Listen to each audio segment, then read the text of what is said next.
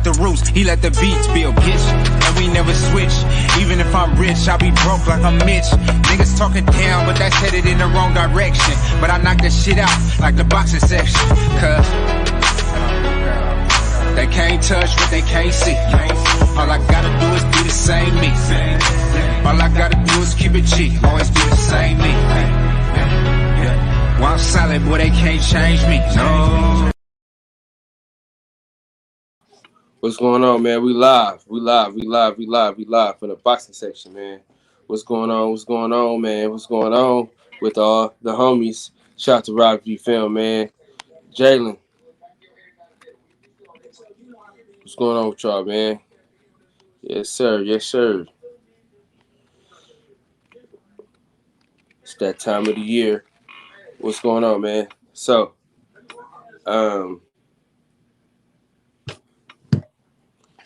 we gotta talk about this, man. We gotta talk about this. So Tyson Fury came out and said that Deontay Wilder was a bully and he's not a warrior, he's not a man, and things like that.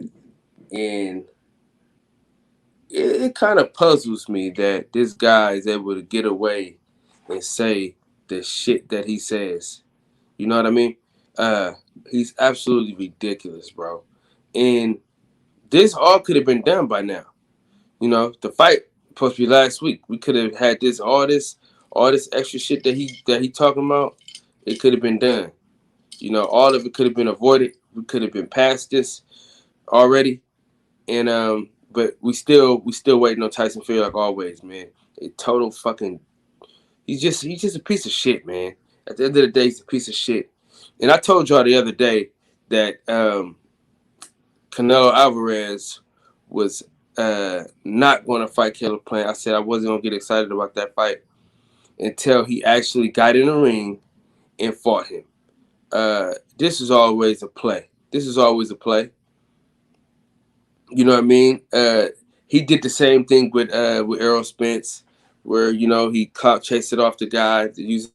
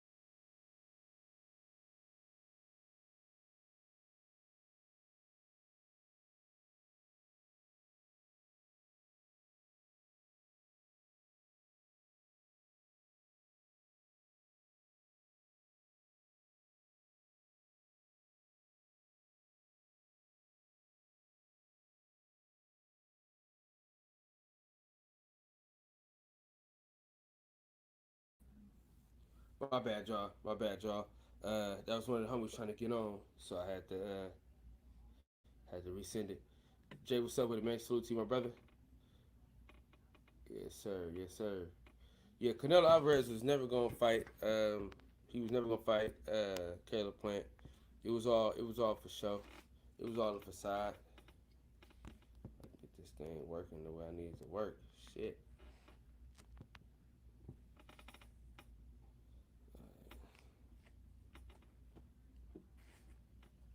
Get this shit going right. All right, we back. Yeah, so we talking about Canelo Alvarez, right? Of course. So the thing about Canelo Alvarez is he's a clout chaser. He's a notorious clout chaser. So all he really does is tell you like, oh yeah, I'm gonna fight this guy. I'm gonna fight this guy.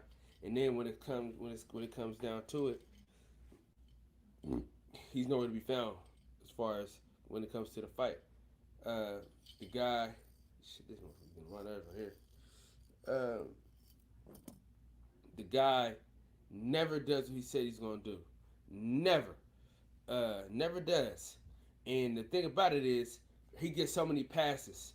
So now everybody's blaming Caleb Plant for the fight not happening. But we all know whose fault it is that the fight isn't happening. You know, the fight not happening is strictly on the shoulders of Canelo Alvarez because he has all the leverage. There's no leverage for Caleb Plant not to take the fight. Who else is he going to fight? Who else is there for him to fight? So the person that is at fault the most is Caleb Plant because not Caleb Plant, but Canelo Alvarez because he has the most to gain and the most to lose. You know what I'm saying? He can fight anybody on the zone. Caleb Plant don't have a lot of people to fight. He can't fight Benavidez, right? Because Benavidez is about to get ready to fight in August, so he can't have that fight in September. You know what I'm saying? So Canelo Alvarez knew that, so he knew he could get him stuck and keep him out of a fight. You know what I'm saying? And I just don't understand. I don't like what he's doing. I just can't get behind it. I won't get behind it. I won't stand by it. Can't get with a drug cheat, man. And that's just number one, numero uno. He's a drug cheat, and he's been cheating for a while, and now you know he's a cheater. So he's just getting the cycle ready. We'll see if VADA testing is necessary for him and Bivol. Um, nobody really, no. I mean, it's a good fight to see or whatever, but nobody was calling for that fight. Nobody was like, "Yeah, that's the fight I want." No, you said you want to be undisputed at 168. Make it happen. You know what I'm saying? He never makes it happen. It's always some other shit going on with that dude, man. He never makes it happen. So I think that he needs more blame. He needs to get talked about more in a negative light. He can't be pound for pound pulling this type of shit. It just don't happen. It just can't happen. There's no way they can let this man be pound for pound doing the shit that he does. You know what I'm saying? I don't understand it. I don't get it, and I won't get it. You can't even talk me into getting it. Uh, yeah, but what do y'all think in the chat, man?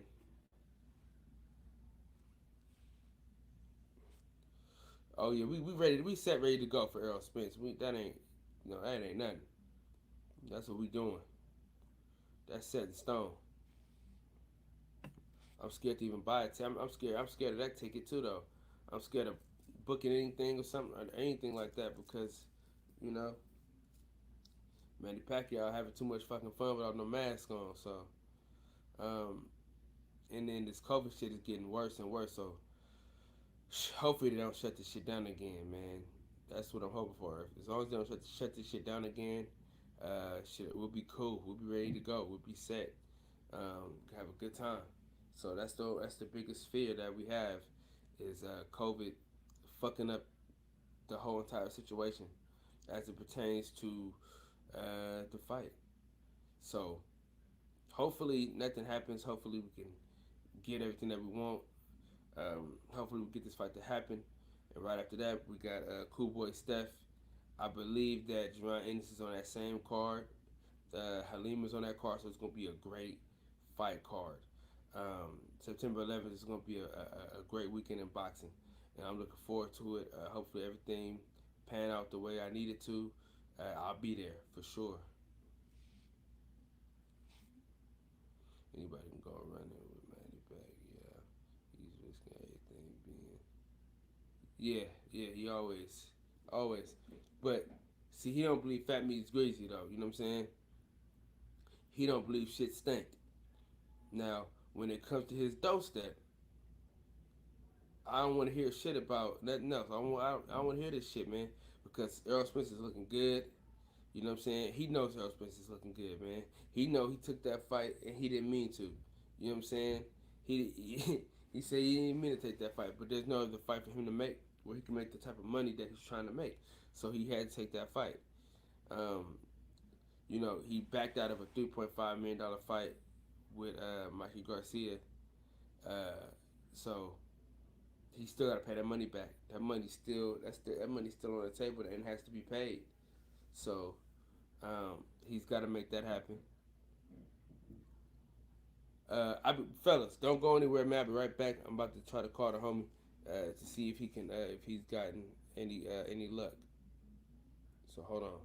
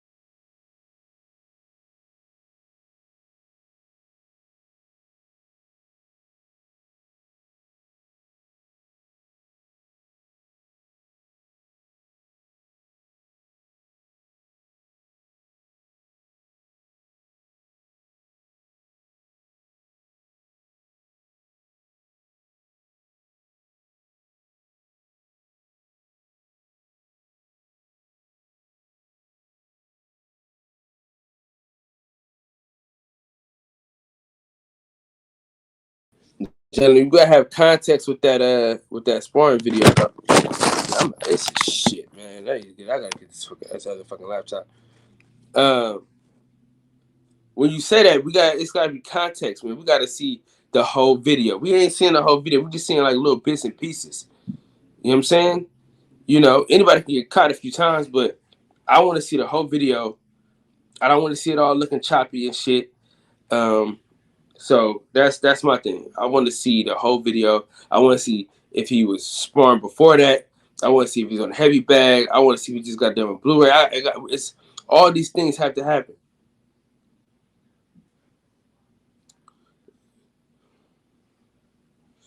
Shit. Earl looked really vulnerable sparring. Man, he's going to be extremely confident. I mean, he can be confident and still get his ass whooped. You know what I'm saying?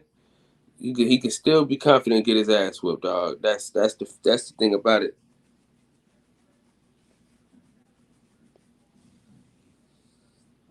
That is the thing about it, man.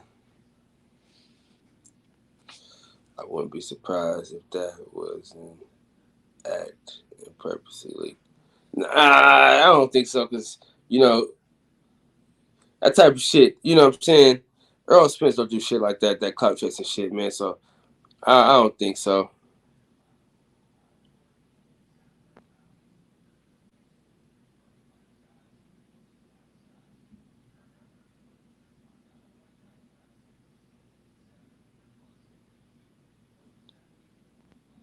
Yeah, he don't really do shit like that. So I can't see him doing that.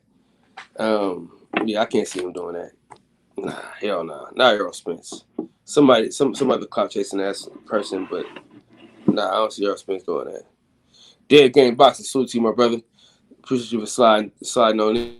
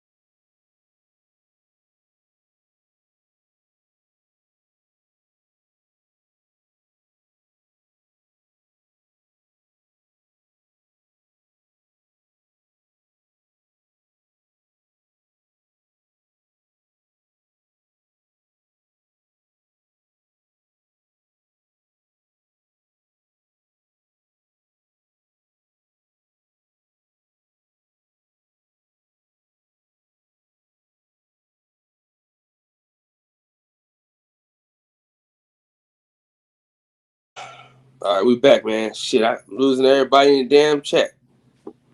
It's all good, though. Joseph Torres, how didn't Caleb Plant want to smoke? They gave the motherfucker everything that he wanted. Everything that he wanted, they gave it to him. So I don't understand how he didn't want to fight. They gave him $40 million and all the advertisement. And they gave him the gate. And they gave him the pay-per-views. So I don't understand what you mean by Caleb Plant didn't want that smoke. I mean, what else do you want from the nigga, though? You know what I'm saying? Kilo Jones, what's going on, big dog? How you feeling, man? How you feel, man?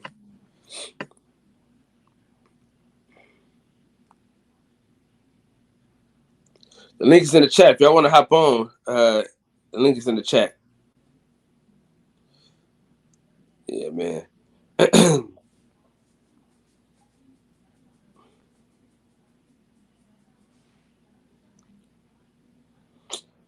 What fights do y'all want to watch tonight? I think we need to go over some UFC fights. Just because the magnitude of that fight tomorrow night. I think that'll be a good look for us. I think that'll be good. The AJ McKee fight. Go over that. Also go over the Patricia Pitbull last fight. Because, man, he choked that nigga the fuck out. So that was good to watch. Yeah. But as far as boxing goes, man, PBC has to save us again. You know, because if not, we ain't got shit going.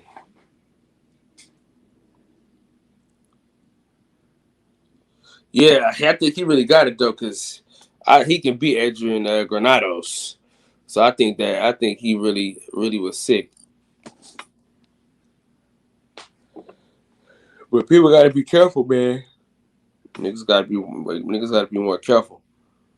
You know, you gotta really quarantine, self-isolate shit. He would have beat the shit out of Granados. Granados is damn near a journeyman at this point. What would y'all say, a journeyman or a gatekeeper? Which one? I think it's more of a journeyman than a gatekeeper. He got everybody they juice back. You know what I'm saying? He get everybody their juice back.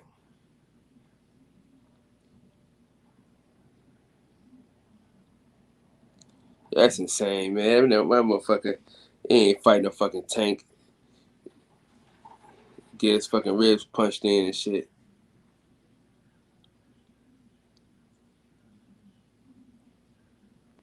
What you call him? He an intern?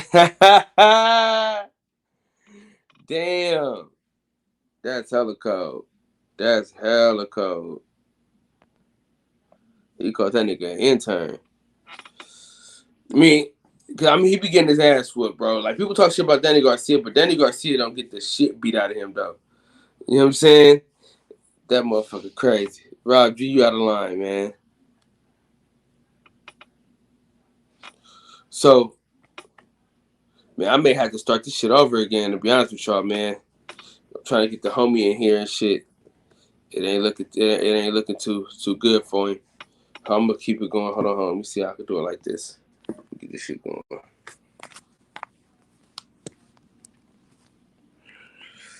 Yeah, you crazy.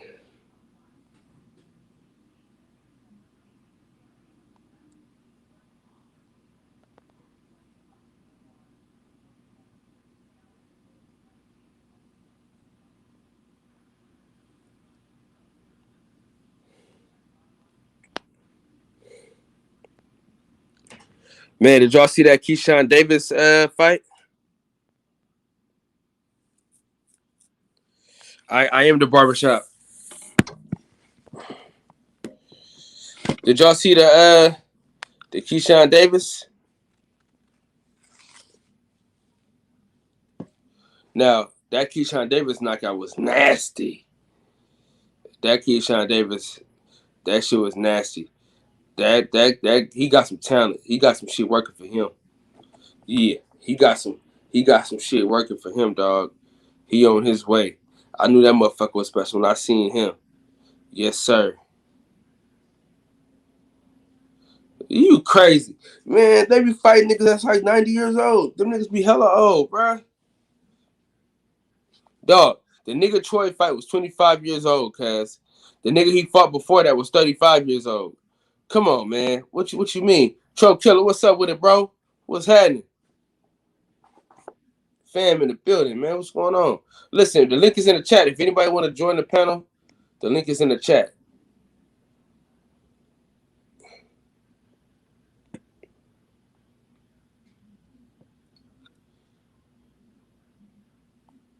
The thing I learned about the StreamYard, like doing the videos, you gotta do that like a day in advance, or like hours in advance, or they really don't tell people you live like that.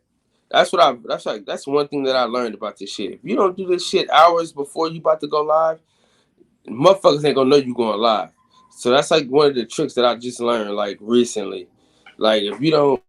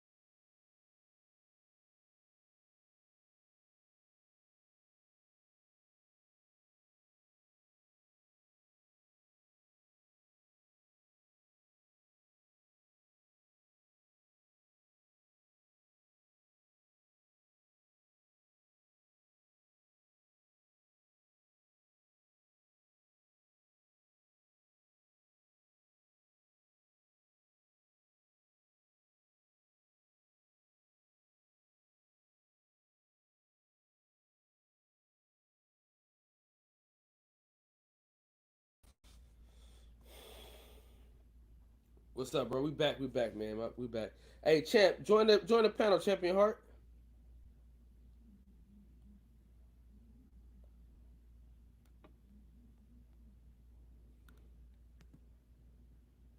Yeah, man. Salute to everybody coming on in, man. I don't know where Centos old ass at. Him or DJ. Yo, my hand's fucked up, y'all. Look at this shit.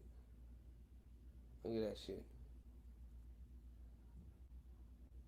Shit fucked off.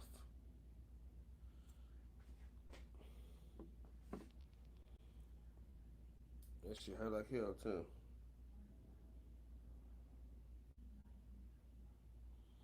That's just insane, bro. That shit hurt like a motherfucker. I ain't even gonna lie to y'all. That shit hurt. Hey, so what fight we watching tonight, man? What fight we watching and breaking down tonight, man?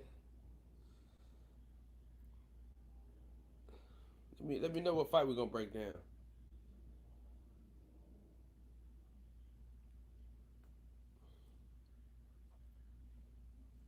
YV, salute to you, my brother. Appreciate you sliding through, man, coming through and shit. Nah, I told you it's fucked up. That's why I was wearing that bandage and shit. Yeah, that shit was fucked off. Yeah, yeah, that shit was fucked off. Let me see, man. What fight we watching, man?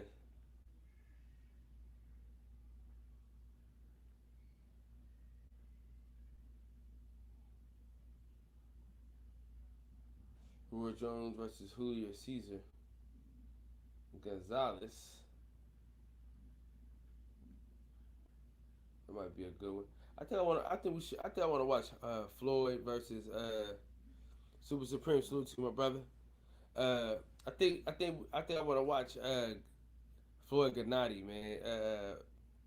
Gotti. I think that's the fight I'm about to watch, man. That's the fight we're gonna break down because that shit was just that was one of Floyd's best performances. Put in the chat what y'all think Floyd's best performance was. I think Otoro Gotti, that was his best performance, man. That boy was tailor made for him.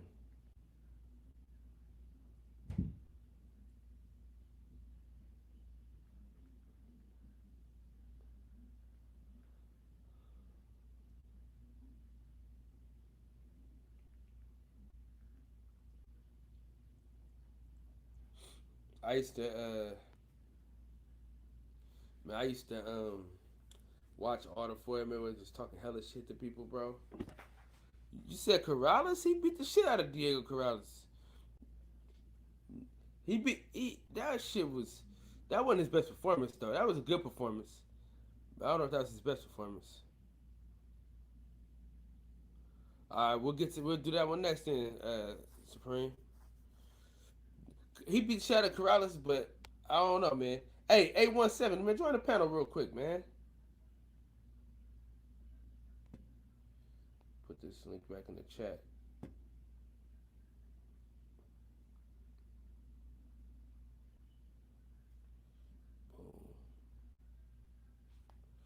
Yeah. So you said Diego Corrales was his best fight. Man, the way he just broke him down. You know what I'm saying? The way he just broke bruh down. You know what I'm saying? It wasn't nothing nobody could say. You know what I'm saying? The way he did him.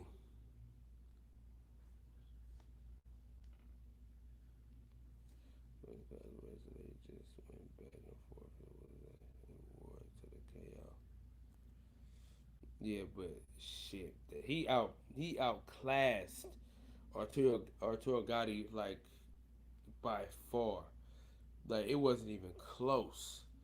So I guess that's what we're gonna watch. So listen, everybody, go to your YouTube or whatever, and we're gonna go to Floyd Mayweather versus Arturo Gatti, free fight on this day, Top Rank Boxing. So that's the one we want to go to. That's the one we want to go to. You know, it's gonna be some commercials and things like that. Let me see. See, unless you got that premium, a commercial is is on the way.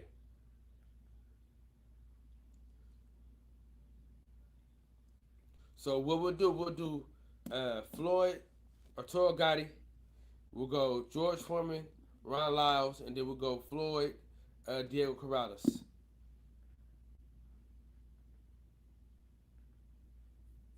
think that's what we're gonna do. I'm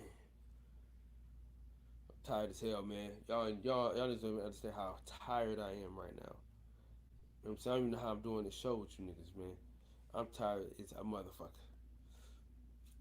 But everybody get it. If you gotta say amen, if you need a minute, say hold up. Hold up. I'm getting ready to put the 30-second clip on there, and we're just gonna talk and chop it up about the fight.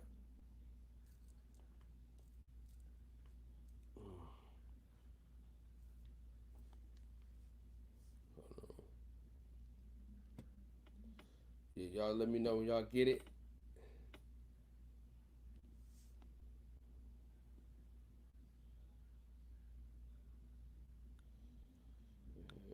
Yeah, let me know when y'all get it.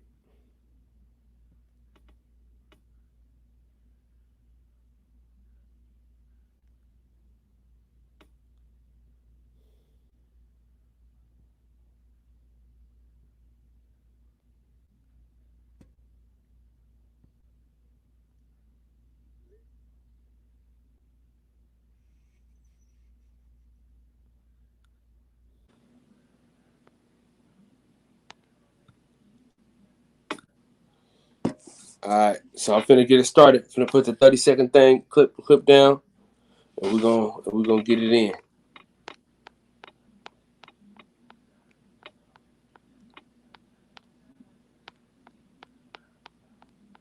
Arturo Gatti, if you just jumped on, Arturo Gatti versus Floyd Mayweather. Then we're gonna do George Foreman versus Ron Lyles, and then we're gonna go Floyd versus Corrales.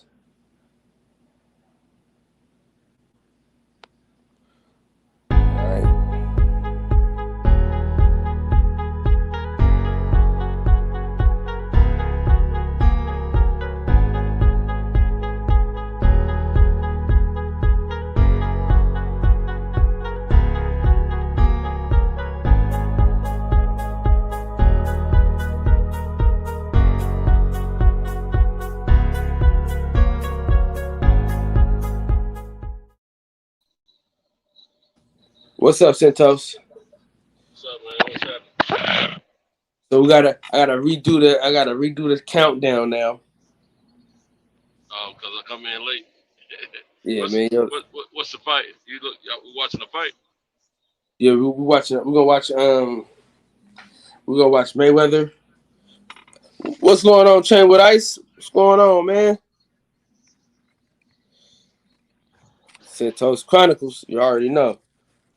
So we're doing Floyd versus Arturo Gatti #1 first. Then we're gonna do George Foreman versus Lyles, and then we're gonna do Floyd versus Corrales.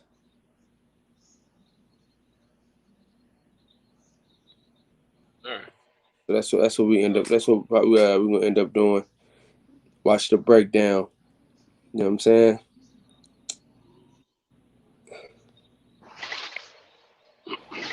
So I'm gonna give everybody a second because we got some people that hopped on. So let me. So the one we going to Santos is Floyd Mayweather versus Arturo Gatti free fight on this day, and that is Top Rank Boxing. So you can we'll get it started. I'll put the timer back up so you can catch up and shit like that, and we can go from there. Wait a minute. Bro, I've been tired than a motherfucker. I ain't gonna lie to you though. Pigeon Mike Tyson, what's up, man? What's up with it, man? What's up with the Mike Tyson? What's going on? Pigeon Mike Tyson, man. You gotta tell us where you got that name from, dog.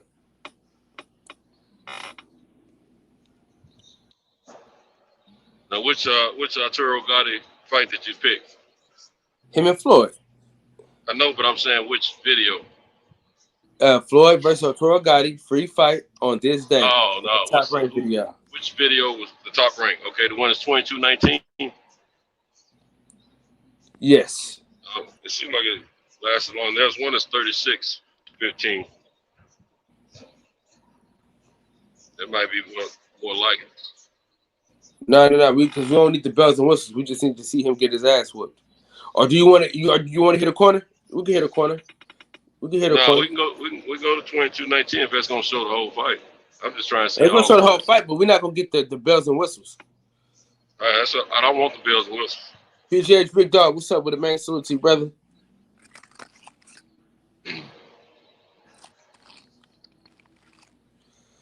Okay. Yeah, I saw the show before.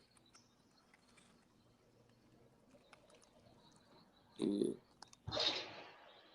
We'll go with that. You ready to go, Santos? Don't play it. I'm on the top rank one. Okay, I'm about to play the 30-second clip, and then you can do your thing. All right.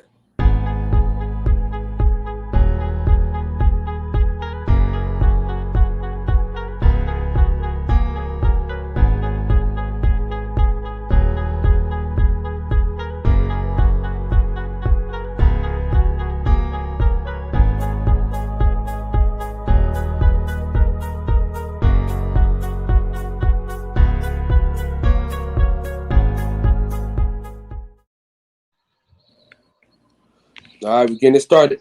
So if we watching Floyd or Arturo Gatti, it's a top ranked video. All right. We damn near should have got the bells and whistles so we can hear how stupid Letterman sounds.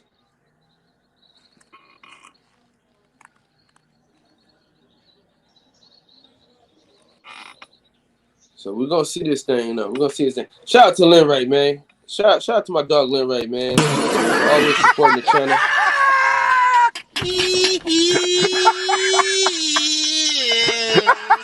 Oh, chest. I can't breathe. Oh, shit. Oh. What up, Lynn Ray? My rider. That's my rider, Lynn Ray. One of my riders. So they're all up on my tail. And I got over. Now, the fight with Gatti was after Castillo, right? Yeah, it was after that. Yeah, I know I wasn't tripping. After this fight is when he started making some money, some serious money. Damn, it was an ad already, nigga. I got an ad already. No. He started making his real money against I said nigga, I got an ad, nigga, on my TV. An ad? What are you talking about? Like an ad. You got an ad? Yeah. Oh, no, I ain't got that. You must be ahead of me. I'm at 144 in the round. You way ahead of me, dog. You know how your ass do. I didn't have no ad. On that top rank one. You probably, because you pay for yours or you got free? No, I ain't doing no premium. I'm free YouTube, but it's gonna. I know it's got some commercial intervals in it. I saw the little dots. Shit. Look at this shit, man. He looks so comfortable, bro.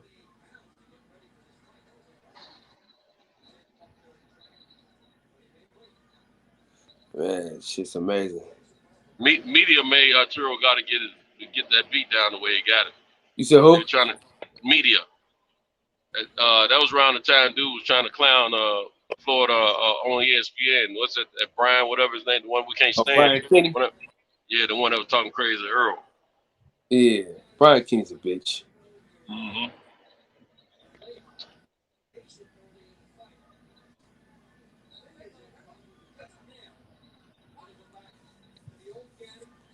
Champ Hart, what's up with it, champ? Join the panel, champ. If you ain't on the road. You've been riding with us the last 2 nights too. Oh man, you know Champ Hart gonna ride, man. He gonna ride. Look how good he looked in this fight, man. Somebody said they liked him and Corrales fight better, but this nigga here, he looked like he was a totally different guy. That's because Arturo didn't get any punches off. That's why they don't like this one. He just ate them all.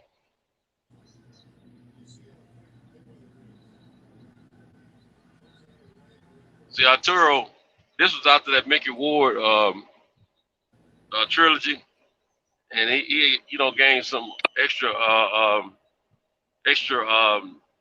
glory from the fans and everything from that trilogy, which it was deserving, but he thought he was better than he really was, though. And he was good. It just wasn't good enough. He's good on the B level. Drop the Hey, but the referee out of pocket, though. The referee been stopping Mayweather from doing that the whole time, and he got it. Nice little shot. Hot gun.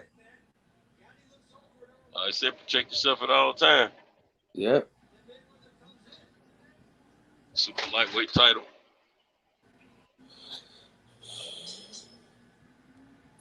It don't matter. Champ.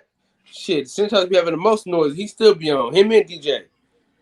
Don't shit get louder than DJ.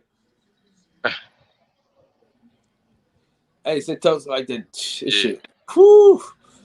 Dude, them lead hooks and shit. Oh yeah.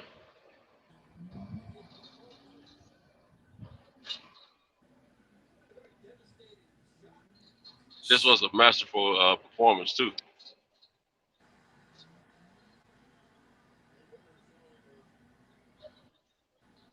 What they wanted. I like Arturo Gatti. I really did like him. Woo, shit. I know he couldn't do that with this kid. Did you see that? Shit.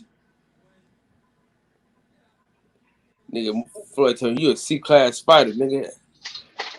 I'm gonna beat you.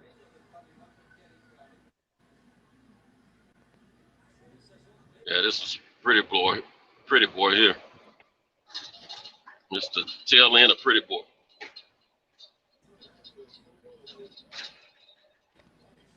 This was who came before? Corrales? Yeah, I just told you that a minute ago. Nigga. You tired, right? I'm tired as hell, nigga. Y'all keep me the fuck up and shit. Yeah. Man, I missed my workout today, man. Yes. God. Got home late and I was planning too, man. Dozed off and never woke up till this afternoon.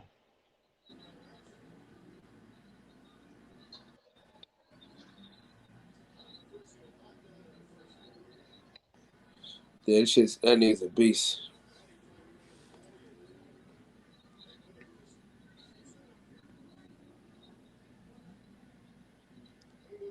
Well, there's a lot of people mad at him about this performance, this beatdown he put on Arturo. Look at Dan Raphael, fat ass.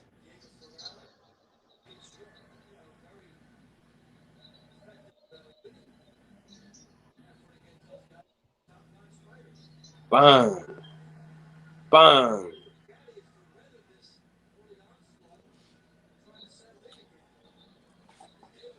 Whew, shit. You see Jay-Z in the crowd? Jay-Z, P. Diddy. Oh, I ain't paying any mind. They beating the shit out that boy.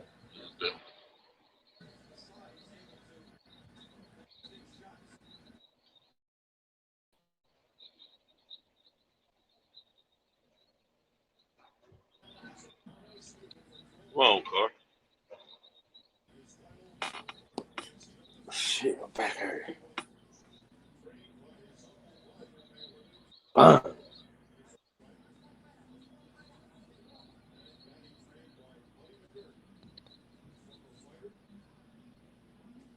I gotta run hard and fast tonight. Ain't trying to be late tomorrow like I was this morning, getting off work. Messed my whole day up. Man, dude, Mayweather is just a fucking master. Nice uppercut, lead uppercut. You ain't never seen a motherfucker do a lead uppercut. Whew, another lead hook. Two-pieced him up. And Mayweather's moving forward, too, on his ass, too. He walking his ass down. Lazy-ass jab. Haga. Oh, good body shot. Good body shot.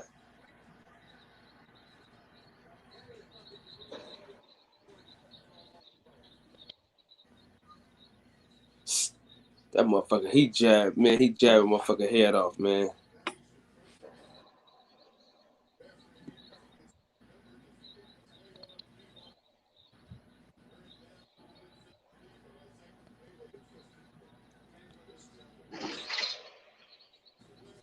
Whew, shit.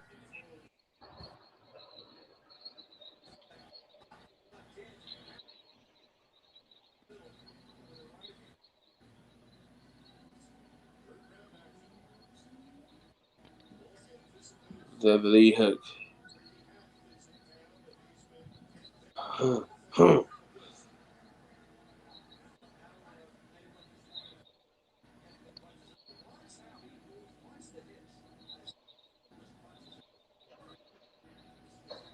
Another jab. Damn, that motherfucker is a beast. Dude, I'm gonna be honest with you, man. Floyd might be the greatest of all time, man. He's one of the greats. I can't give him the great of all time. He tell you, man, you go back to look at Ali's early videos of his fights before the draft situation. Ali was amazing, man. Wasn't nobody even close to him. Sugar Ray Robinson, go back and look at his video. Wasn't nobody close to him, man.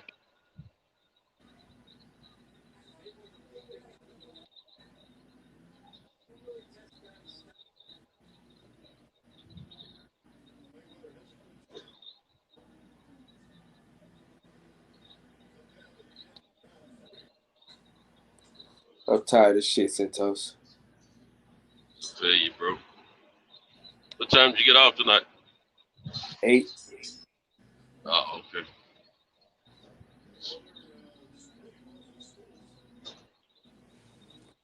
Shit. Yeah, you work doubles most every day. Shit, most of the time. Trying to get this paper. Yeah, I don't blame you, man. You gotta do what you gotta do. It's best to do it while you have your youth. See, there's been times I've had 3 jobs, man. You have a full-time and 2 part-time jobs. Mm-hmm. Trying to get it in. Hey, we were making straight up crumbs back in them days. Yeah, man, we gotta make them ends meet, man. Them ends got to meet. Yeah, exactly. I mean, he just being the shit. It's a masterful performance, man. Yeah.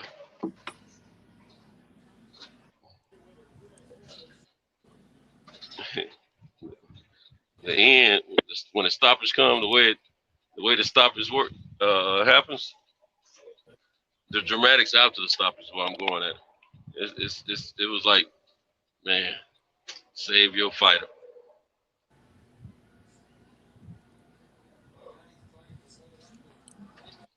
If they hadn't stopped him, he would have kept taking that whoop. He probably been brain dead.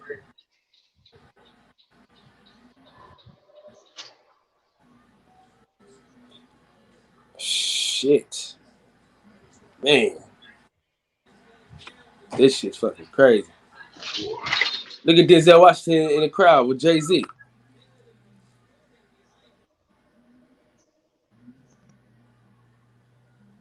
I think Keyshawn Davis is gonna be that star though. Yeah. He got that swag. He looked like he's gonna have star appeal.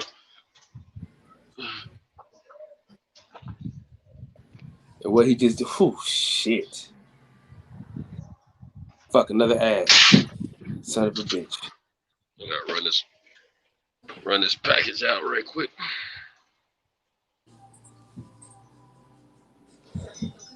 Oh shit.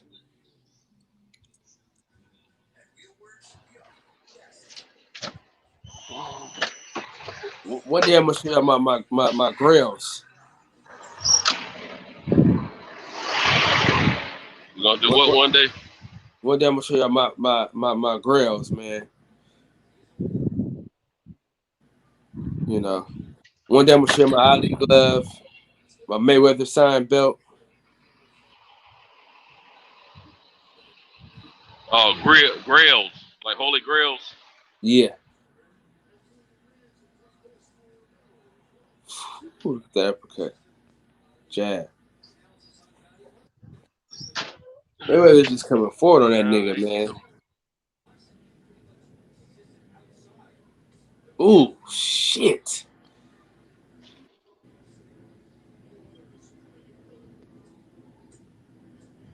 He beating the hell out that boy.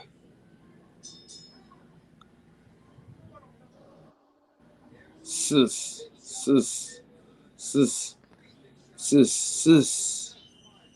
Hey, he could take a beating though, can't he?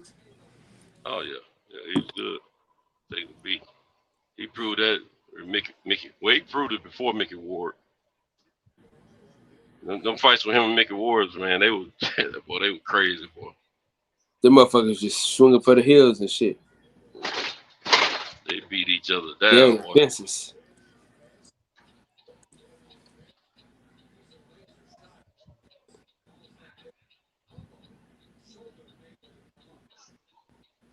That shit crazy.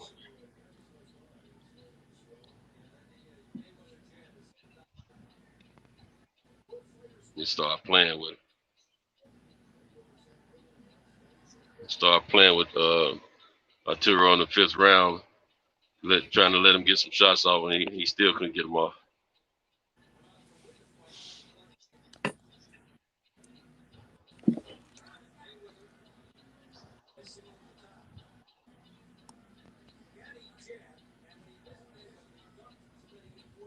Oh man, Fred done did enough for me, man. Fred done enough for your boy. I ain't gonna lie. I won't even ask him that. He done too much for me to ask him that shit. We in the 5th round. 144 in the 5th round for me, because I keep getting commercials and shit. You must took a different one, cause I thought we were doing that 22-19 top rank. That's what I'm on. But I'm on my TV, so sometimes the TV get more ads. Oh, okay.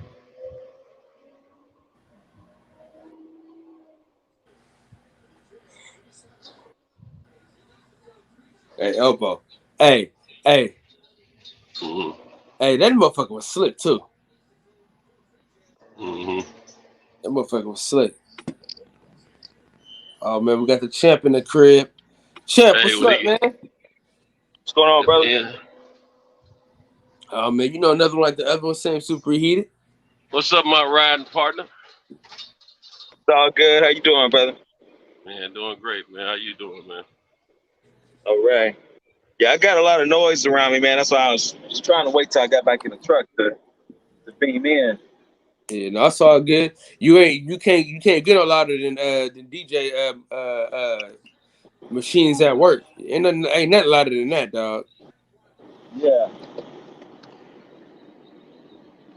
His shit be loud as hell. But you know what? When I see you come on, I gotta ask you to hop on. You know what I'm saying? You know how we do. Right. Oh, Hustler Home. Remember, he used to come on. He used to have some noise in the background too from his job. Shit, Centos, he'd be having hell of noise.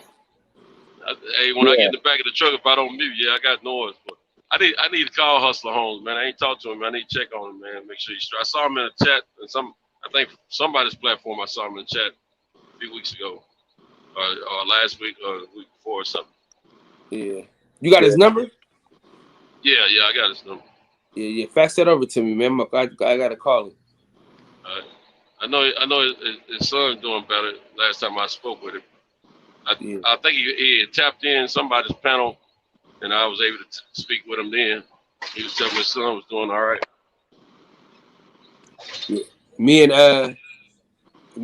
OG Shelton gonna hook up this weekend, hopefully. You know what? Me and him didn't talk today, man. I just thought about. Well, I was asleep anyway, so. Yeah, I meant to call my mom. So. Hey, he been working, man. Trying to get his daughter's crib together, man. Making it happen. We're on the 6th round, Rob G. 6th round.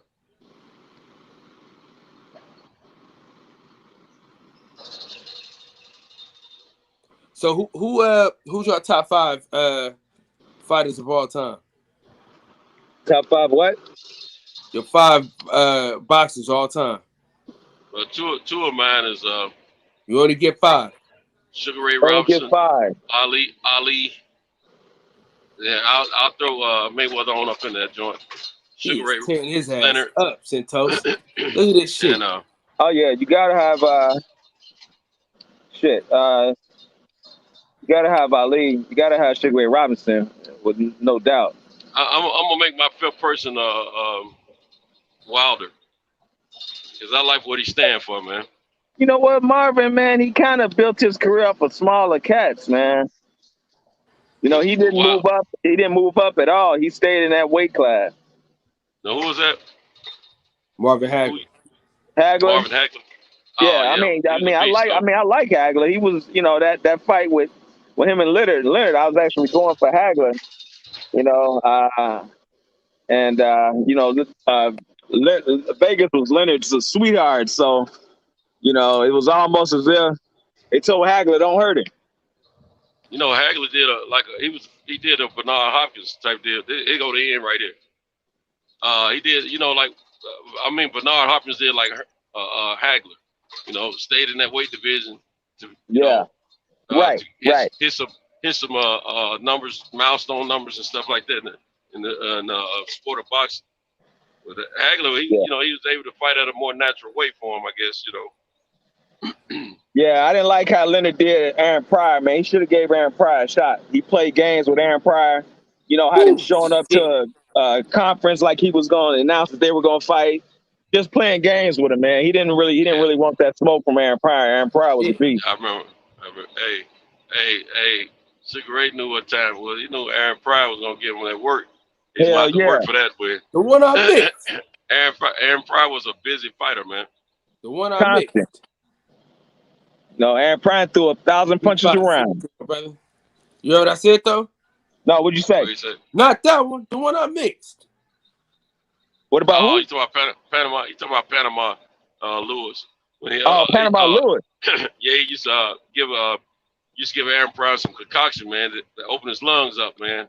Yeah. It was like it was an Alka-Seltzer and some other stuff mixed in, like asthma medicine, all that stuff mixed in or something. He said, "No, not that one. The one I mixed." Yeah. Well, you know, they really never proved that. It was. Oh no! Oh, they did. They did. I don't remember that happened. When they proved that. Well, I know it was speculated. Let me take that back. It was speculated.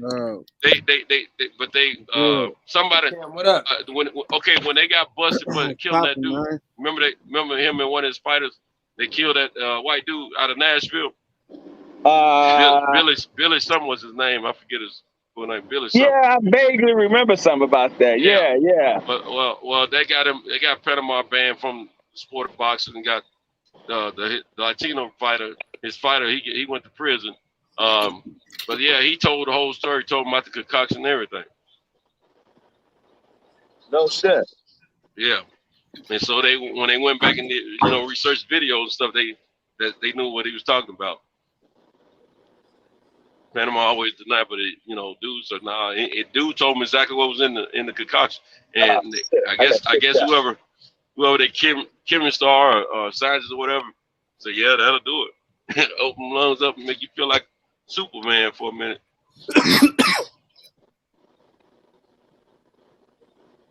But I can't say that they proved it in a court of law, but documentary wise, they on top of that one.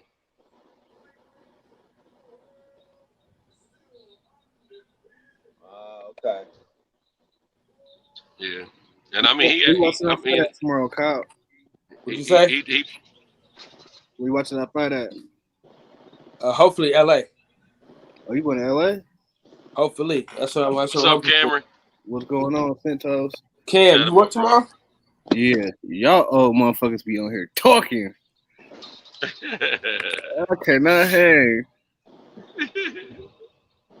I heard I seen I was trying to wait for Picasso to get back on. I seen him hop off. Yeah, I'm like, all right, I'm gonna wait till he get back on and I'm out. Yeah, I was at this on last night and shit. You wasn't doing shit. Santos, In the beginning, he helped to like, out. to like 11 or 12, maybe. Hey, when he saw, I was at work letting niggas on, nigga. That's when your time started. I worked till Cameron, 5 last night. When he saw you show up, camera, he was out. Yeah. Out like a light.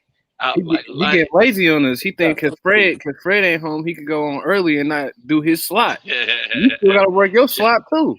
Hey, he been shutting down early. Listen, y'all niggas don't even understand the type of shit that I've been doing at that fucking job this week. This shit been fucked up.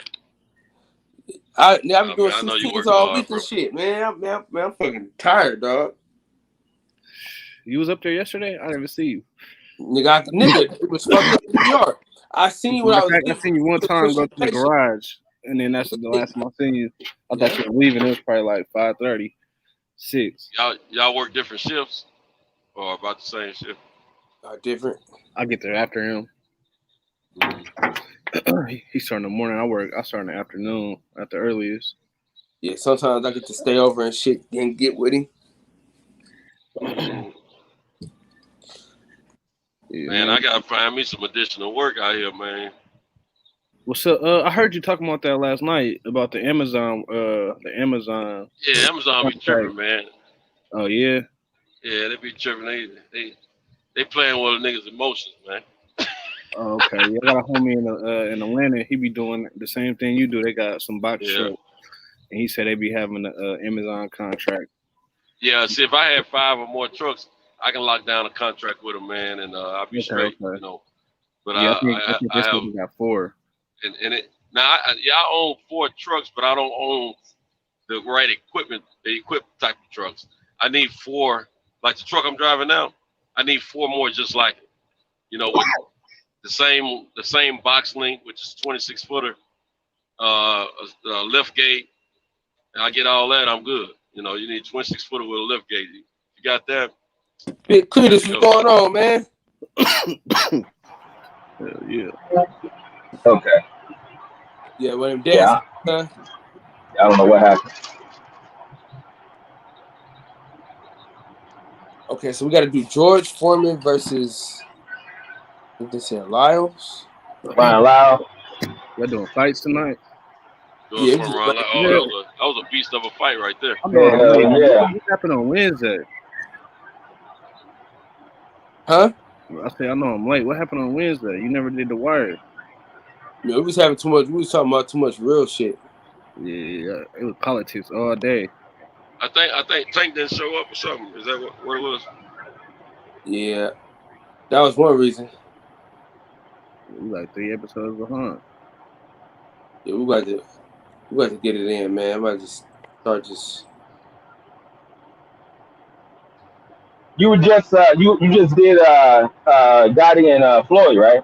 Oh yeah, man. You know, I give what's that brother Buddy McGirt, man? You know, he revitalized Gotti's career, like toward the end of Gotti's career. You know what I'm saying? Yeah, man. Well, that one time Gotti kind of fell off a little bit, but yeah. And it's only because of his fighting style. He was just taking too much punishment, man. Yeah. You know, and Buddy McGirt changed it up. Until he ran into Floyd. Yeah. He couldn't do nothing about that beat down. He couldn't do nothing about that beat down, but stop it.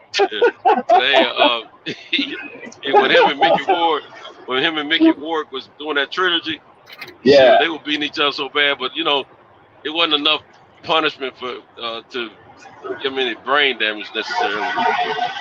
But that, it was a hell of a fight though, man. Yeah. Hey, which one of these George Foreman, Ron Lau fights we watching? I ain't got there yet. Oh, okay. Take your time. Shit. I gotta get ready to bust some stuff out anyway in a minute. Hey, Cam. Yo. I might need you to take me to this gym tomorrow.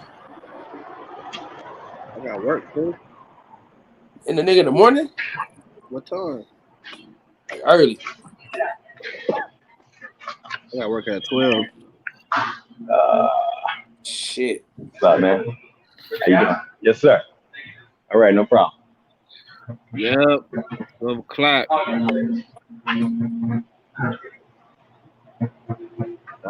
Right. What gym? What gym you went to? Hey, how you spell Buddy last name?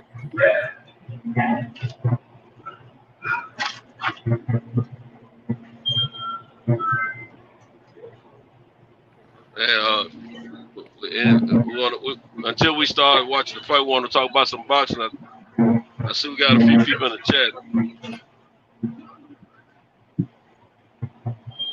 Who y'all think Flint fights? Luke, Logic was wondering if was that Logic? Logic was asking who we think Flint's gonna fight next. Man, Who knows? I think Flint and Benavidez need to try. I'm gonna tell you something. Blue Blood brought this up. So they need to replace Flint and for target against Benavidez. That'd be a nice. You know what? That could be a nice little small pay-per-view fight right there. Been building up for some years, and Flint ain't fight Canelo now, so he's gonna fight Benavidez. You'd have to move it back though. He's have to do what? Yeah, move it back a little bit. Give him a few more weeks. Move about a month. All you gotta do is move it back about a month. Wait, what day is Benavidez and target scheduled? You have to move it back 2 months. Yeah, probably have to do it in October. It's too much. What do they do to fight? Who's the target and Benavidez? I forget. Like August 28th. Oh yeah, I have to go back 2 months. Go to October. Which one you want to do, man? You want to do?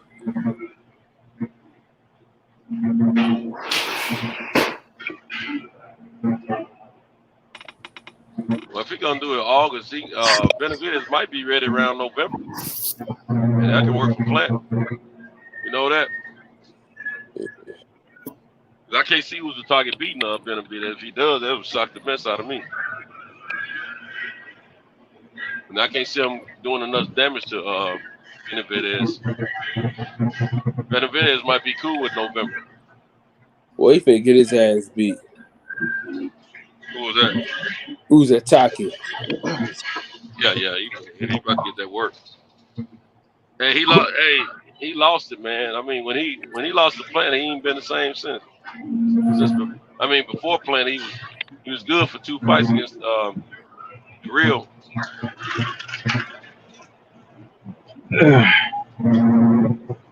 Damn, this shit hella cool. Anything else? Is that Champion Hard? 7:30. Yeah. That's it. 7:30. Y'all at the real yards, ain't you? Sound like them wheels on the railroad track. No, man. Where you be hauling, bro? Oh man, I be going. Do you want your receipts? No, I don't worry about it. I be going all over. I mean, they have certain. All right, man. They have certain drivers that they go out a little further. I try and stay close to the house. You doing some shorts? Yeah. Like last night, like I was telling you, when they sent me to Tyler, that's like 2 hours. So that ended up being like 4 hours, and they messed my loads up because, I originally had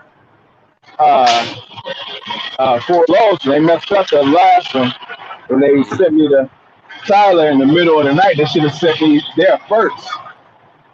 But our dispatch comes out of another state, so they don't know. Hey, so go to 10:01. Yeah. What you say, Cal? Hold on. 10:21. Everybody go to 10:21. What fight you got on? George Foreman, Ron Lyles. 10:21. Look, I'm getting ready to take a load out of my truck right now, but let me log into it. 10:21. Yeah. 10 minutes and 21 seconds. thought that fight went long. Well, if they cutting it down, it probably. No, it should have been longer than 10 minutes. I said go to that No, mark. that fight was only like what 5 rounds, right? Ron Loud and George Ford. I thought it was probably a few more rounds than that. Which one is it? You on the flying high? Second one, where they face to face. Yo, Foreman Law is a classic. That's 135. Yeah, that's definitely a classic. The 35-minute one. Yeah. Okay. And then just go to the 10:21 mark. Oh, okay. Now I got to. I know 10 minutes won't go.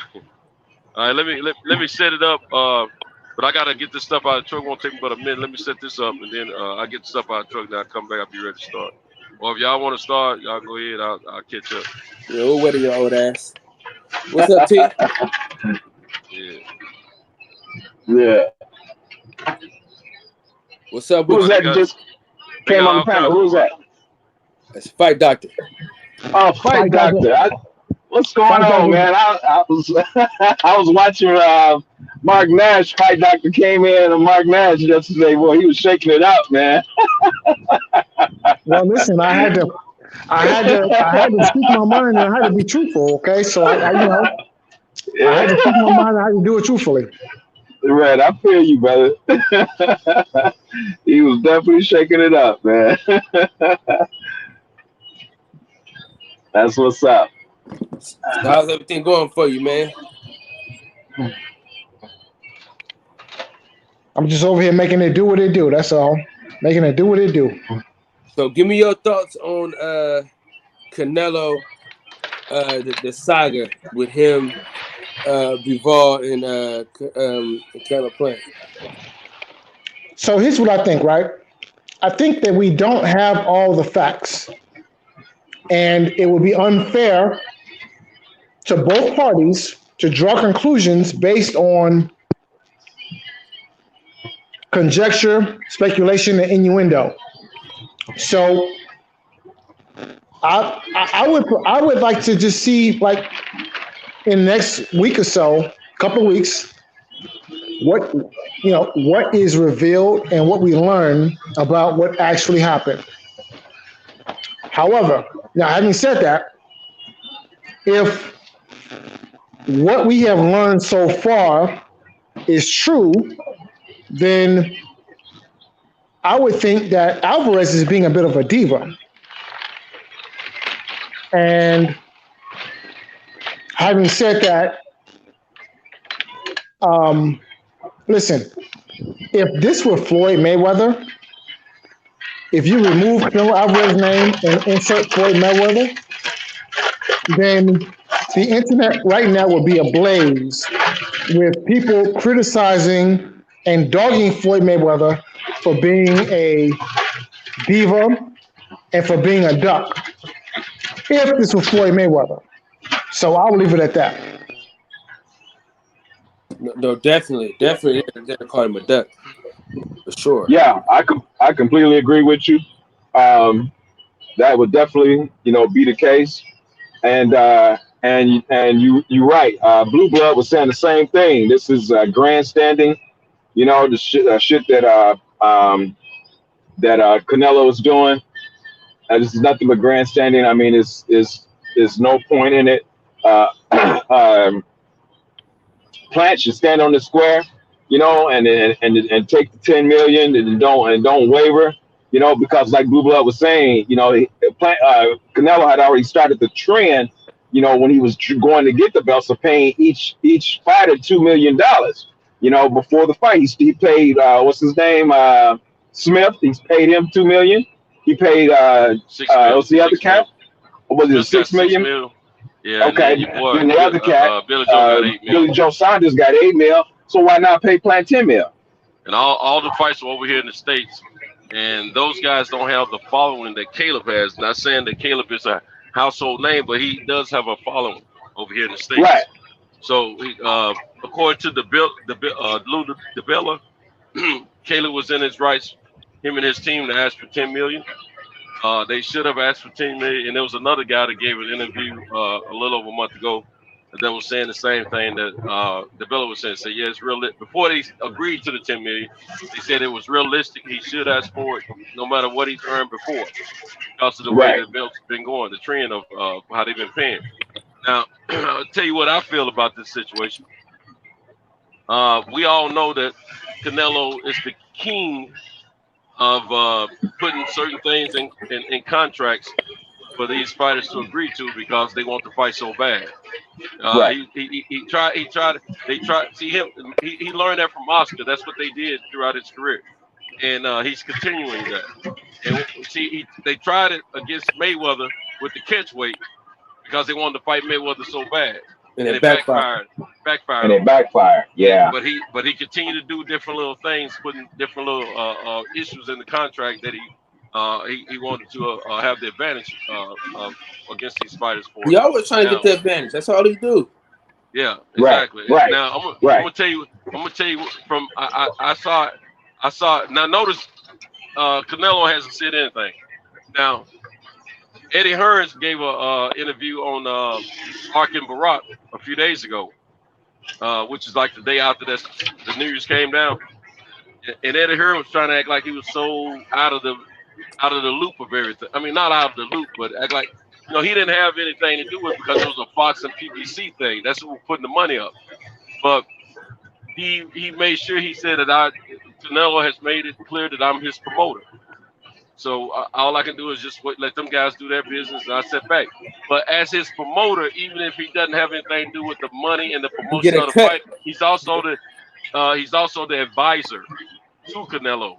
You best believe that Canelo's bouncing things off him, and we've seen a lot of times. Well, I ain't gonna say a lot of times, but we've seen another time when the promotion, the rights of the promotion was not going to be under the control of Eddie Hearns and Matchroom, and what happened with that fight? It didn't happen, and this fight is not happening either because of some crazy conditions. And it was record breaking. It was real money that these fighters could have got. Their largest payday up until that point. And why wouldn't Canelo want to get 40+ million and all the rights to Mexican television and the upside of the pay-per-view numbers when and all they got to give up is 10 million to the other fighter and if he's sure he's gonna win the fight and get the belt and get that undisputed. But you got to go so far as to say, hey, if I get sick, you got to wait on me because I'm pimping you, ho. I'm pimping you, ho. So you got to wait on me if I get sick. If you get sick, I'm gonna get me a replacement for you, and I still want the same money. Fox and PBC. It don't work like that. See, it ain't Caleb. It ain't Caleb that don't want to fight. It's Fox and PBC are looking at their investment. Why pay you $40+ million for a lesser fighter who doesn't have a belt to bring to the table that can make an undisputed fight? An undisputed fight is going to bring more eyes to the match and more possible revenues to the match than a non-undisputed fight. So why are we going to pay the same thing for a lesser value? And that's what it's boiling down to. I think we've heard all of I was waiting to hear from both sides myself, but after I saw that interview with Eddie Hearns and nothing else has come out, I think that's all we're gonna get because I think the truth has come out already. That's what I believe. Man. Because usually, if Eddie knows something to counter somebody, he's gonna talk about it. That's usually how he operates. And how did the deal with Bivol get done so fast? So it did what now? Say it again. The deal with Bivol. How did it get done so fast? They were already talking to him. They've been talking to him about a month. Exactly. They already had him in the back. They had him in the whole pocket, They've been talking about. Now I'm gonna tell you something. Bivol is a formidable opponent. But I'm gonna tell you, according to his last fight against Craig Richards, he didn't look all that hot to me. Canelo beats Bivol. Fights, bro. I think Canelo beats Bivol easier than he beats Caleb. I think Caleb had a shot, but Canelo had the edge. But I think Canelo could beat Bivol a little bit easier than he would have beat Caleb. So wait, I have a question. I have a question. The Bivol fight, is that going to be at 175 or 168? That's the other thing. See, 175. no. It's they trying to work that out. They don't know if it's gonna be 168 or 175. Bivol is willing to go down to 168 just to make the fight with Canelo. See, that's another one of them Canelo things right there. Catch weight or drop weight. So they don't we don't know where it's gonna be at this moment. Well, I tell you what. From my estimation, if the Bivol fight happens at 168 pounds, that's total and complete bullshit. That's bullshit. Yeah. We know sure it's a done at that point. Yeah. But he claimed he wanted undisputed. He claimed he wanted to be the first to win undisputed in that weight class. He claimed that he wanted to be the first Mexican to win that undisputed as well in that weight class or whatever. He just, he said, hey, I'm Canelo. I do it my way, but no way. You can't just look, man, you got to give up something. You want this last piece of the pie. You got to give up something. And it really that's what I understand. He was getting everything. It ain't really him giving up anything. It's just him being reasonable. You just got to be reasonable. You're getting everything. Why you got to put a stipulation now about? I'm gonna tell you, if it wasn't for COVID, I think they probably would have went ahead and went with the little clause he put in there. But at the same time, he probably wouldn't have put that clause in if it wasn't for COVID. Because either one of them could get COVID. You see what I'm saying? So I think he's just on that bull crap. He wants the money regardless of who he fights, is what it boils down to. Mm-hmm. Now what's gonna happen? He's gonna keep his whatever his agreement is with Eddie Hearns and his own. He's gonna fight somebody else. And Eddie still get all the promotional rights and everything. So that's basically what it's gonna boil down to. They don't want to. Eddie don't like to waiver and give up promotional rights to PBC. You know that. Yeah.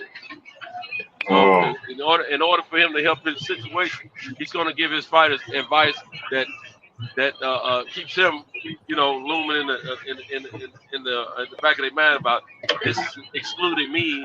If you do this, I'm not going to be able to help. I'm not going to be able to help make sure things are okay for you. They'll be able to do whatever they want to if I'm not a part of. But if you keep me in the loop, if I'm promoting it, I can look out for you. If I'm not promoting, I can't look out for you.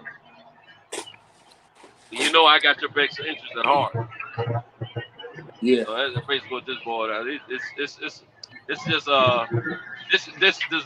another thing where the business of boxing gets in the way of a good fight. Listen, I've been on 100 panels. That's big enough, though.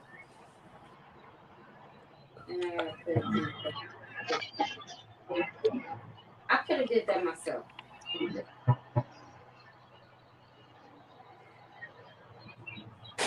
Yeah. So, I've been on a lot of panels, and I told people, "You ain't excited about this fight?" I said no, because they're not gonna fight, dog. Yeah, I didn't believe in the fight. I was reserving my anxiousness about the fight until I knew the fight was signed, sealed, and ready to be delivered. Because we know how Canelo does. And we know Matchroom and PBC have issues, so I wasn't convinced, and I wasn't surprised at all that it didn't happen. As bad as I want. Now Caleb is from the same area I'm from. I wanted to see the young man get that fight so bad and have a good payday, but sometimes they work all money. Yeah, all money ain't good money. You know what I'm saying? Now, this is the same Canelo that refused to fight Andrade, refused to fight Charlo a few years ago. Same one. Why are we to believe that he's not going to put any poo-poo in the game? Now, he's been putting poo-poo in the game. He's been doing that all his career, but he learned it from Oscar, though. Oscar taught him, and where did Oscar learn it from? Bob Arum. Lonesome Bob. Oscar. Lonesome Bob, the biggest cancer in the sport of boxing, without question. Without question. See, I wasn't really expecting, Caleb to pull these, Canelo to pull these antics, with Caleb because, I looked at it as him looking at the fact that he knew he could beat Plant. Like me and you were like when I was talking to you yesterday, Centros, I was saying that Plant, in my opinion, just really hasn't been battle tested. And he also cuts easy. And so I looked at the fact that that's what Canelo was looking at. So I really wasn't expecting these antics, that he's doing, that he normally does. Yeah. You would have thought he would have made this fight easy. Just like he was telling Billy Joe, you can have whatever you want, give him whatever you want, it doesn't matter. Right. And he don't have to worry about the judge. I'm gonna knock him out anyway. He won't need the judge. Right. So right. But I think he's inside. He's mental. He knows Caleb is probably a little bit more problem than Billy Joe was. Because see, what Caleb brings to the table that Billy Joe didn't bring to the table is that slickness, the footwork, and the hand speed and the slickness of a slick fighter. This is a white guy. Out of all these white guys he's been fighting, this is as close to a black guy he's fought in a long time. That's a good point. That's a good point. That's the problem for him. That's a good point. See, Canelo can't move as easy as he used to when he was younger. If you notice, he wears a brace on his knee most all his matches here lately. So his movements, he'll walk you down, but he ain't gonna do a whole lot of bouncing around and kicking and running and all that. He just gonna come forward, move side to side. That's it. He gonna stand in front of you and try to make you miss punches if you don't feel like you're a threat. That's what he does. So Caleb posted a more. It's more of a challenge. He's gonna have to work a little bit hard to get the victory. And he knew that he don't worry about winning. He worried about how hard it takes for him to win. Right. I didn't think about that. That is a good point. Yeah. And then Caleb is coming to. Caleb ain't coming to be his little lunch. He's coming to fight. You know what I'm saying? Right.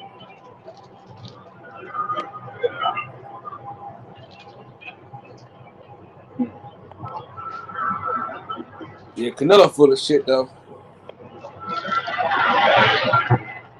The biggest diva, and the most protected fighter in boxing, Canelo Alvarez, no question. None whatsoever. Because now remember he did. Listen, he's a name. He's a clout chaser, bro. He did the same thing with Errol Smith's name. Remember he acted like he was gonna fight Errol Spence, and that fight could happen and all that shit. And then as soon as Errol Spence bit into it, he took it away. Yeah. He just recently mentioned the Errol Smith's name about fighting recently in the future, but I don't see that one happening either. First of all, you ain't about to for a big fight. A PBC fighter that's got a belt and it's gonna end up in a big fight. You're not getting ready to pimp that whole situation out 100%. They were trying to let him pimp it out 100%, but he wanted 115%. And they were like, "Nah, man, that other 15, man, you can't do that." Still, a lot of people don't realize investing in these fights is a business decision. And at the end of the day, the investors have to make a business decision on whether or not it's a good investment. If it's not a good investment to let a fighter fight any mediocre fighter and replace a real fighter with a belt, you're gonna make it. As an investor, you're gonna be like, nah, because see, the potential of us drawing in X amount of money or X amount of eyes on this fight is less if you pull in a fighter that doesn't have the belt and we can't make it undisputed. So now they didn't want to be doing that. And see, he probably was gonna bring. I'm gonna tell you what his intentions probably were. Put that clause in the fight. If they said yes to it, probably would have hoped that Caleb would have got sick and he would have brought Bivol in. He would have brought Bivol in the fight. He still got his 40+ million and all the other stuff he wanted. Yeah. But see what he don't realize. I doubt if he had to worry about Caleb getting sick. Cause see, Caleb don't have a whole lot of people around him no way. Ain't gonna be no entourage. I think they were talking about Caleb, an injury or something, but that's bull. That's bull also. They were hoping he hurt his hand again, probably. Right, yeah. Yo, gentlemen, I gotta cut out, but I hope to catch you guys soon on the next go round. All right, brother. All right, so peace out, and I'll catch you cats later in the alley. All right, take care, man. All right, peace.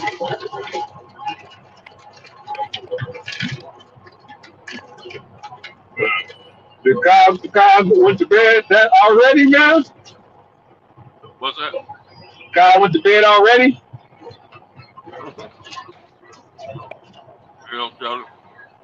I thought he was putting up the Brian Lyle Foreman fight. Yeah. He done passed out. He was like, fuck it. We can watch it without him. We'll give him a couple minutes. He probably reappear. I thought I saw my boy Reggie O come in the house, man. Reggie there. Are you looking in the chat? I can't see the chat. Me either not, but I'm gonna look at it. Yeah, I thought Reggie came in the house. All right, I'm about to Rick. See, Clayton. Reggie. See, what's up, Reggie? Oh, okay. All right, what's up, Reg? What's up, Cletus? Hey, Cletus trying to get on. Cletus wants the link. Is Cam still on? I don't know. I don't think so. Yeah, Cletus trying to get in. Hey, Cam. What happened to Cam? Hey, if you can, drop the link, bro. Cletus trying to get on.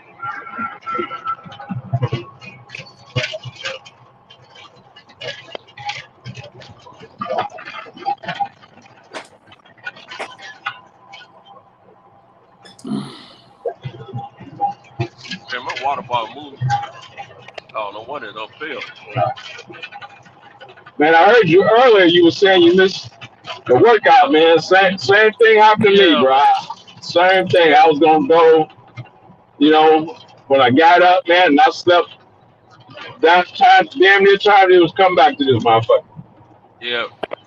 By the time I finished filling my truck up, unloading my truck, then I had to run to the bank, move some money.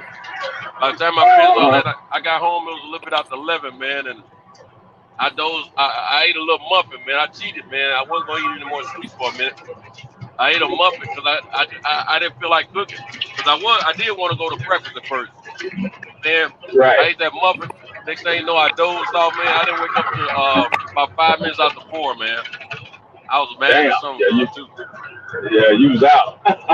Yeah, it was messed up. I think I woke up one time about 12 something, and I dozed off again. Oh, okay. I usually don't sleep that long during the day. During the day? Mm-hmm. I was at home by myself yesterday, man. I guess I was just tired, man. Yeah. But I missed my workout, man. I was upset about that. Matter of fact, I ended up I didn't officially get in the bed until about 7:45 tonight. Okay. A friend of mine was telling me I probably won't be able to sleep. I could have went to sleep. I was just too lazy and too tired to get up off the sofa upstairs and go downstairs, get in the shower, and go to bed. So it took me longer to get in the shower than I wanted to, but I finally did. But man, I hate when I do stuff like that, man. Yeah, I know, man.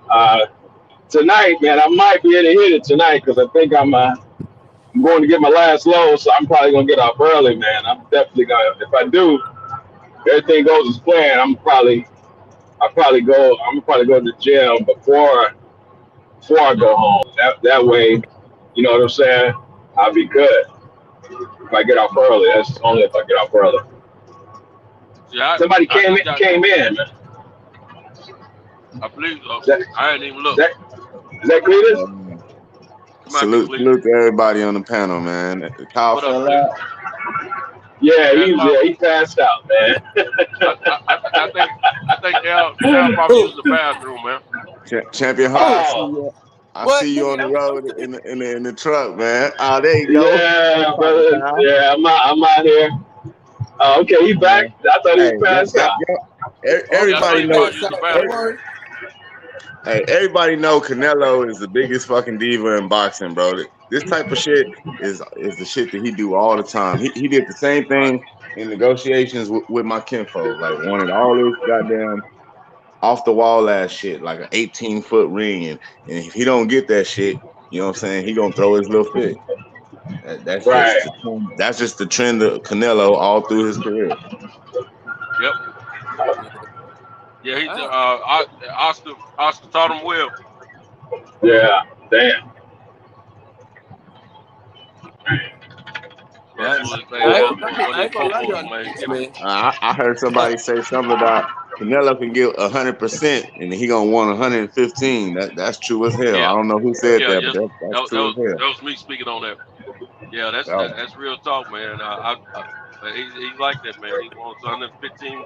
You give him 100, he said, "Oh, let me see what else I can get," and he's going for another 15%. And I mean, when these guys are investing their money, they ain't trying to go out like that, man. Right. Yeah, he bullshitting though, bro.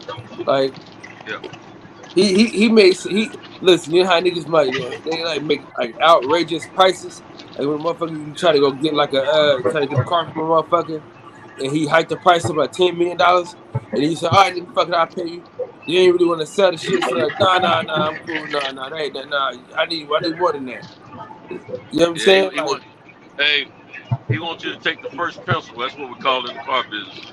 You take that first pencil, they making some money on you.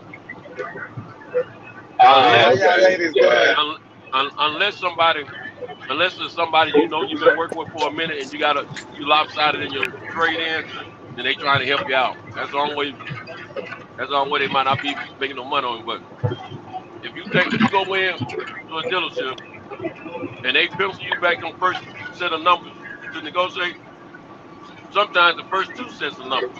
Hold on, y'all. One of my homies just texted me. You know, let me see.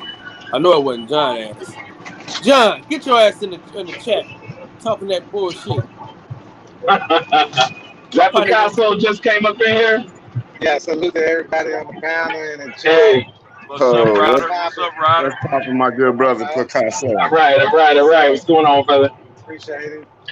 We about to set this part all right, ain't we? Yes, sir. Yes, sir. All right. Yeah, y'all finna carry the show because I'm about to go to sleep. We know you just finished in the bathroom, man. So ain't nothing else left to do but go to sleep. Yeah, he was out before he heard us talking shit. He was already out. He laid up with wifey already. He heard us talking shit. You talking to my wife and shit? You talking to your wife? Yeah. Hey, some of us got to drive out here. We can't holler at our lady. Gotta go on there and holler at her. Man, I did that 600. I done worked doubles all fucking week, man. I'm tired of shit. Shit, me too, man. You might need to wait in the morning when you wake up so you have a little more stamina so you can do right. I'm just barely getting in from work right now, man. Who's that, Cam? No, that's Cletus. That's Cletus. Oh, Cletus, what's up? Yeah, yeah. Cletus just spoke a minute ago. Come Yeah, on, yeah. Cletus. Hey, but please go ahead and speak a little bit more about that Canelo situation, man. Nah, man, he just a diva, man. If he don't get everything the way he wanted, then he ain't gonna fight. Right. And shit, if that fucking Bivol fight happened at a catch weight, bro, that's the most bullshit I've never heard. Like how would they would even fucking do that shit when he hold a belt at 175? They gonna put both belts. They gonna put all the belts on the See, line, this is the and thing right somebody here. gonna be a 2 division champion, or what the hell? How does that work? This is how it's working. This is my opinion. You gotta remember, he don't want to fight Benavidez. Now they're saying he got three options: Benavidez, Bivol, or Beterbiev. We know out of those three, the only one with a name start with a B that he's willing to fight is Bivol. Because the other two he don't want none of. He don't want none of David Benavidez. Right. He ain't gonna get in the ring with Beterbiev. And then Bill is the only one he feel like he can win against without getting hurt, which he's probably right. And he's gonna probably make him fight on catch weight. I mean, not a catch weight, but a lower weight. Now the thing is, he probably don't even want that belt. Canelo probably don't want that belt because he's afraid that he's gonna be pressured into fighting Beterbiev. So why Yeah, would you I can know see that. he ain't trying to keep that belt. You know, look, wherever there's a monster, he's trying to avoid it. He gave up the 160 belt for a franchise, so when I fight Charles, moved up to 168. Um, he started running around in that 168 division when your boy lost the belt on the scale. Other than that, he didn't want no more. He didn't want no part of 168. Right. And then when David Benavidez, lost the belt. Then he won at 175 a while ago. He didn't try to hang on to nothing up there. Now check this out. Kovalev, he don't put a statement out saying he'll fight him for free. I'm gonna see what kind of response we get out of that. He want a rematch. He said he'll fight him for free, but we know he ain't gonna fight 100% free. But that's what he's saying. Yeah. So we'll see how it works. See, Kovalev won 100% for that fight, and Canelo knew that. Right. He caught Kovalev, at the right time. Yeah. Just like he tried to get Caleb to agree to a fight last year on a short notice. He's trying to get Yeah. Caleb, he'll take this fight now because he's been able to train a little bit, even though they ain't signed no Right. contract. That's one of the things he likes to do is get you on a short notice. Kovalev say, hey, Right. I'll be your Huckleberry this time. Now, I don't know who will win, but I think Kovalev will look better this time versus the last time. Yeah. Without a doubt. You know what I want to say on that part about Canelo picking Kovalev?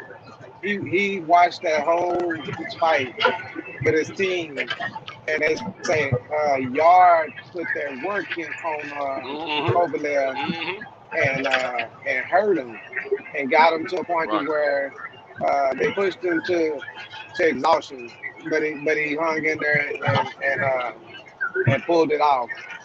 Yard ended up losing that cardio battle or whatever. So at that point, you didn't burn out all the electrolytes out your body. You see what I'm saying? Just like Yeah. detoxing or something. And you got to put everything back in your body. So Kovalev got to go through another camp to get his stuff back. Nutrition, diet, and build your body back up. Muscles gonna lose a lot of whatever air, whatever oxygen, whatever it needs to stay at a certain level where he can, you know how you, uh, I forgot the word, to bounce back. You go out there, you get exhausted, you have to be able to bounce right back. Recovery time. His recovery Yeah. time wasn't going to be there.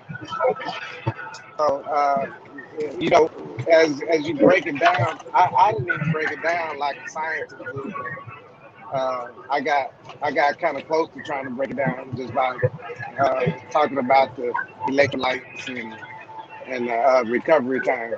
But that's what they were looking at, the little details. That man wasn't gonna be able to get his uh, um, you know, get back to being himself in the middle of that match. That's just like when you're fighting your sparring partners, and you got about say 5 sparring partners sitting over there, 2 rounds apiece, and then Canelo jumps in at the last as the last sparring partner. You know what I'm saying? Yeah. Yeah. All right. I'm looking up something right now. I'm over here in Houston, about to be at this terminal, do a little drop and hook and some paperwork. Yeah, I know I'm on this little grand thing here. Where you headed? I say it again. I said, where you headed? Once you pick up in Houston. Oh, back to Dallas. Oh, okay. Little simple stuff. You know, the other day it was Yeah. Albuquerque, today is Houston. Right. Okay. Yeah. So Yeah. you be back in the morning. Oh, this right here. Hey, I'm already sitting on. I thought I was already sitting on 2,900 miles. This right here just gonna take it to somewhere 3,400 miles for 1 week. Oh, okay, that's not bad. That's like, hey, I took that little hustle from the street, from the corner, and put it Right. in this, you know, to make it legitimate. Yeah. So you gotta do it. My Absolutely. first job off the street uh, was at the post office, and they told me you got to put everything in your pocket in that box over there, and then go in and take a P test. And I said, I gotta. Why y'all gotta get everything out of my pocket? You know what? You know what I did? I put a big roll in that. I put that roll I had in my pocket in that little box with the keys and whatever else, and and took the little test and got on at the post office. From there, I just legalized everything from that day on. Yeah, that's what's up. Hey, Yeah, yeah. Kovalev, he fought Anthony Yard on the 24th of August, and then he fought Canelo on the 2nd of November.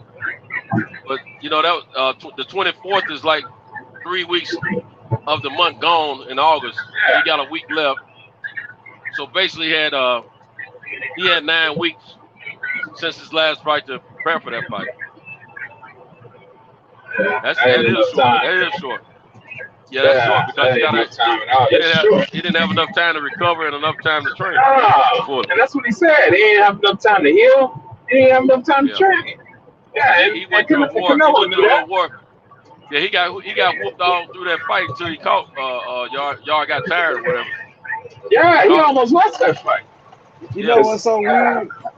Canelo, he took the clenbuterol to get himself together, but he won't let the other person get themselves together. I don't know if Kovalev was using anything, but we damn sure know Canelo was, and he used something to help himself keep his level of strength or whatever, or endurance together. And I've always known that Joker to fall out around the 5 and 6 rounds, start getting sloppy and all this. You know what I mean? hmm Yeah, You know what's a trip? What's a trip is, you know, a lot of people didn't have they all we always felt that Canelo was a good fighter, a great fighter. But the Clint Bureau thing made a lot of people recognize the fact that he's cheated before. You know, no matter how you looked at it or not, you know, because most people don't buy that meat. You know, he consumed clenbuterol through the consumption of meat. Now a lot of people not buying that, and they know the WBC and the sport of boxing changed the levels. So because of his situation, Even as far as how much could be in your system. Now the other part, a lot of the people who used to they would say stuff like Canelo's a great fighter, but I don't know about that pound for pound thing because of his suspicion of PED use. Right. Now all of a sudden, those same people, not all of them, but some of them, they speak in his behalf for the simple fact, not because they dislike Caleb Plant, but because they dislike the PBC. Yeah. They're not riding with the PBC, so they're glad that he's putting it to the PBC. They didn't like the fact that the PBC was trying to get him signed up for 3 fights and all that kind of stuff either. But the PBC was just doing what normal promotion teams do. I thought it was Now, hilarious how people were boosting him up there, putting him way up there, and out of nowhere, I'm like, y'all know he's on something, and he's separating people's biceps off the bones or whatever, and hitting you in. I mean, he wasn't doing that at first. Out of nowhere, he just started blasting people out of there, right? And what kind of mutation he went through to get to that? And man, this I knew he couldn't box in the first place because if you've been in the ring, you know, like I heard like Shakur Stevenson say that oh, Canelo is this and I was like, come on, dude, you box, you know what I'm saying? And you can be technical. You get in the ring and you get real technical with other fighters. You should know that this guy right here is not doing certain things in the ring that a technical fighter would do. You know, like where you stepping and everything, and how you setting somebody up and timing them. You can tell that this person is 2 steps ahead of somebody, 2, 3 steps, 5 steps ahead of somebody. You can tell just by looking at how they catch the person's rhythm real fast and then bam, they already tagged him. And you wonder, how did he tag him so fast? It ain't that he wasn't looking, it's because he timed him. He saw him, he had his eye on him when he walked in the ring. He knows how fast he is. You see what I'm saying? I had somebody do me like that. And then I said, how you know what I was doing? And he said, I watched you about 3 or 4 matches ago.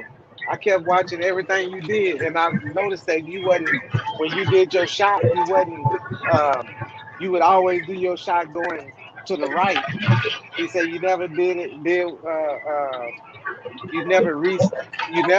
had to reset to come back and get me. So I stepped another step to the right he said he had to take another step to the right just to make me stretch out to come get him. And I said, oh, that's some smart thinking there, because I've been catching everybody with it all night. He said, yeah, but I've been watching you, so that's the advantage I had.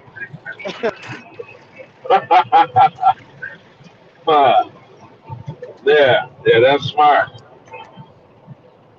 Yeah. You should study your opponent, or so have somebody to study him for you. Yeah. See, his coach was right there. My coach was right there, and on one of the matches that I had right before him, my coach had told me, he walked by me and whispered in my ear, and uh, he said, I want you to get that motherfucker right there out of here. He said, I ain't got time to sit up and watch y'all dancing around and everything. I want you to get that motherfucker out of here now. He said, don't even give him a time to set up or nothing. Get that motherfucker out of here. That's what he whispered in my ear, right? Mm-hmm. So all I did was I had this mentality now. My coach boosted me up, got me hyped up now, and I'm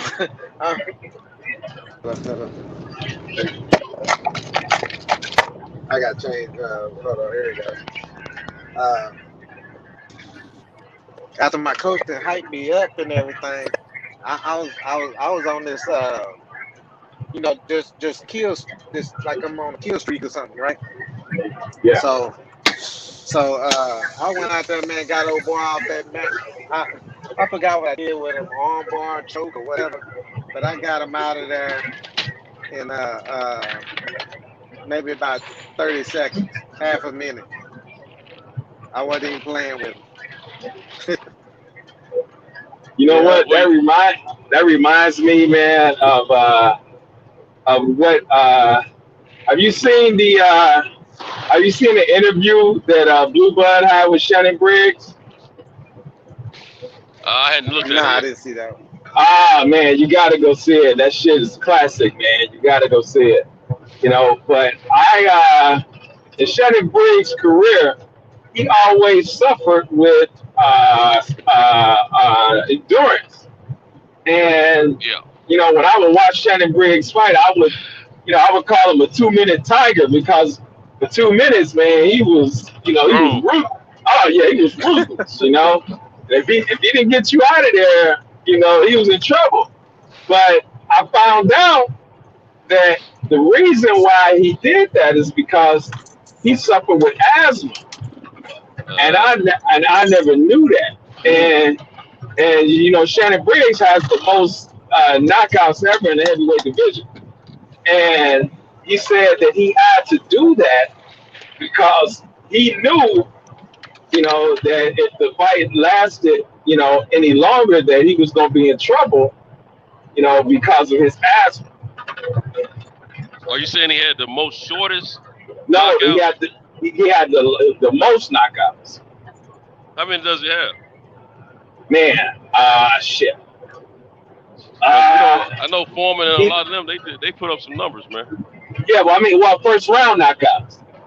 Yeah, that's what I'm saying. Must be the shortest. Yeah. That's what I'm saying. Yeah. He has the most in heavyweight. Man, I just looked at it too, man. Because when he said that, I googled it, and I just looked at it, and now I'm trying to blank. Cool. It's cool. We got to clarify this. That's the most and the shortest knockouts. Shortest, you know, knockouts, not the most knockouts, but the shortest, you know, the quickest knockouts, the most quickest knockouts. It was, you know, it's the most first round knockouts. Well, that's what I'm saying. I mean, yeah, you know, 'cause some of the guys got a lot of numbers that, you know, got 67 some fights. Right. They have knockouts, you know, later in the fights and stuff like that. They probably didn't have. Right. Well, yeah, Shannon's knockouts were early. Right. You know what I'm saying? Because of the issue, because of the asthma issue. He had to make work of you quick. He had to make work of you quick. And see, I never knew that. You know, I always, you know, I was like, man, this dude, you know, if you could just survive the storm, you know, you can beat him because his endurance is terrible. I just figured, you know, he was lazy, didn't want to run, but that wasn't the case. Yeah, man, go check that interview out, man, with him and Blue Blood, man. That's a damn good interview, man. Yeah, because, you know, he's getting ready. He's trying to set up a deal with Rampage Jackson. Yeah. Yeah, and man, both of those guys, they can really talk some shit, man. Yeah, you know, Rampage from Memphis, Tennessee, man. Yeah, I know that. Yeah. He got plenty to say. Oh man, yeah. Them guys, they some of the best shit talkers, man. Yeah, you gotta go to that interview with Blue, man. That shit is damn good. Yeah, they should have got Rampage to come on with them, man, because Reggie had put up a video a few weeks ago with Rampage and Shannon Briggs, man, and they were hyping this deal they're getting ready to do, and man, they was talking some major shit, man. Major shit. So if Shannon Briggs, if he can put this together, it's like a MMA versus boxing type of deal. Yeah. And he says that they're gonna fight. They're gonna do boxing first, and then they're gonna run it back MMA. Oh, that's good. They're getting money together, man. Yeah, man, it is good they're getting money together, man. Yeah, while whooping on one another. You know what I'm saying? Right. I said they get money together while whooping on one another. Shannon Briggs can pull this off, man. It's gonna be nice. He can pull this out, and get enough people to, enough MMA fighters to come in and do the boxing, and enough boxers to do the MMA, Yeah.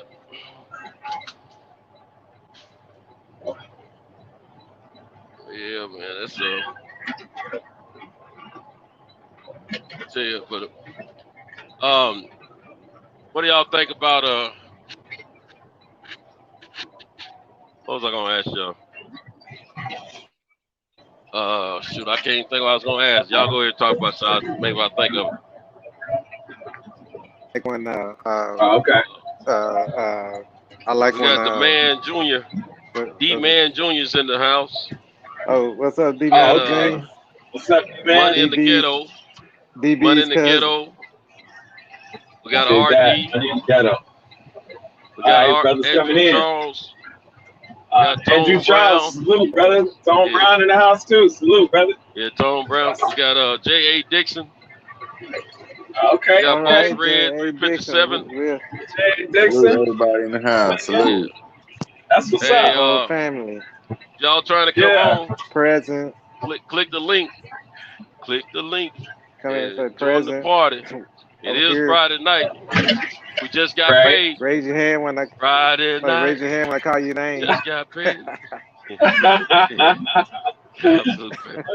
Yeah, man. Hey, man, I'm broke already, man. Right.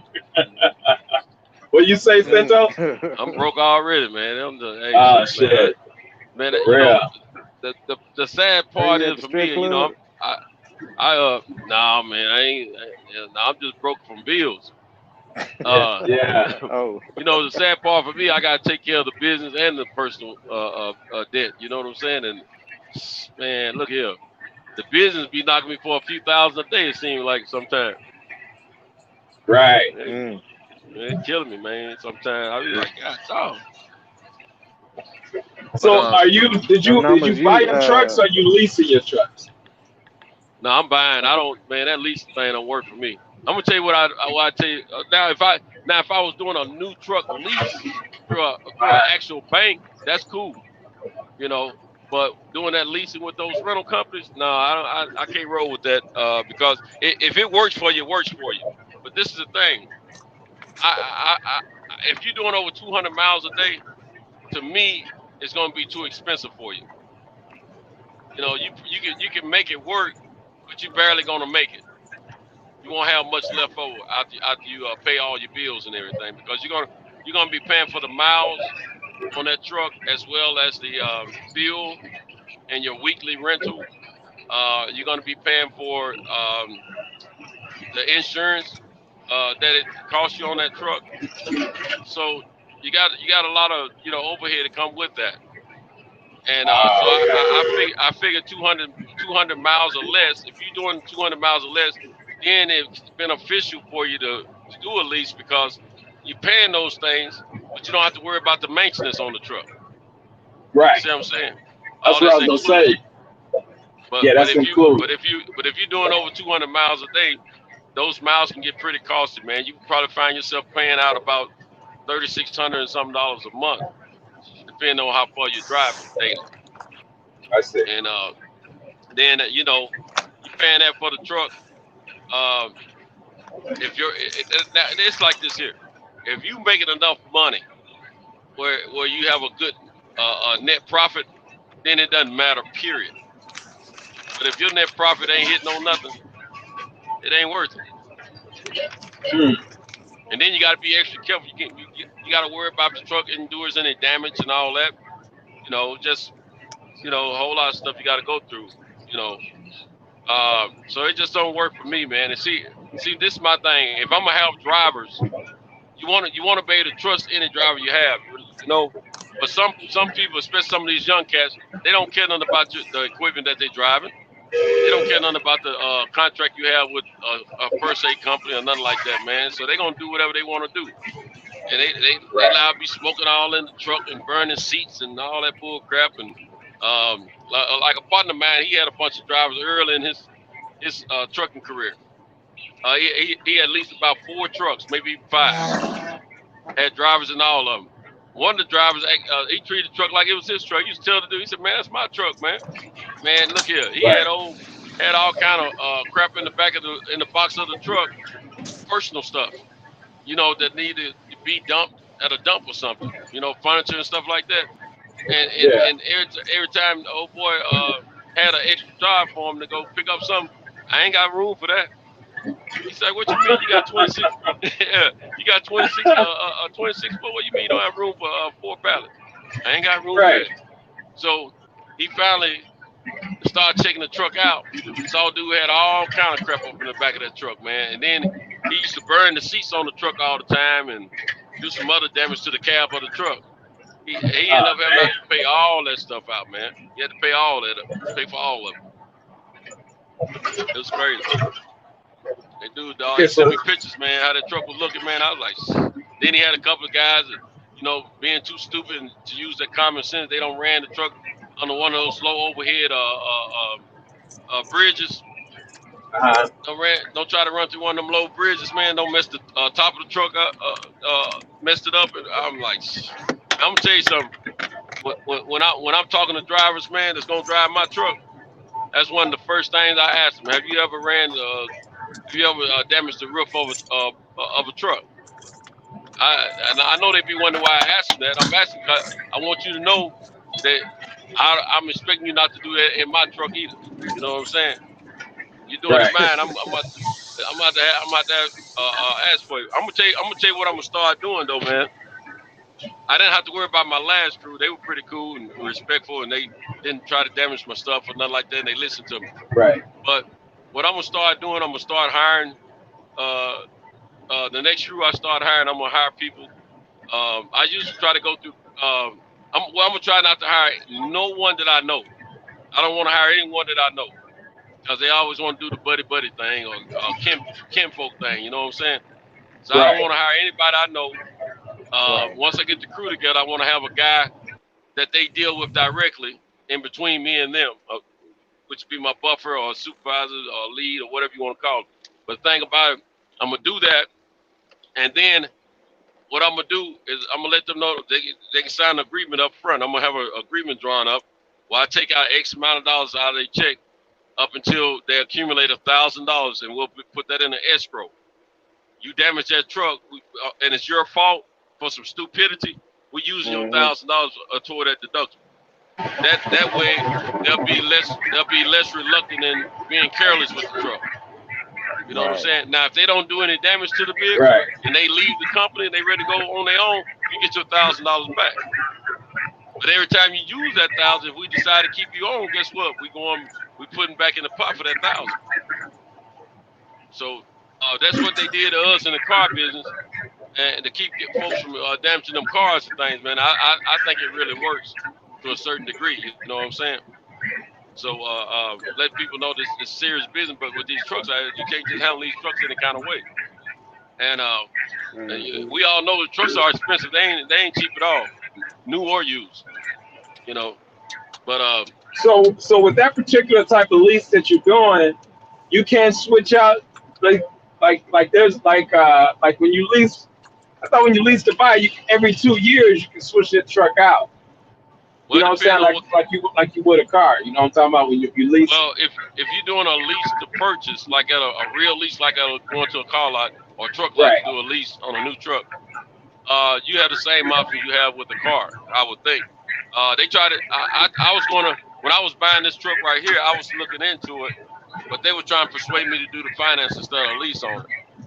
And so I went ahead and financed they were trying to get me to finance a brand new truck, man. But the payment was fine. The payment was fine. I was willing to do the payment, but the more I thought about it, the insurance was going to be double what I paid for this one right here. Okay. I'd already done my investigation on insurance. The more I thought, I said, nah, I'd rather just finance a used truck instead of doing a new one. Plus, when you get a brand new truck, you can't take it off. You can't take it with you the same day you do the business on it. They got to get it all equipped for you and outfitted and all that stuff, and it's gonna probably take 2 or 3 weeks before you see that truck. Okay. Which that's cool, but at the same time, I didn't want to wait that long for mine. I wanted to be able to touch the field and test drive what I see and take my truck on home. Now, this one I'm doing a finance through a bank. Now I tell you another thing. It's not as easy to get a loan on these trucks if you have never had a commercial loan before. You can get a loan, I mean, at a good bank, that is. Right. You can get a loan at these secondary banks without having as much experience, but it's going to be a higher interest rate. It may not count against your credit unless you pay it bad. If you pay it bad, it'll count against your credit, but if you pay it good, it may not give you any help on your credit. Because, see, this is the second truck I financed. I financed another truck in 2017, not because I had to, it's because I was trying to build company credit, commercial credit. They lied to me. They would have me paying all this extra interest on top of this summer gun. So when they told me it was going to go on my credit report, all that kind of stuff, right? And when I found out that truck was not on my credit after 2 years of paying on it, man, I cut them a check for the remainder of that truck. I said, y'all get no more interest out of me. I gave them a check for the rest of it right then and there at the 2-year mark. Oh, shit. It wasn't helping. So I just went on and paid it off, man. It wasn't doing me no good. So this truck right here, 100% on my credit, 100% at a decent bank, you know, where I got a low rate and everything. I think my rate's like 4.9, 5.9, something like that. So, you know, it worked out good. Cause see, I'm paying like $927 a month for this truck. Well, now prior to me buying this truck, I had so much mechanical issue with my last truck that it stayed in the shop most of spring and the very beginning of summer. I was doing rental trucks most of that time. I spent over $15,000 last year in rental. So that took a lot of money out of my account, you know. Right. So I got to thinking, because they were trying to get me to, I was doing it with Penske. They were trying to get me to do a lease with them. I kept on messing with the numbers, because I said, this is probably the time I need to do it. Man, look here. I kept crunching the numbers, man, and every time I come up with them numbers, it just didn't work out. The math didn't work out for me. I said, shoot, I'd rather go get me a truck note and pay a whole lot less. You know, with Penske, the best I was going, okay, with the truck note and the mileage, I was going to pay over $2,000 a month. Then when I factor the insurance and the fuel costs into the truck, I'm about $3,600 a month because of the miles I drive. Okay, now, and that's figuring on about 350 miles a day. Well, when I do the math on financing a truck at a higher interest rate, I was paying less than $2,000 a month on, you know, $40,000. So I went and got this truck here. This truck here was right at $40,000. I'm paying $927 a month, and I'm doing it for 72 months, I think, 60 or 72 months. I think 72 months. But I'm okay with that. $927 versus $2,000 or $3,000. I'll take this all day, every day. Yeah. I don't even look at it as no major cost factor. Cause I'm gonna tell you, if I was paying $900 some a month when I instead of paying for those rentals, man, I still have some of that money left. I paid over 15,000 something in rental, and I paid over 11,000 something on repairing the other truck. Then I get the other truck out of the shop, somebody run into the back of it. Oh damn. Just within a few days. And that's what prompted me to go buy this truck here, because I said I can't do any more rentals. But I did. I rented the truck a couple times, while I was waiting on this one to be ready for me. I didn't even get to take this one with me the day that I bought it. They had to get it all. They had to finish prepping it and all that stuff. Right. And another thing, they make sure they got their money before they give you the truck. They make sure you fully financed. Approved before they give you the truck. Before they give you the truck. Yeah.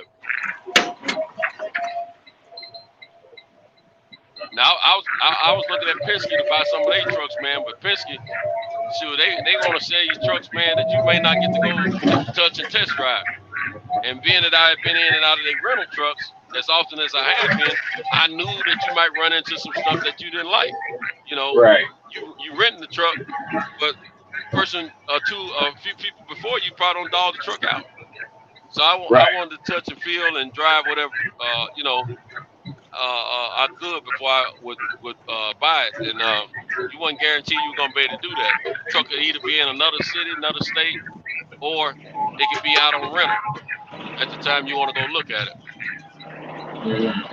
And then at the same time, you got to make sure that they didn't have existing engine problems. Even though they service the truck, they still sometimes let stuff go. You got to make sure everything's up to par, man. Right. Okay.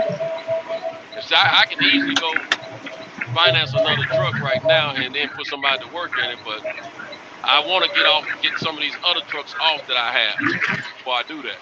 Before you pick up another one. Yeah, I got 3 trucks that are free and clear. I don't owe any money on them. I need to sell them, but they're not the best equipped trucks for the jobs.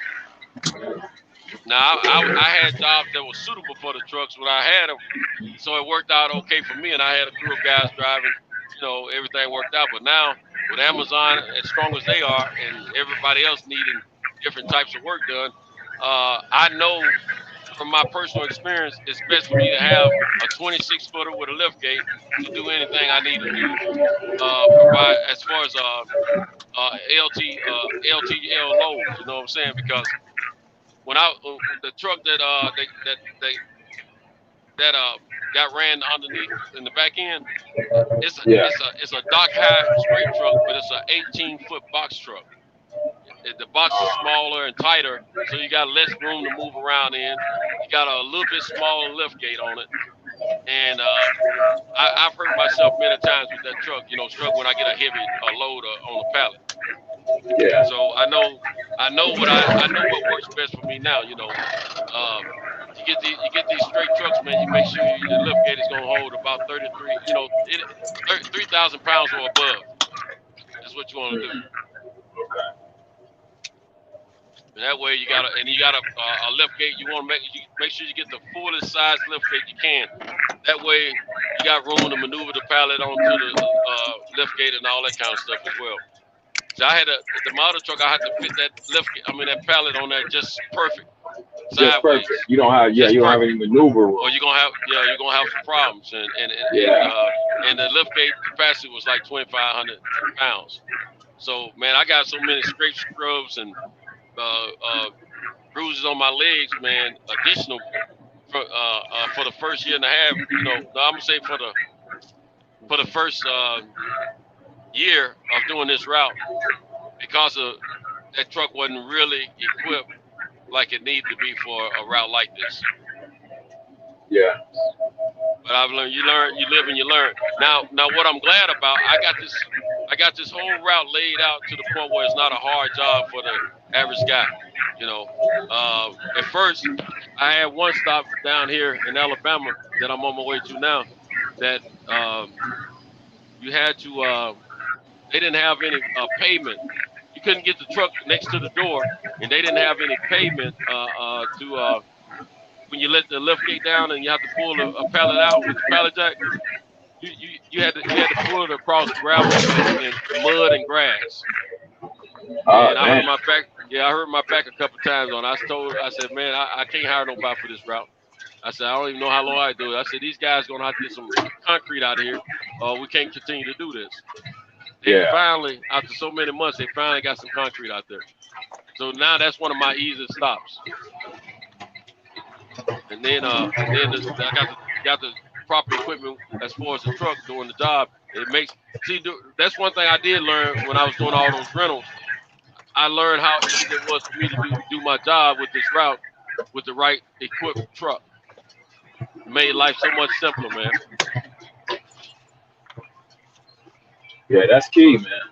Yeah, so now, I don't have to worry about. I used to always try to figure out how heavy my load was going to be and all that before I got started on my route, and before I get out of the house and all that. But now I don't have to do all that now. I don't care how heavy it is. This truck is big enough and strong enough to do whatever I need to do with this route. And I think I've only had to fill this truck up one time since I've owned it. I've been owning it for a year. This month right here makes a year. I've only had to fill it up one time for this route. I mean, completely fill it up.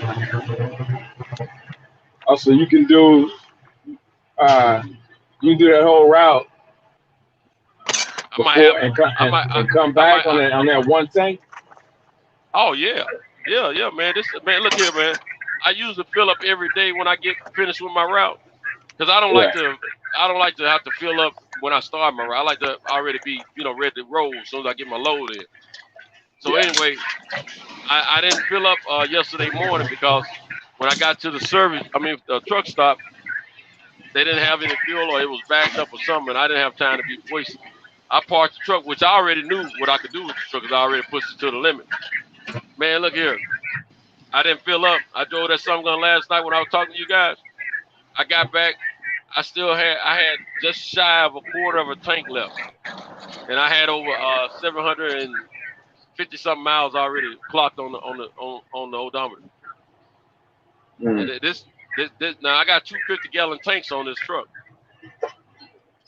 But I can get almost 100 gallons, but not exactly 100 gallons because they round.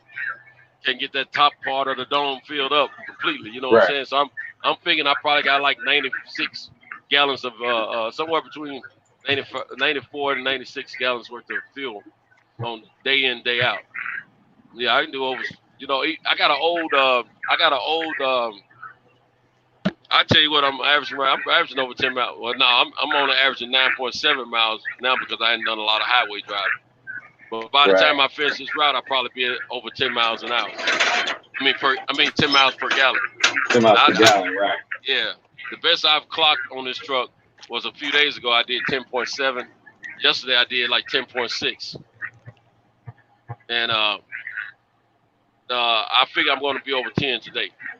Now, with my old truck, the one I kept getting hurt in, that song gonna chug a little fuel like it's free.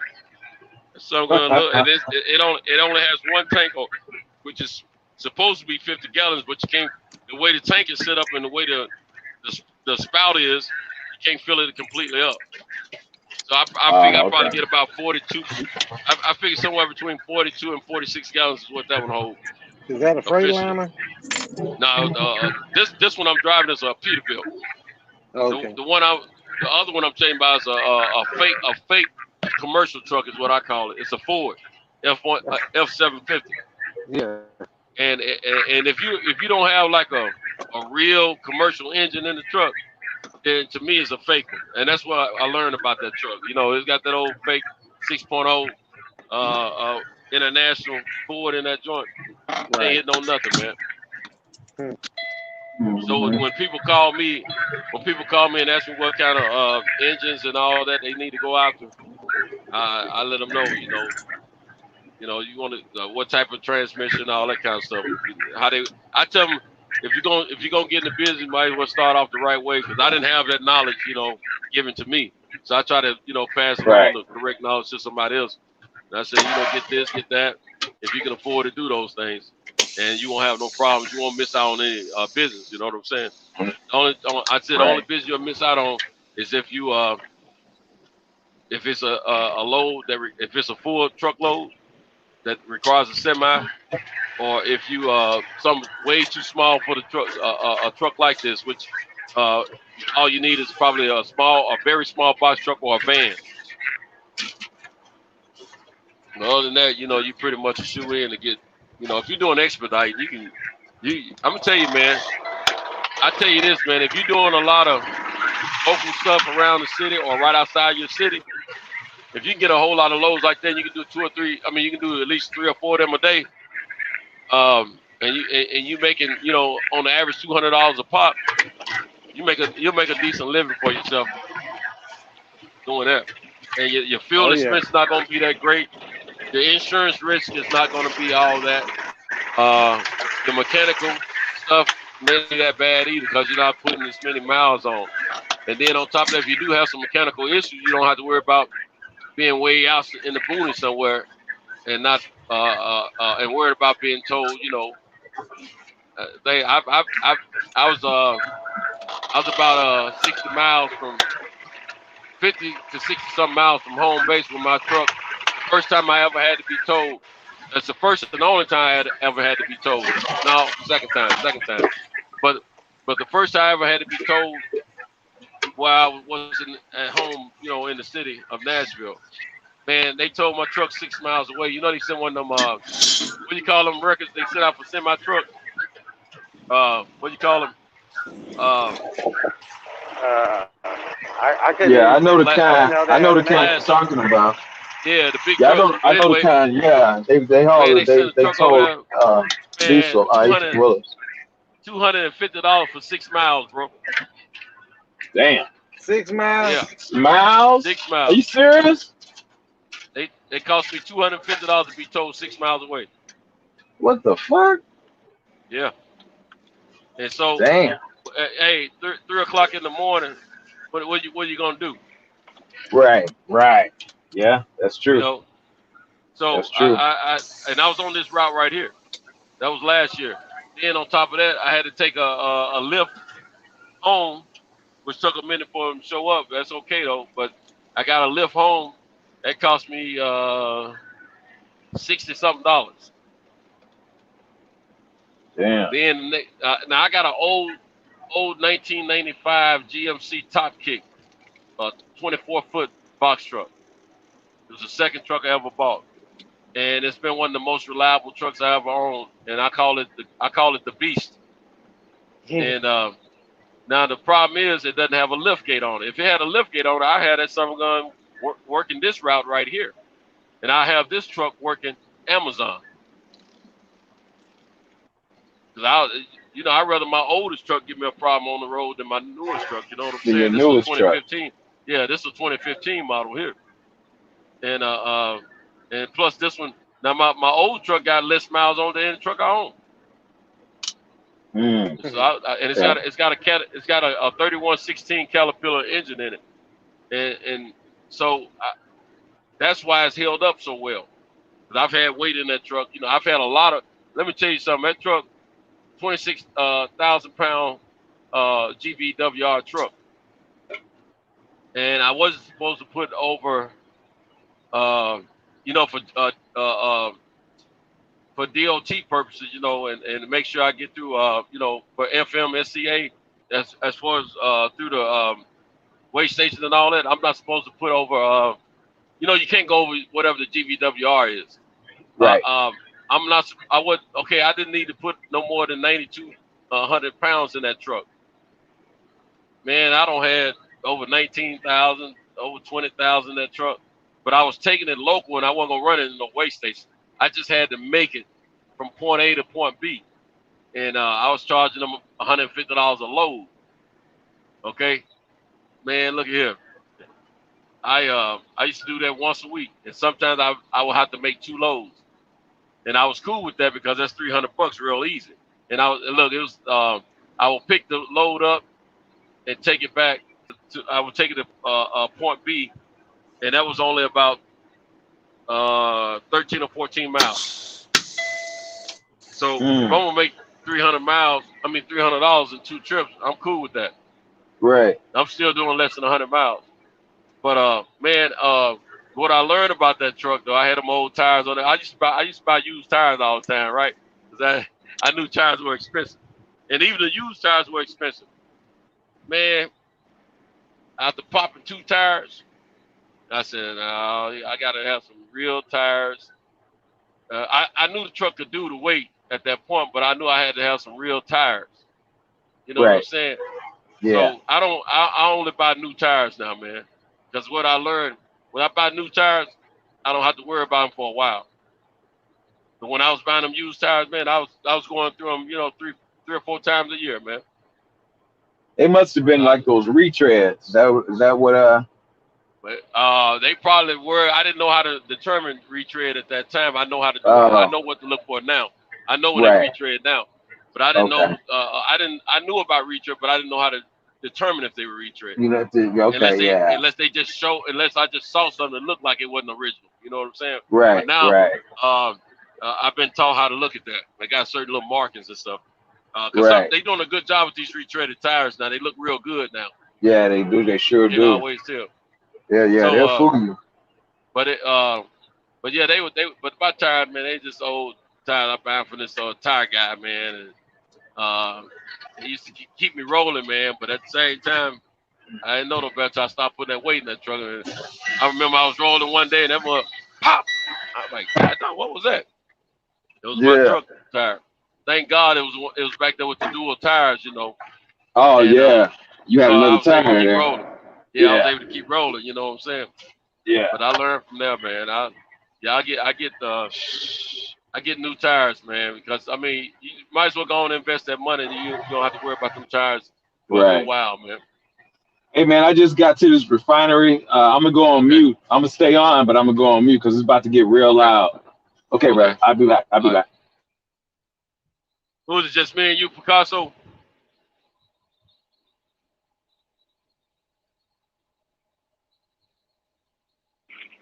I'll be right back with you. What you say? Yeah, DB, what's up, my man? Salute to my Cali family. Go ahead and tap the thumbs up. Yeah, for sure. Y'all talking about trucking. This stuff sounds like a foreign language to me. Hey, we can talk about whatever you want to talk about, DB. That's just what we were talking about at the moment, man, because all 3 of us are involved with that line of work. And but yeah, man, whatever you want to talk about, we hit that boxing, man. I was supposed to bring up another boxing subject, man. And I couldn't think what I wanted to talk about. But yeah, man, whatever's clever, you know what I'm saying? You know, this is a boxing channel with aspirations about influencing each other about life. Know what I mean? Boxing / MMA, combat sports, you know what I mean? But yeah, man, it's that world out here. Cause D Man Jr. Y'all got any fights y'all want to talk about? Some upcoming fights. I tell you what, I looked at earlier today. I looked at the fight between Gary Russell Jr. and King Tuck, and that was probably the first time I ever seen King Tuck in the ring. And King Tuck, I mean, he's a fighter, man. He ain't no scary dude, and he ain't no punk, and he's very confident, man. And you know, he earns his respect. He earns it. The kid can fight too. But I know one thing: when I saw him fight against Colbert this last fight, he fought a whole lot better against Colbert than he did Gary Russell. Even though he still gave Gary a love fight, you know, a battle. Neither one of them got hurt seriously or nothing like that. But he earned Gary's respect. You know, he was trying to take the fight to Gary, but Gary was just, you know, he had never faced anybody like Gary. Is what it was. But with his last fight against Colbert, he looked a lot better. he was putting his combos together better and everything to me. Well, it was a losing effort, but he still did a good job in my opinion.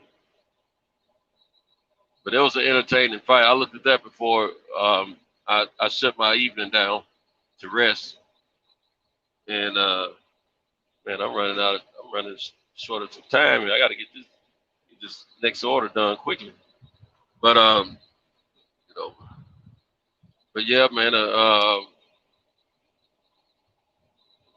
want to see. There was another fight that popped up on my television screen that I didn't finish watching though. But I wasn't in control of my faculties at that time. I've been lately for the past month and a half. I haven't been watching local, television. I turn my television on. I turn it to YouTube most of the time, or I might watch something on my Showtime app. As far as the fight, that is, or the zone. But I haven't been watching regular television at all, and I haven't been watching the news at all. So I'm behind on a lot of stuff purposely. But you know what? I'm kind of glad I'm behind on news because it's rare that it's something good, so I don't miss it. But of course, the older we get, the more we try to tune into the news to see what's happening, what we got to watch out for. But man, I just hadn't had any real desires to be keeping up with the news here of late. Yeah, he can scrap, my man. Gary was just a little much for him, and I think that was the first time he faced someone like Gary Russell Jr. And but he, like I said, he did better in the second fight against Colbert, which was a better performance for him. 6 degrees. I think I'm gonna turn this air off, man, for a little while. Man, eventually I'll let these windows down and get a little freshness up in here. You know what I mean? But yeah, man, I like Tuck. I like watching the fight, man. Who was it out on? The Kane. Some other fight popped up on my television, but I didn't pay much mind to it at all because I was half asleep or whatever. And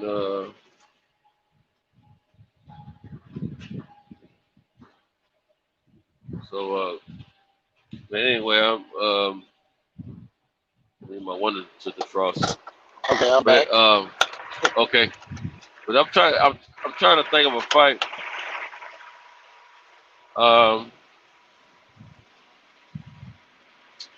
What fight? I want to talk about a boxing match. Certain boxing match, what weight class? It doesn't matter. It's boxing. It's a good fight that you can think of that we can discuss. Yeah. One that I remember that was fight of the year was Ike Quartet, and I forgot who he was fighting that day. Jose Santana probably was singing, playing something around that year. I remember. Yeah. Well, it wasn't Oscar De La Hoya, was it? No, it wasn't Oscar. And Oscar was known to go at it with Trinidad and somebody. Yeah. Was it was a fight that he won? Corte won the fight. You know what? I don't even know a Quartet. I can't remember that good, but it was in the late 90s, like 97, 98. Yeah. Ike Corte was a good fighter, man. Oh yeah. He's a strong, good fighter, man. Anytime you get in there and you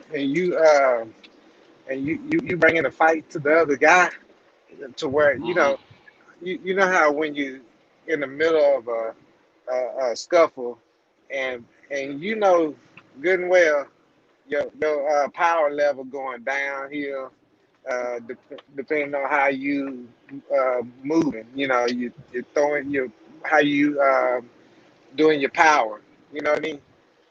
Mm-hmm. And how much you're thinking. If it's not muscle memory, you're thinking too hard. You're burning your wheels. Right. So in the middle of I don't know about any other fight, but just saying jiu-jitsu, you get burnt out.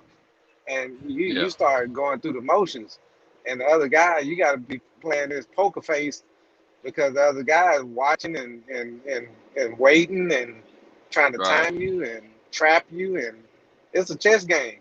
So Yeah. if you show any kind of weakness, you done. So Mm. anytime you can bring the fight to somebody, uh, fuck the cardio. You should have got that done. You should have got that done in training. You know what I mean? Mm. Right. Right. Because you go in there and you got a cardio problem, you actually giving up, or you beating yourself. You only fighting Yeah. yourself. Yeah. So you That's get right. that cardio situation situated before you get in there. Now you got to bring the fight to that guy. You know what I'm saying? Because you gonna take him out in deep water. That's what I always felt when I was out there. I was like, he looked good against everybody else, but I'm gonna take him into deep water and see how he can swim. You see, Yeah. Yeah. and if he can't do like I do in that deep water, then he got a problem. Got So problems. Yes, sir. That's where, man. What's going on down here? yeah, but I forgot Yeah. the fight. I think Ike Forte probably had on some kind of leopard outfit or something. Yeah. He used to wear gold a lot, and then sometimes he would probably come in on with some African guard. Uh, Yeah, but yeah, I used to love watching Ike Forte fight myself. you know You what know, fighter? back then, Go ahead, go ahead. boxing fighters would fight fighters, man. It wasn't a Yeah. whole lot of diviness and a whole lot of bull crap going on then. But but during that era also, De La Hoya was coming along the ranks, and they did a whole lot of stuff. De La Hoya learned a lot from his promoters, as well as the sport of boxing. He got a lot of favors. He was good. Don't get me wrong. I'm not trying Mhm. to take anything from him, but when it came down to him and that Pinell fight, Oh yeah, he lost that. every time I look at that fight, he lost that fight to me, and he refused to give Pinell a run back. Hmm. Exactly. Same thing And with then others. same thing with who? I didn't say no more names. I didn't want to throw a whole bunch of names in the pot, but I'll say the same thing with some others. Oh, okay, yeah. Uh, and then I remember when De La Hoya was fighting people, and he would try to steal the round at the end of the round. He would just throw a whole lot of flurry combinations, and may not even be touching the guy. But he tried to make it look good, get the crowd all riled up, and then he throw his hands up. And next thing you know, he don't win the round. How in the world you gonna win a round when you hadn't done anything? You can tell he You know? talked that out Yeah, at a round table with everybody, with the ref and the promoters and so on, yeah. They'll with allow a that steak stuff to dinner. happen, man. But Yeah. see, I'm gonna tell you something. Pernell Whitaker told the story the best when they robbed him for the fight. When they did an interview a few days later on HBO, Hmm. Pernell and De La Hoya, and I want to think it was Jim Lampley interviewing him. He said, "You guys gonna have a rematch?" He said, "Man, he ain't gonna rematch me, man. He gonna rematch me because he know what time it is." He said, "But I'll take a rematch in a heartbeat." He said, "But I know he's not gonna honor it." Mm. And he was right. They didn't. And Pernell also said he said they're not gonna force him to fight me because they already see what's gonna happen. And he's the younger fighter. They figure they can make more money in the long run with him. So I already know what time. I know they probably not gonna give me this fight Let me a ask you rematch. this: But yeah, if it was the other way around, they would have forced you him to fight Oscar again. okay? If it was a close fight, and if it was a close fight between the two of them, and Cornell got the win, they would have ran that fight back Exactly. because they wanted De La Hoya to be the face of boxing. I asked you that question. I ask questions like that, but I asked you that question so everybody else can hear your answer. And it's like Deontay Wilder say what's understood doesn't have to be I mean, said. explanation. Yeah, Yeah. yeah, that's right. Yeah, man, they won. They knew what they were doing, and then Fidel got robbed. They gave him a draw, which was basically worse than they did when he fought Oscar. Mm. He got he got the loss against Oscar, which was not truly a loss. And then they turn around, he fights Chavez, and he beats Chavez handily. That's who it I was. mean, beat Yeah.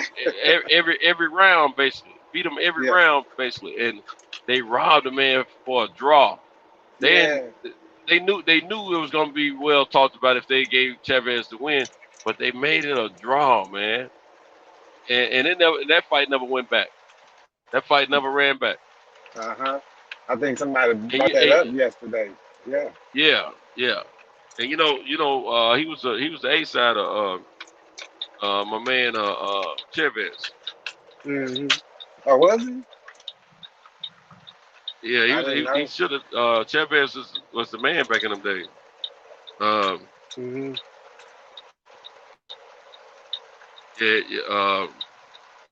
D-Man said he was hitting Chris Cobra plus. He was talking about King Tuck. Yeah, he was. Then he said Fennell was clowning him. That's why. Laugh out loud. Yeah. They didn't want they didn't like Fennell, man, so much. Fennell should have been one of the wealthiest fighters to walk away from the game. He should have been one of the wealthiest. He was one of the best ever. And Before Mayweather. they didn't. Yeah, that's before Mayweather come along. They didn't like Pernell's style because Pernell stand in front of you, make you miss him. Mm-hmm. He'll make a good fighter look like an ordinary fighter. Now that's the science right there. Exactly. Yeah. And they didn't like that, Yeah, he had a lot of hate come his way, a lot of hate. The Roger Mayweather had a lot of hate come his way from Hispanics because he used to beat a lot of Hispanic fighters, and he called himself Mexican assassin. And then they sick Chavez on him. They love that because Chavez, I think him and Chavez fought 2 or 3 times, and he lost every time to him. Yeah. And they loved it, of course. I can understand that. And Chavez, he got up. Chavez got up every time to fight Mayweather because of the fact that he didn't like the fact that he dubbed himself the Mexican assassin. Right. And then Roger come to the ring with those sombreros on and them what do you call them, shawls or whatever? They like a cowboy shawl that they wear. Yeah, the ponchos. Yeah, come in with those joints on, man. Yeah, shawl for a woman,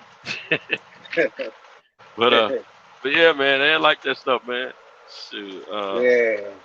That's when fighting was good back in them days, man.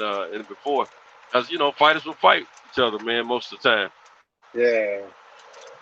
Hey, but I think. Go ahead.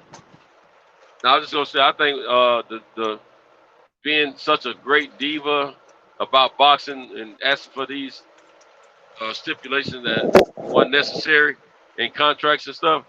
I'm not gonna say it started with Bob Arum and Oscar De La Hoya, but I'm gonna say during their time they were the kings of that. And then De La Hoya, after learning all that through Bob, he did the same thing with Canelo, and now Canelo is just continuing that same negotiating tactic right now. Don't forget about the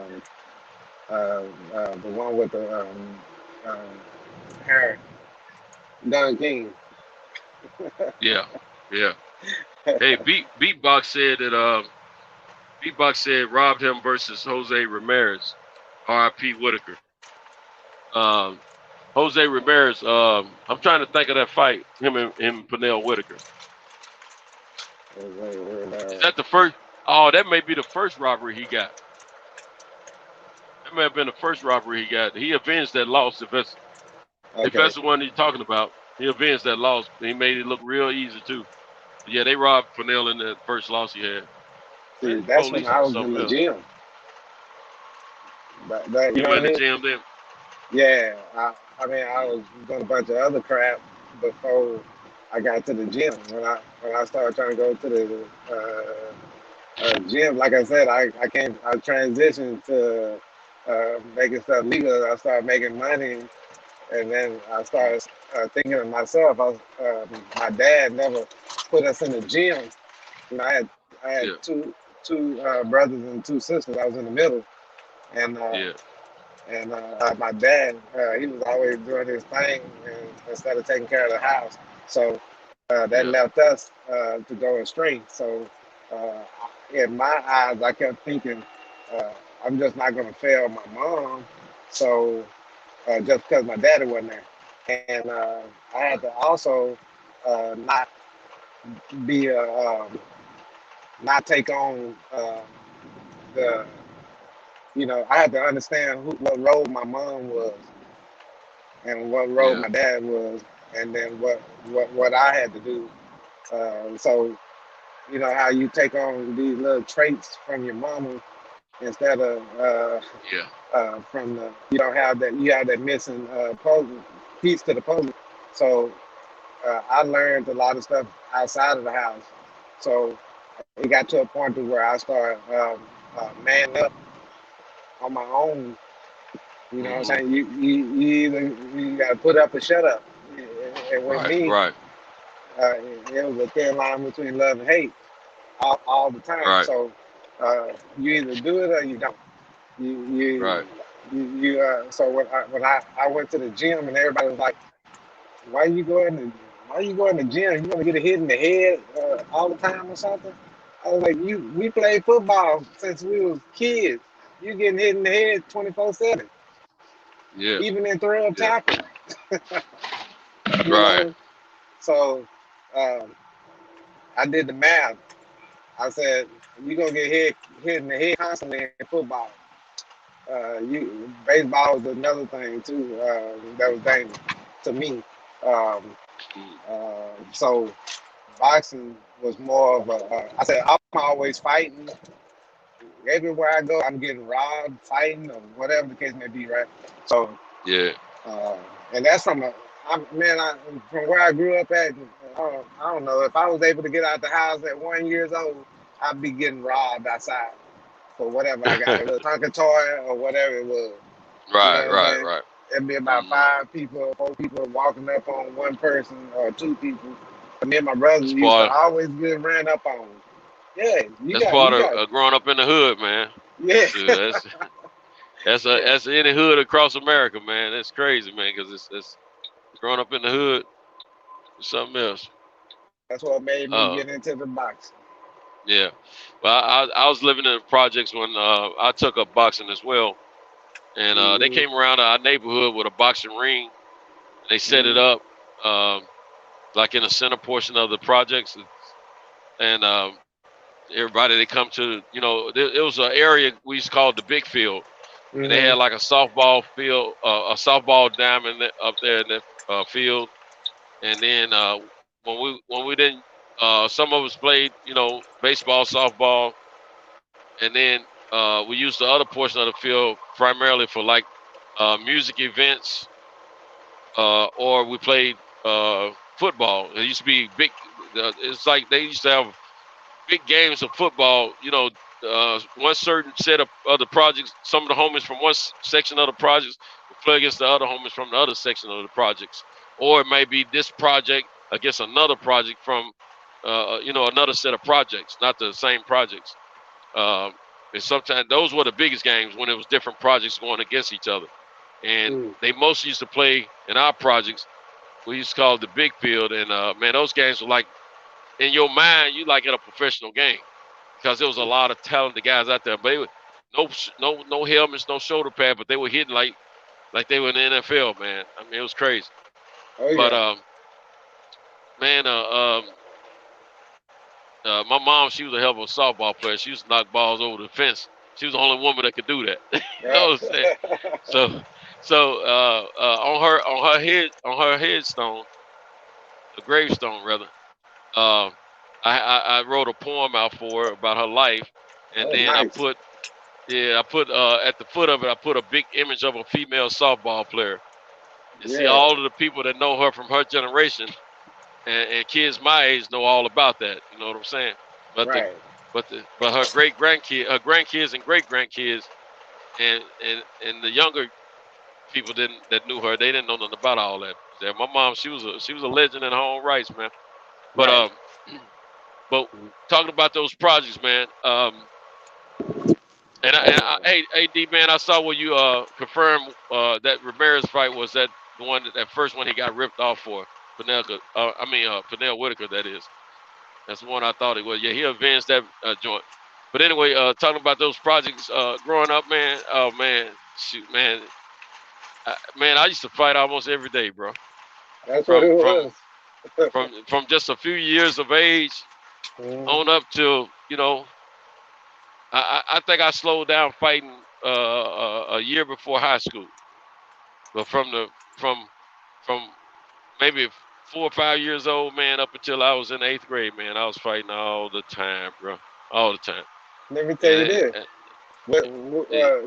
when you got your virginity, bro, when was that? When you slowed down? Oh, man, we had moved out the projects when I broke my virginity, man. I was a late bloomer, man. I was about 16. Okay, I was 15. But I was lying and telling people I had already had some. You know, I was already lying and said I was getting it, right? But yeah, fake it till you make. But yeah, I was 16, and it was an old childhood sweetheart of mine that I was crazy about. But she was a year older than me, but she was sexually active way before I was. But she came back around and put that old thing. She had some big old titties on her, man. I mean, some humongous titties, man. But check this out. At that time, when she broke my virginity, man, I wanted to see those titties naked, right? Cause see, I used to like her before that. She always had a whole lot of titties on her. Well, let me see. Shout out to let's see, Beatbox said robbed him. They talking about the fight. Yeah, mopped him. Joe said salute, guys. What's up, Joe? And then Systematic said Canelo versus Yurdam 2 is in the works. Can't wait for the historic fight, epic rematch. Hey, that's gonna be a great one, isn't it? And that's gonna be a $40 million fight, Systematic. But anyway, I'm about to get a load out of the back of my truck. I might have to go on mute in a second. But anyway, man, when we were younger, man, she always had those big titties, right? And I always wanted to see them, but see, I wasn't having no sex or nothing. Man, all I was doing was, me and her liked each other and said we were girlfriend, boyfriend, and she always kept some money, man. Now I know why. But she always kept some money on her. And so she always gave me money, man. I'd go buy me some little snacks and stuff, man, because it was a neighborhood guy that used to sell snacks and stuff, But other than that, man, there wasn't nothing sexual coming from me. And then next thing you know, she left me alone for this other dude because he was older and he was putting that wood on her. You know what I'm saying? So now I was a little young cat when we were hollering. I wasn't doing nothing. So anyway, when I turned 16, her and my sister, they always was real cool, and she stuck around. So by the time I was 16, I'm growing up a little bit. By this time, I got Jerry Curl, and I'm looking. I had my Ready for the World, and I was looking like some that could probably explore the brothers. Yeah, it looked like I was ready to do a little something, for a youngster. I was ready for the world. I wasn't on that player tip like the Isaac, brother. I was more ready for the world with the curl. You know what I'm saying? But with the taco meat out. Yeah. Oh shoot, I wouldn't even. Man, shoot, I ain't held none of that, man. I don't even have none of that today, man. I barely got any hair on my chest, man. Yeah. But man, so she come back around, man. And what happened is, okay, my sister had an apartment, right? And my mom let me move in with my sister for a minute, but my sister lived so close to my mom, she was able to keep an eye on me, so she didn't worry about it. So I'm up the street trying to act like I'm doing something, I'm working every day, going to school still, but this was the summertime. And so her and my sister were hanging out, and they went over someone's house, family member's house, one of her family members, and they had been watching some porn, man. And I didn't know that. I was, working. I had been to work and everything. Well, I used to sleep on my sister's sofa until I got my bed. And my mom, she was one of them types, man. You call yourself leaving her house, you couldn't take nothing with you. You know what I'm saying? That you didn't pay for yourself. So I couldn't take the bed I had, that my mom had bought. I couldn't take that with me, so I had to buy a bed for myself. And before I got my bed, I used to sleep on the sofa. So she up in there, man, on the sofa. Man. I said, hey, what you doing? I said, look, that's where I sleep at. Yeah, I'm sleeping here tonight. I said, no, you're gonna have to go in there. You need to go in there and get in the bed with my sister. I said, cause this is where I sleep. Darn, these something gonna give me another pellet like last night. Shoot, man. Shoot, I gotta go get my freaking pen now. But anyway, man, she wouldn't move, man. I said, you need to go. Now I don't have my little shower, man. Got my little raggedy pajamas. I got them on, man. They were too big for me. I used to have to fold them and join so they'll fit me. And had a little T-shirt. I used that particular night. She refused to move.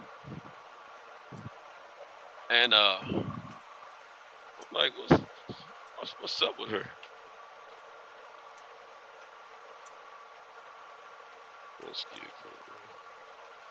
I don't know what they doing, man, but I'm fill it out.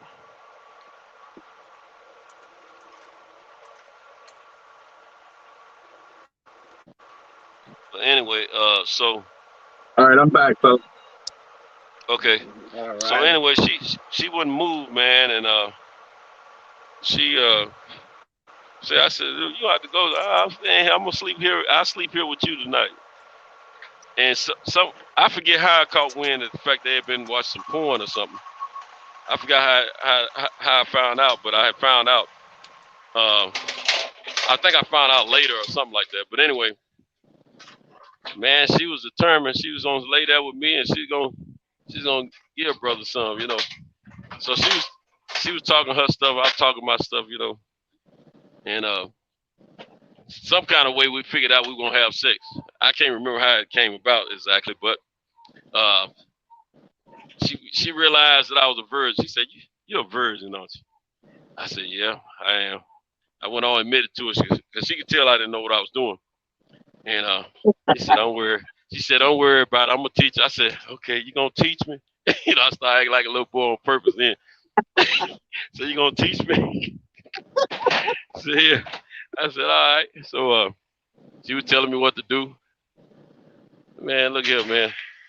At first, my first experience, I probably came about 3 times, Every time I finish, I'm ready to go again. Hey, let's go again. You know what I'm saying? And man, look here. That was the highlight of my year. You hear me? The highlight of my year. Man, I ain't gonna be able to get this thing up there. But man, it was a trip, man. Old girl, man, let me tell you something. She had that whop on her too, man. That thing was wet and stuff. Hey, and I was like, what? Was it at night? Oh, it was at nighttime. Yes, sir, bedtime. Did you see some stars or something? Did I see stars? Yeah. I mean, man. All I know is that. Hold on. Shoot, I'm having to turn these. Man, shoot. Wait a minute, hold on, fellas. I remember one time I was knocking down my first long-term girlfriend, right? And that which was a year long. When I took her to a hotel, and mind you, I was 19, I think at the time, 19 or 20 or something, and while I was right there on top of her, I felt like it had a spotlight over the bed. And we wasn't, it was daytime, but the curtains and everything, all that was closed. and it had like a little light coming in through the curtain. But I felt like I had a spotlight on me, like it's time to, it's showtime. Yeah. Yeah, man.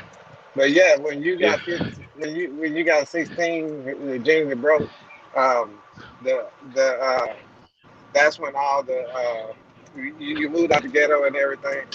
The project I mean, Yeah, and we were living not too far from the project. Then we were moving up a little bit, okay, but not to the east side. You know what I'm saying? yeah, everything started changing. You start really going through another phase where Yeah. you felt Well, like go ahead. after that chick right there, and I had that experience. You know, it wasn't like I went on a run of knocking off a whole bunch of them and nothing like that. Because I still felt a little bit. I still didn't have the confidence level that I should have. But Yeah. I knew something that I didn't know before. So if it came down, I didn't have no game at that time for them gals. You know what I'm saying? Mm-hmm. The only thing on my mind was getting some. I wasn't thinking about spitting no game to holler at them about no relationships and all that. I just wanted to get some because I knew what it was like at that point. You had to learn the language You know, of love. Yeah, it's a little different when you ain't got to fake it no more. Yeah. When you know what it really is, you know. So it was one of those situations where let's see, I'm trying to rearrange stuff. One of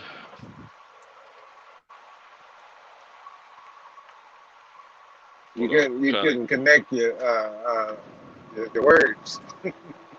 Well, I'll mess with this palette back here. But anyway, so yeah, I didn't have game for them females, man, to be like holler at me. You know, like some of my homies, man, they had some experience and they were running with it from that point, you know what I'm saying? Yeah. But I'm gonna tell you, I was one of the smallest guys. I wasn't as tall as I am now, but by the time I was 16, I was starting to grow again. But the guys got their growth. All my homies got their growth spurt before I did, as far as height and size and everything. Yeah. And they were all tall. They had all, you know, from grade school up to like the 8th grade. We were all like about the same height and all that kind of stuff. You know what I'm saying? Yeah. But then they passed me from the 8th grade, between the 8th grade and in my freshman year. Most all of them passed me. They grew up, got thicker and got taller. I was still a little boy. You know, I wasn't even touching the rim on the basketball goal at the time. Right. And my junior year, I had gotten a little bit taller, but now I'm starting to catch up with a few of them in height by my junior year. My senior year, I had caught most all of them in height. And then after 2 years after I graduated, I passed most all my homies in height. You know, I felt like I was a little deprived of my growth spurt in high school.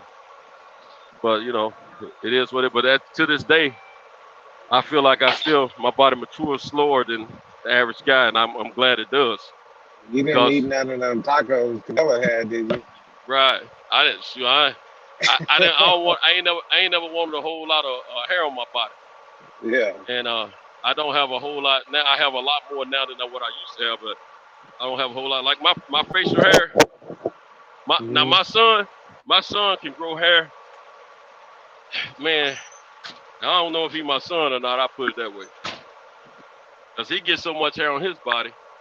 It don't seem like he's genetically mine. Cause I can't grow hair like he does. Now my brother, he grow hair aggressively like that. But I got a cousin. He and I are about the same. He might be 6'3", I'm 6'2.5". He's 2 years younger than me. We have different mothers, but they're sisters. And guess what? He doesn't grow a lot of hair. He doesn't grow a lot of hair on his body either. So genetically, you know, we're similar. and we're the tallest two guys, in our generation in the family. Yeah. Now, my brother, he can grow a lot of hair on his face. I don't think he has a lot of chest hair, but he can grow hair on his face easy. My son can grow hair on his chest, on his face, all that. You know what I'm saying? Full beards. I mean, they can get full beard. I can't get no full beard. I can grow hair on my face. Because of COVID, I found out how much hair I can really grow on my face. But also because of COVID, hair grows faster now. But I've never had a lot of hair on my body, man. I thank God for it, but I have to groom my face more often now than I used to, and that's the part I don't like. I remember I used to be able to take tweezers and pull hairs out of my chin, and I won't have to worry about it for about 3 months. Yeah. Now I gotta groom my facial hair at least once a week, but it really needs it every other day. Yeah. But man, one time, this funny right here. I was with my youngest daughter, mom, at the time, and we went swimming in these apartments, and she brought her little sister, right? I was already in the water, just sitting at the against the wall in the water. So her little sister started swimming up to me with the little floats on her arms and feet, and mind you, she usually always trying to play with me and here and there. She was a real little girl. She when she came up to me, I jumped. What did I do? I stood up in the water, and I got enough hair on my chest. I probably look like Austin Powers, right? She went ah.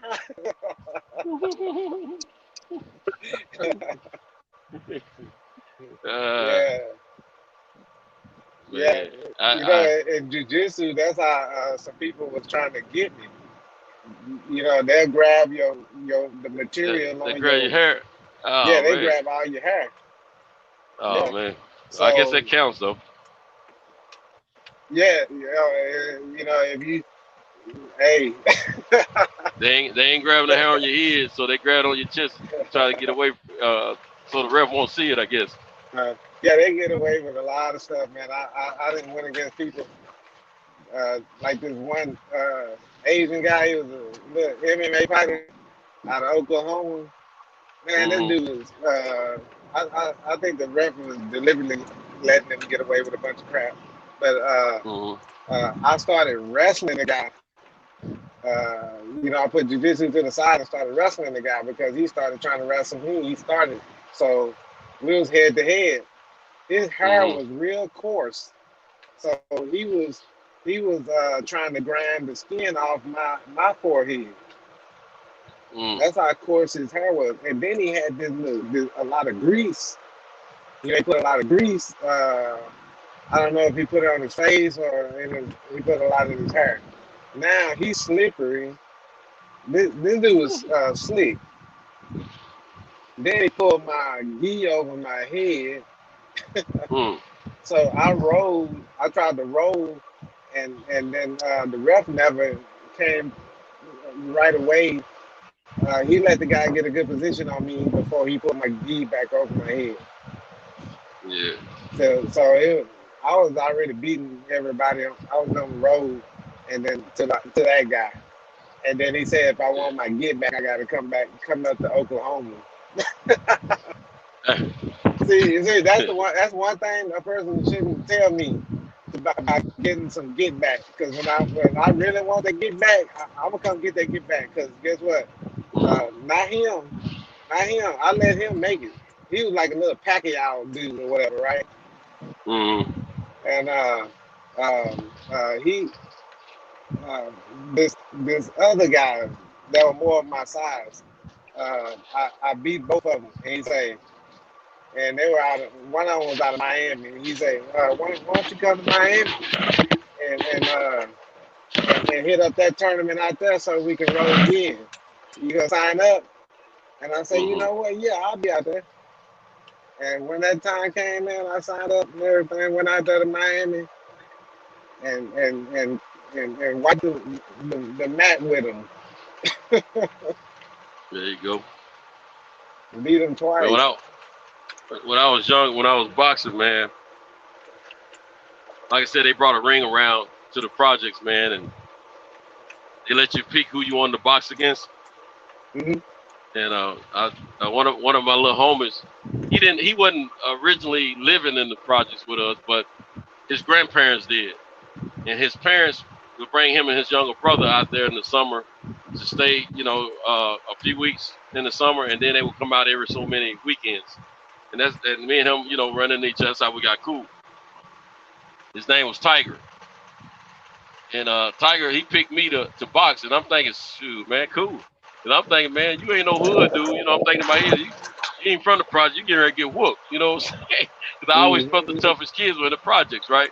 And I always felt like I was one of the tougher kids in my age group.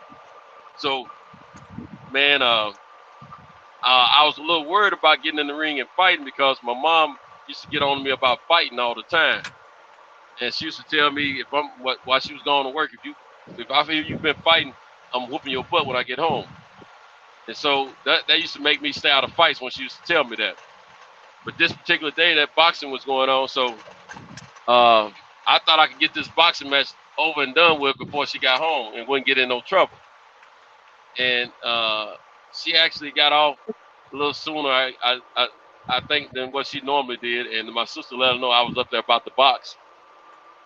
So by the time, I guess, I didn't know she was coming, though. I guess I found out she was there because I heard her voice outside the ring, and my mom's voice was distinguished to me. But anyway, I'm in the ring with my man Tiger. We boxing, man. I'm wearing Tiger out, man. I'm beating him down, man. I'm looking good doing it. At least I thought I was. You know what I'm saying? Right. My mom. All of a sudden, I heard my mom's voice. She said, "Work, boy, work." She was cheering me on. You know what I'm saying? Hey, when she gave, because my dad wasn't really in my life. When I knew I had the green light from my mom, when I heard that voice, because no one said stuff like that like my mom did. It was just so. She had a distinct voice, and a distinct way she said things. When I heard her say that, because my mom, she was a tomboy. You know what I'm saying? Right. She said that, man. I said, I ain't getting no whooping today. Man, I went up by 3 gears on Tiger, man, and whooped him even worse. You know what I'm saying? So, anyway, my mom, she had a way of making me perform at my highest peak. I feared my mom for years, first of all. But let me tell you, the first time my mom forced me to fight back, I was 5 years old, 5 or 6 years old. And there was a kid, same age I am. We lived in the same yard. Our projects, we shared the same front yard, we called it. There's a pretty big patch of land out there. It's probably 2.5 acres or something. But, as a little kid, it seemed like a lot in the projects, But anyway, he lived in a certain row, and I lived in another row, and our projects kind of not exactly face each other, but it was an L shape. He lived in one part of the L, and I lived in the other part of the L. And so my mom the parents used to watch their kids play out front by looking through the front door or the windows or whatever, and they could see us out front playing. And my mom had noticed that because this dude, Kenny, he was like a bully, man. And Kenny, he I don't know, I was picking with him about, so I can't remember what it was, man. I was a triple little kid, man. One minute I'm picking with kids, next minute I'm cool, or whatever. Man, well, I think I was annoying him about something, and he started chasing me. He used to call me Ancento. Now my name is Arcento, but he used to say Ancento like that. And of course I was called all kinds of things because kids wasn't used to my name, and it wasn't common. So anyway, he said, "You better leave me alone." I said to him, "Tell him I'm gonna beat you up."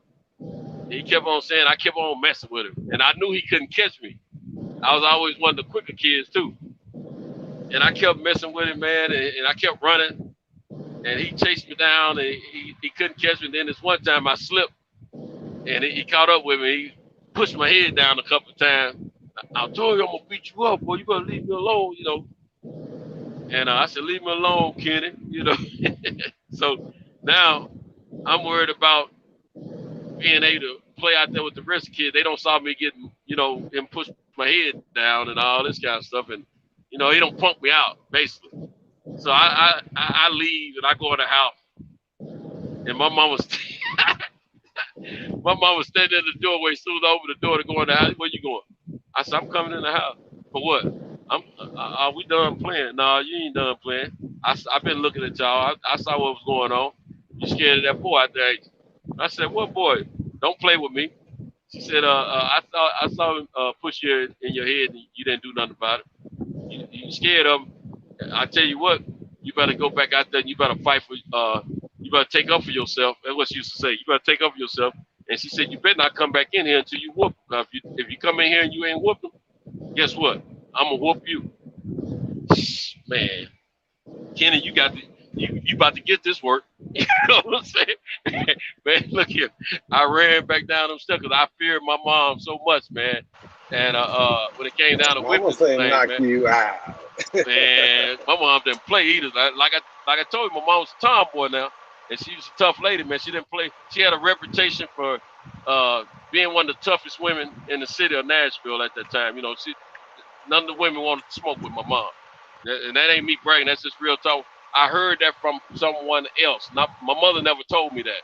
Mm-hmm. I watched and saw my mom, but other women, I was present when they were talking about these stories about my mother, and they didn't know I was her son. Mm-hmm. And that's how I found out all this stuff was true. Now I used to hear my uncles talk about my mom whooping people all the time.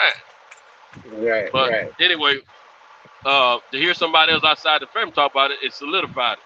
But anyway, my mom's a tough woman, man. She's tough as nail, man. And that's why it's surprising when she actually passed, because I didn't think too much of anything could take my mom out, especially during that time, But anyway, long story short, she told me I better go back out there and I better pick a fight with him. I better beat him or she going to whoop my tail when I come in the house, man. So I didn't want that work with her. And I went out there, man. I said, I'm playing. Kenny said, you ain't playing. No, you ain't playing no more. I said, yes, I am.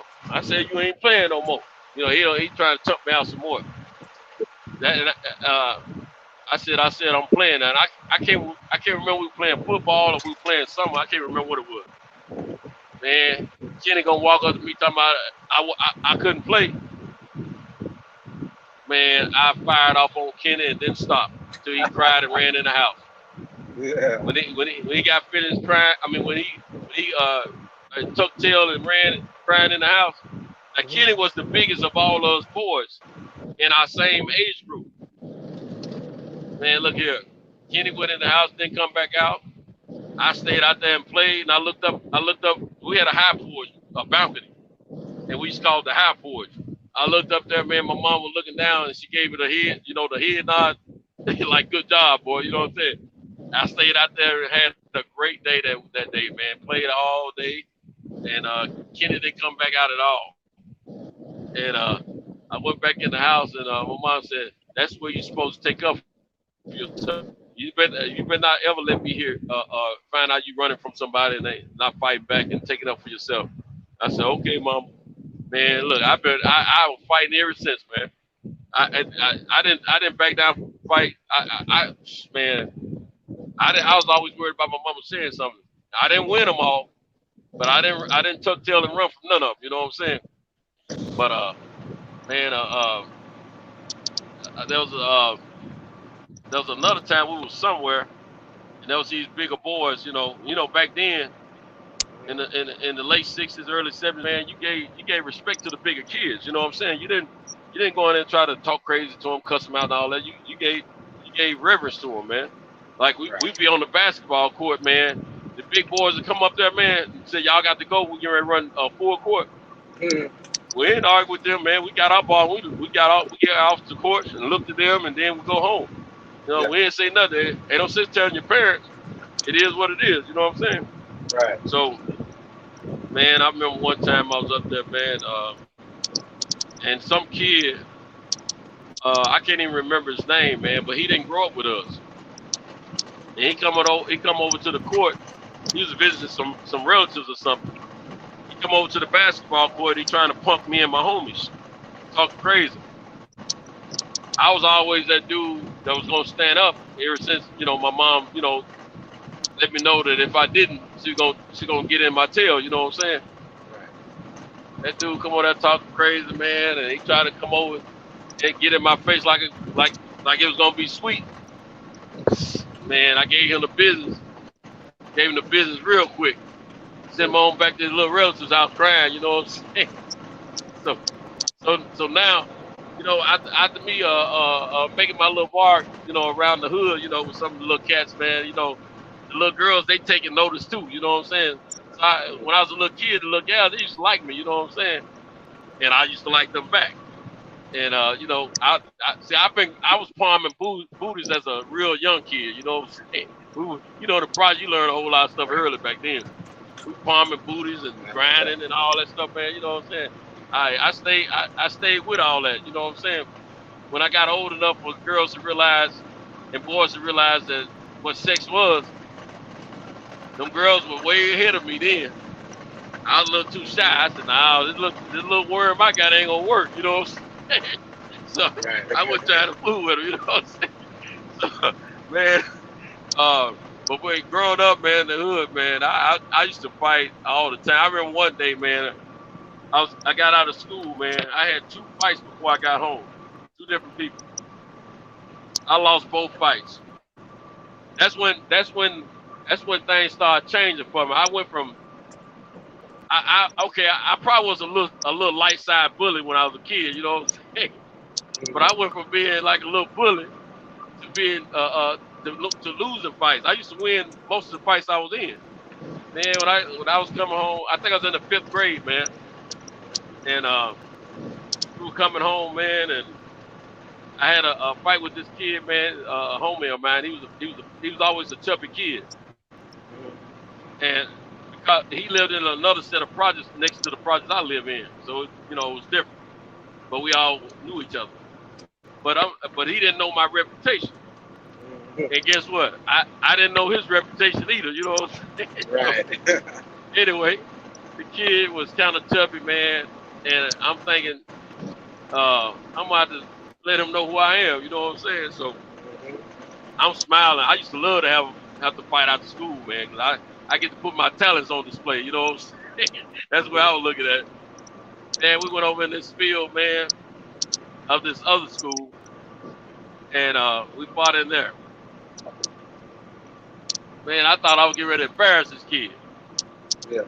Man, I got whooped so good, so easy. He put that body weight on me, man. I was a thin kid too. He put that body weight on me, and that's when I learned that things are a little different. Yeah. Cause on my feet, I'm whooping everybody.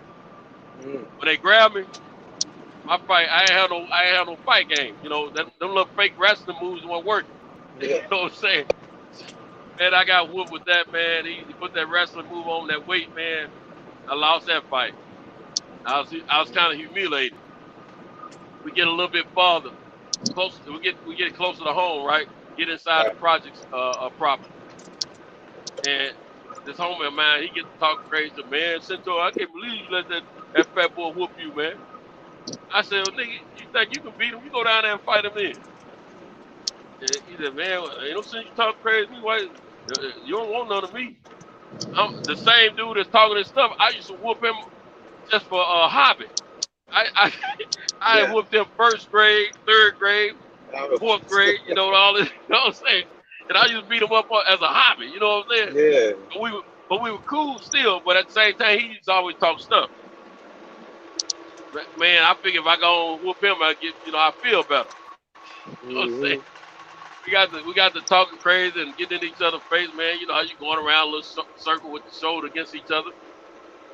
Then the push came.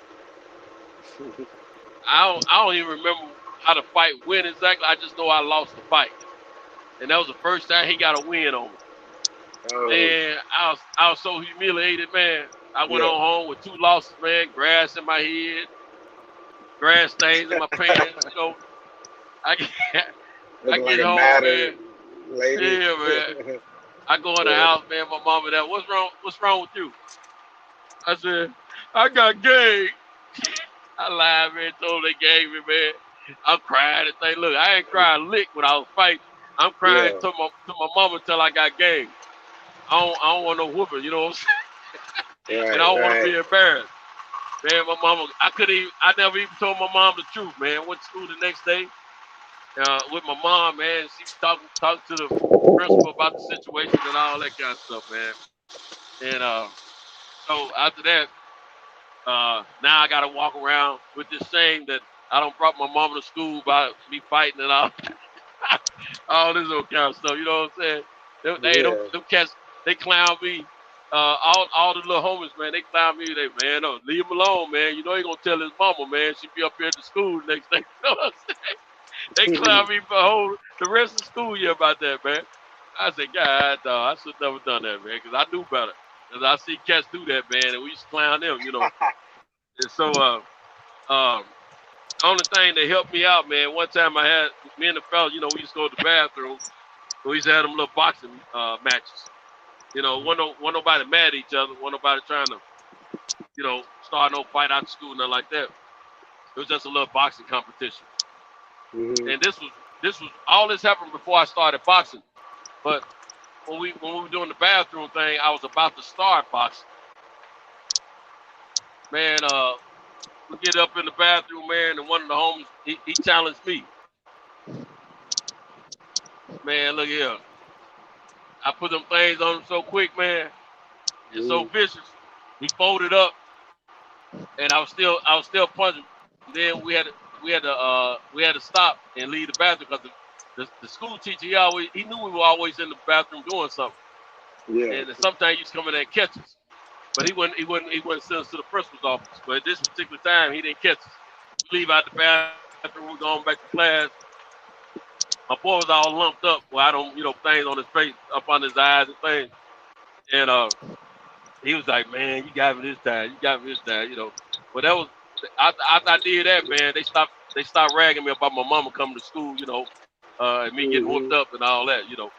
And then next thing you know, I started boxing, man. The word got around the school, this, that, and the third, you know. And I didn't have it for a little while, man. But then when I got to junior high school, I had a few fights, and but my 8th grade year, man, is when I realized that I wasn't strong enough to compete with the fellas. The fellas were growing up faster than I was, and they got a little strength in them. It was one of the homies, man. I used to pick with him all the time, mess with him. That summer gun, we went home over the summer, man. That summer come back taller than me, way thicker than I was. And me and one of my little homies, we used to pin him up away from the rest of the homies, man, and get at him. And he was a little chump at the time. Man, we come back from summer break. That summer gun, that fool used to put me and my homie in the headlock at the same time. They don't got so strong, man. I said, Dirt, what happened to him, man? He used to be soft, man. I said, Dirt. I said, Frank. My partner, his name was Frank. I said, we probably need to leave him alone, man. He don't got strong, man. We can't do nothing with him. Right. And now Frank and I were business partners. I used to sell candy in junior high school, and so I was the brains of the operation.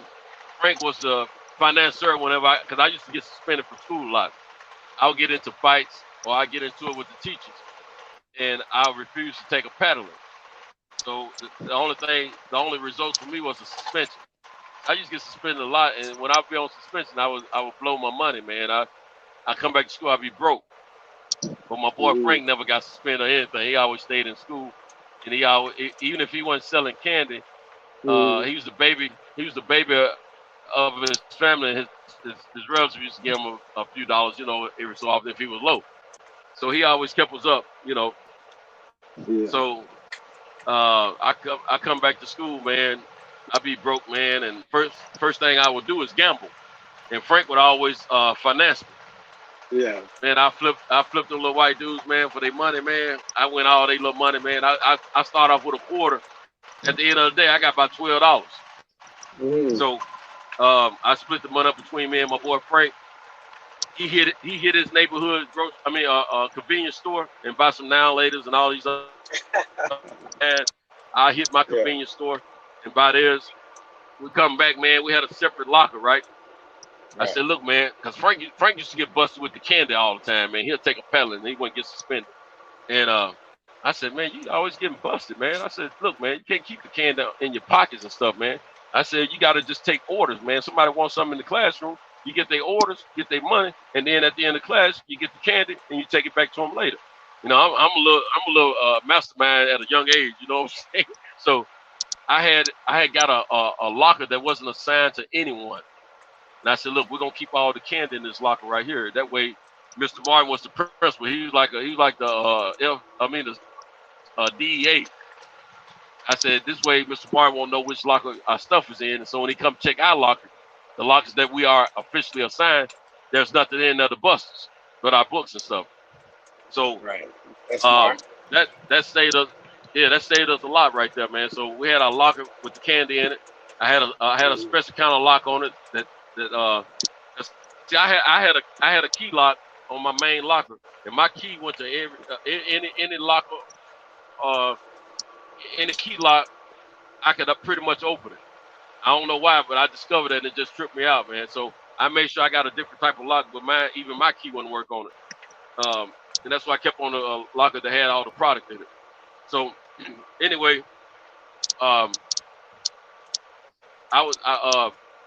had to teach Frank how to not get busted with all the product. You know, I said, man, just keep one package at a time. Don't take no whole lot of it, you know. And the principal knew who was selling the candy at the school, but he could never bust me. And what he didn't like about me selling candy is the fact he always said that primarily the white kids, they come from suburbia, and their parents always gave them money, and some of them gave them money for lunch. And he was always saying, well, the kids don't have their money to buy their lunch, their parents are going to complain about this, that, and third. Well, the truth of the matter was these kids not only had either they brought their lunch or they had extra money for lunch. They not only had their lunch money, but they had extra money to buy whatever they wanted, if they wanted to go to the store or whatever. So the kids were putting orders in the day before for the candy. And that's how I got over on Mr. Martin. Most of the time when I brought the candy to school, it was already sold.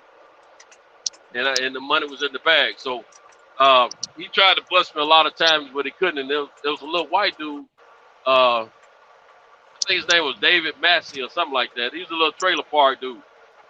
He used to get mad because some days when he didn't have enough money to get some candy from me, he always going something on consignment.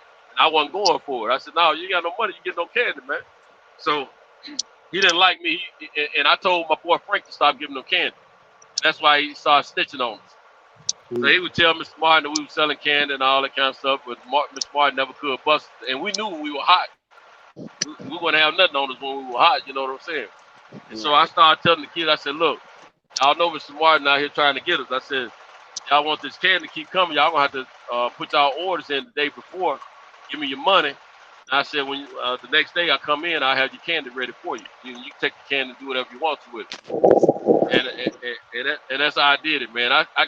I remember one time, man, I got suspended for fighting. And look, when I was fighting, man, I was fighting dudes and chicks. I didn't give a crap. Hey, if you don't disrespect me, I'm getting ready to get you. You know what I'm saying? Right. So I this old girl talked crazy to me in school, man, popped on me and everything in front of everybody. I said, all right, out to school, I got you. I caught that old help out to school, man, whooped her up. And the thing about it, the girl had nice little titties and boot on and everything, man. But she pissed me off, man. I had to give it to her. Her titties came out when I was whooping on her. And I wanted to touch them, but I didn't. But I looked at her for a second. But then I owed her a few more licks, and I had to go and give them to her.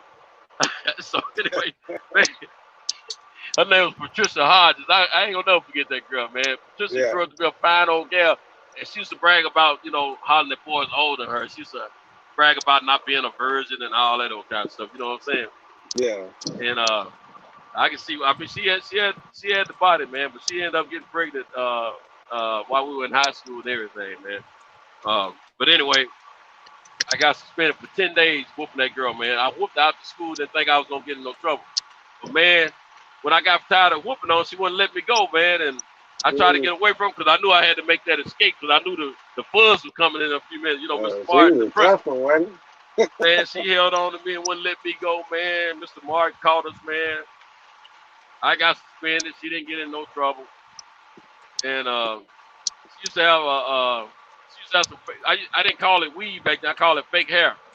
She had some fake hair on her head, man. I knocked all them little fake braids out of her head, man. But anyway, man, after that, man,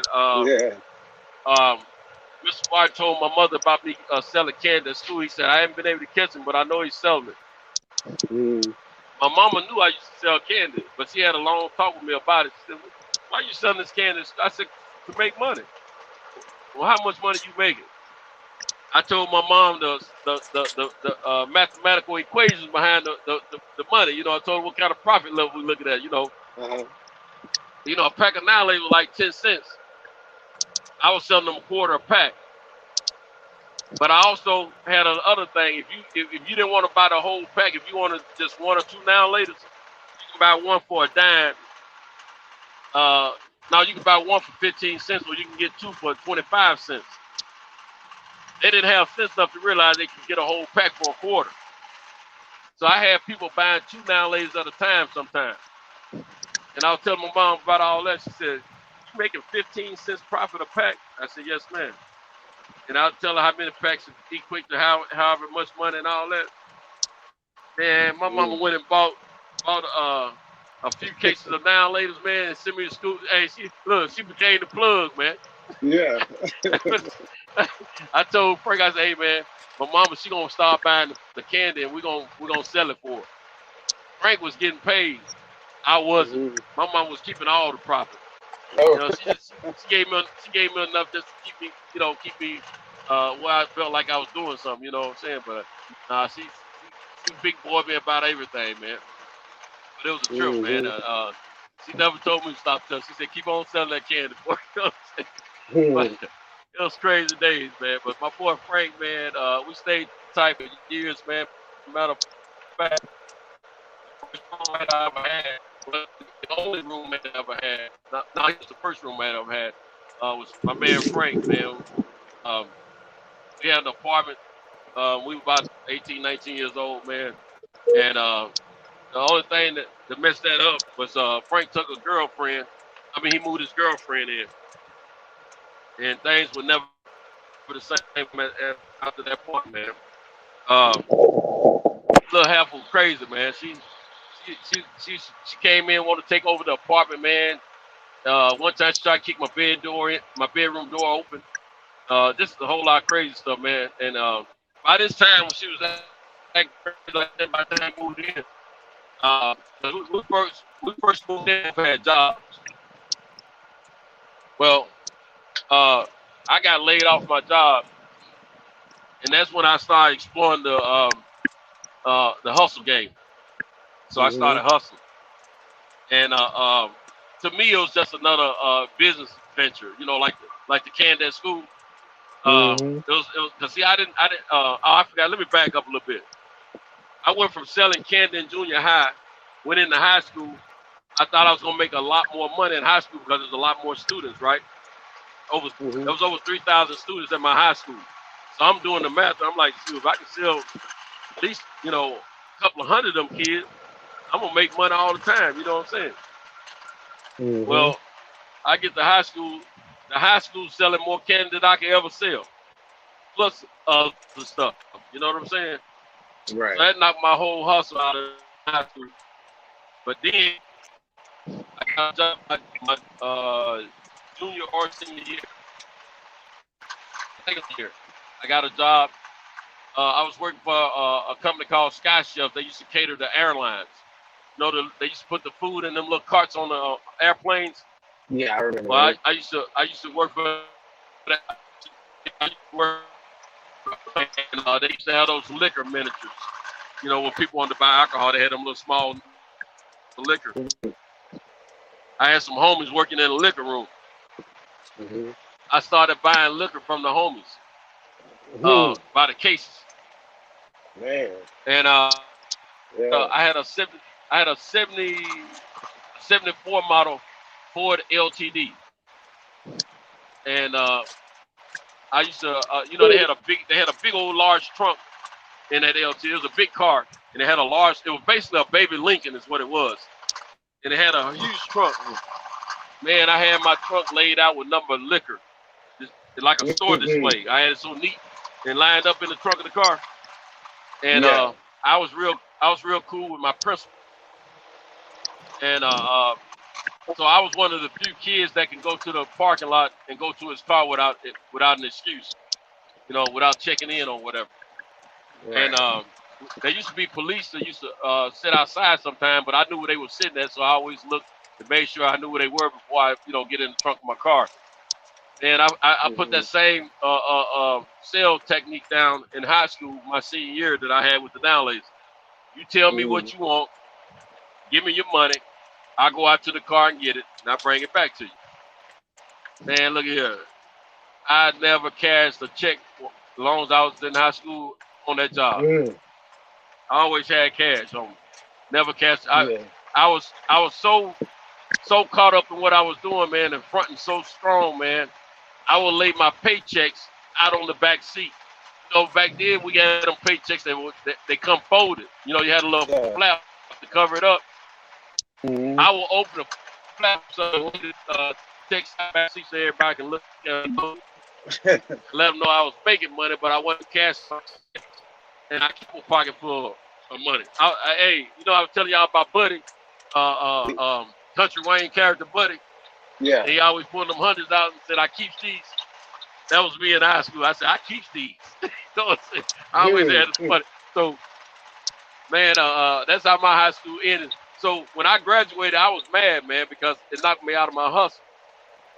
And so that, the candy sales and the liquor sales is what got me into the street hustle. Right. And so I always told people, I've been hustling all my life. You know what I'm saying? I always did something. Even before I was selling candy at school, I was bagging groceries at the grocery store and taking them to folks' cars, to make money that way. Breaking yards and cutting grass and going to store for people. I always did stuff to, try to pick up a few coins here and there. But, man, now going into the hustle game, Frank's girlfriend messed all that up, man. We had a good little thing going, man. But she was trying to manipulate him and trying to get us to be at odds with one another. But I saw what she was doing, man. So I got to the point, man. I said, "Look, man. Look here, man. I'm gonna go ahead and move out." I said, "I'm gonna leave the apartment with you and your girl." I said, "Because you my homie." I said, "I'm not gonna let your girlfriend or any chick I'm with or nobody else outside of you and I break up our friendship." I said, I know what kind of heart you have. I don't know if it's police or not right here. I got this thing about police, man. But anyway. Yeah, I noticed that yesterday. yeah. It ain't. Yeah, it's from being in the hood and then doing dirt. You know what I'm saying? But anyway, man, I said I'm gonna go ahead and get my own spot, man. And I said I'm gonna leave. I said now I had built the clientele up. All he had to do was sit in the house when he wasn't at work, and he gonna sell something if he wants. I said. Now, but Frank wasn't really involved with hustling like I was, you know what I'm saying? Illegally. But every now and then he decided whenever he wanted to make some extra money, he'll take a shift. Because I used to run shifts in that apartment of mine. I had 3 shifts. I would let the homies swap out, whatever shift they wanted, you know what I'm saying? But I would close up for a few hours in between shifts to throw the police off. Because a lot of times people would call the police in on us. And let them know that we were selling drugs or whatever. They probably tell, a lot of times they would tell them that we were making a lot of noise, playing music loud, or we were just disturbing them or something like that. They wouldn't necessarily tell them we were selling drugs because it was a black neighborhood. Black folks didn't want to be known for snitching. You know what I'm saying? Right. So they never come over there looking for drugs, but they always come over there knocking on my door and say we were disturbing the neighbors with music or loud talking and yelling outside or whatever. So I had changed things up a little bit. I made sure that we didn't have any activity outside the apartments because it was a triplex. And I made sure that on the inside, people be cool And when people come in, I had so much traffic coming at one time, man. It was a small apartment. I used to have to tell people to have a seat and sit down and wait their turn to be served. You know, because because you know, I had a guy in the back serving them one at a time, and I'll be in the front, me and another homie.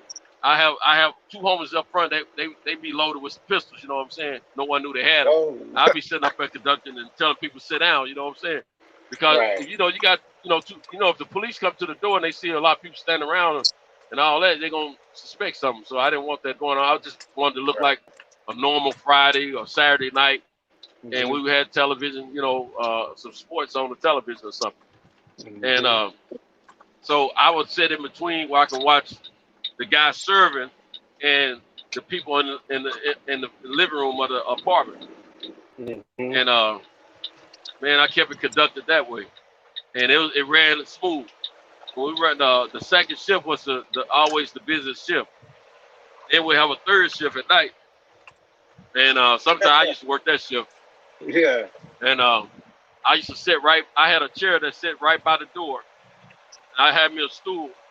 I have me two pistols, one on each side of the chair, in between the pillow. Yeah. And so somebody knocked on the door. I said, "Yeah, what's up? I need to holler at your homie." I opened the door, and a lot of times I knew who they were. But I open the door and I'd be ready to, cap them if they won't come in with that bull crap. You know what I'm saying? Right. And they come in, man. I didn't want to turn a lot of lights on because Frank had to go to work the next day, and his girl was trying to sleep. And then my homies that was supposed to be by extra security, they be falling asleep on me. But I had a bedroom in the back. If I had a little gal over there and I was working that night, she was set up with me for a few hours, then she'd go to bed back there. But most time it'd just be me awake, and or either one of the homies working it. You know what I'm saying? When the homies working, there'd probably be two of them in there. But anyway, they come through the door and I take care of them. Send them on about their way. But every shift in between every shift, I was shut down for 2 to 3 hours. And I said, look here, if they're gonna be watching us, they're gonna be trying to figure out what kind of drug house closes up. Because most drug houses we knew about in my area, they always ran 24 hours a day. Well, I was run 24 hours, but I was shut down for a few hours in between. And then every 2 or 3 hours while we were open for business, I had two guys that would go out. I would have them go out and walk the perimeter and walk up and down the alley and stuff like that, looking for police. And that's where I never did get busted when I was in that apartment, and I had the money coming in, but I wasn't pushing the level of weight that I ended up pushing later, But sometimes I said, man, if I had stayed in that apartment, man, I would have made a lot of money and never would have got popped. But you never know. But what I did is when I left Frank, I had started accumulating some customers that were buying some weight from it. So I told Frank, I said, look, man, you already got traffic. If you want it, you keep it going. If you don't, I understand. I said, but look, we're going to be boys regardless. I said, if you need anything, I got your back. No questions asked. You know what I'm saying? And I said, so it's on you. He said, let me think about it. I said, all right, cool. I said, but remember, if you need something, I got you. I said, ain't nothing changed. Still the same. I'm just gonna move out, man. Because I said, I said, I love you like a brother, and I'm not gonna change that. I'm not gonna let her make that decision for her. And I said, I know you love chick. I said, and being that you love her, I gotta respect that, and I gotta respect her.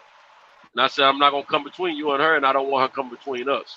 He said, all right, that's love, man. So we parted ways like that, but we were still boys, talked every day or whatever, And a few days later, he decided he wanted to go on hustle because so much traffic was coming up there, man. When I was gone, he said, yeah, I better go on and put this to work, man. So he went on and started copying from me, man. Frank, I just hand him whatever he wanted. He ain't have to give me no money. I just hand him whatever he wanted because this is my dude, man, And when he get finished, he took care of me, and he got his new spot. And he said, I'm just going to start buying it from you myself. That way we ain't got to worry about each other owing each other anything. I said, that's cool. It's on you, man. Whatever you want to do. And I said, I know who you are, and I ain't got to, I'll never question what you're doing. I said, even if you didn't have the money, I know you'll take care of it. So I'm not worried about it. But anyway, man, Frank was making money, man. I was making money, and I ended up dealing with probably a few hundred.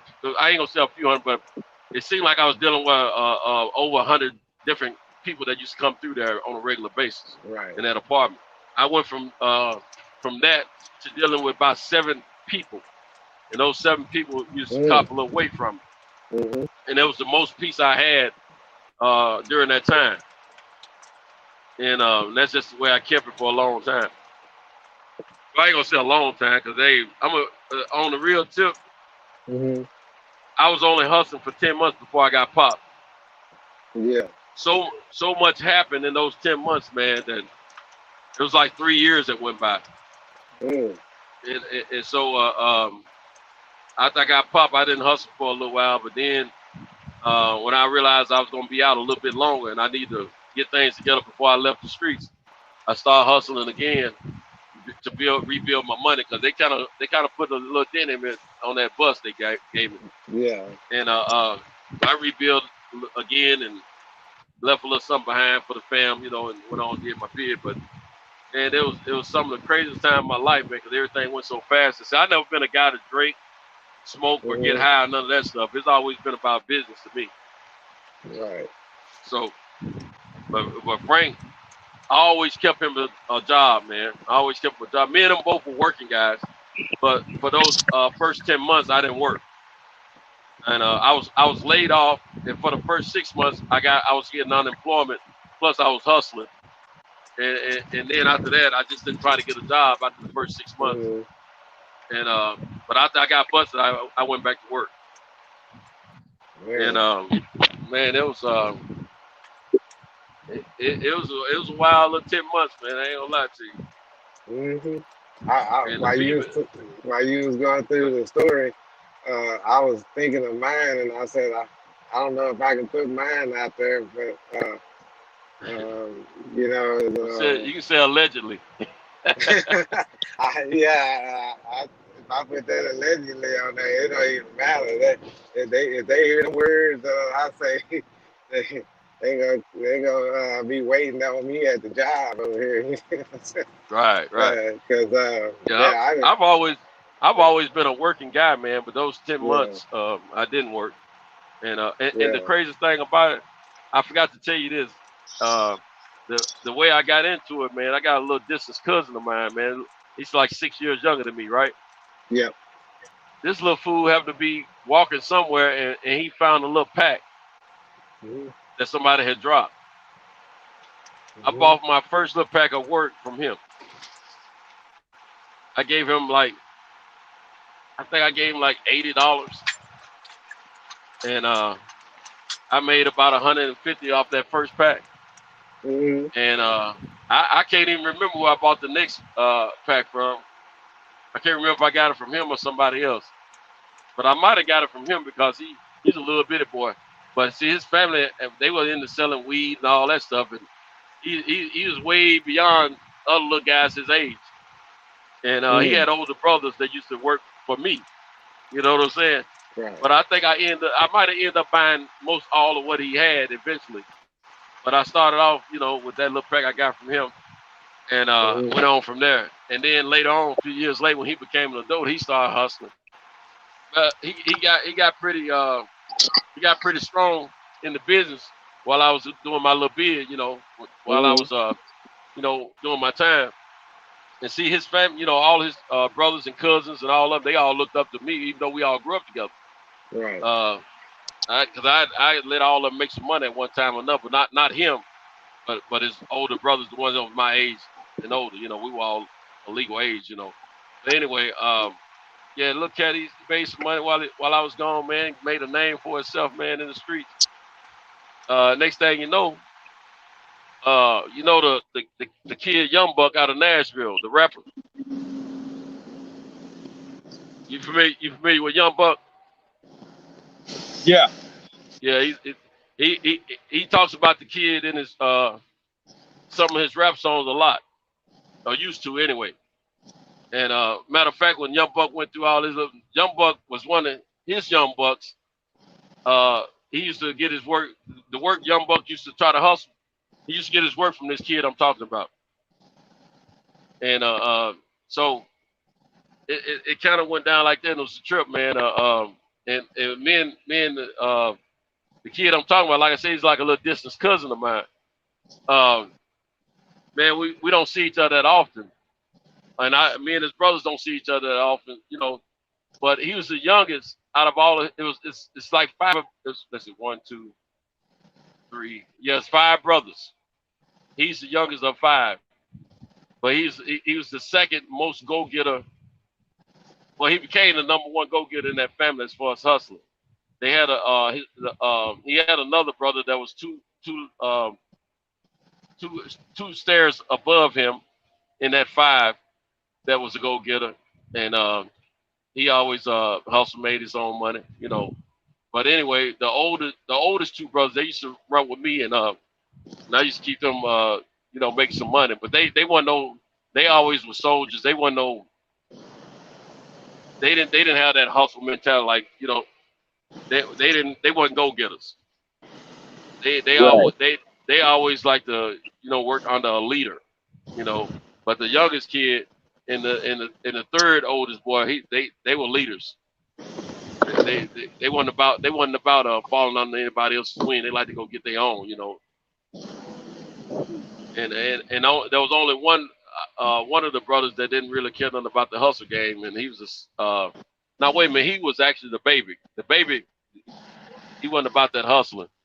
But the second to the baby, he's the one I got my work from, and he was about that hustle. Girl, here look like she fine, little taste. How'd you end up getting popped? Huh?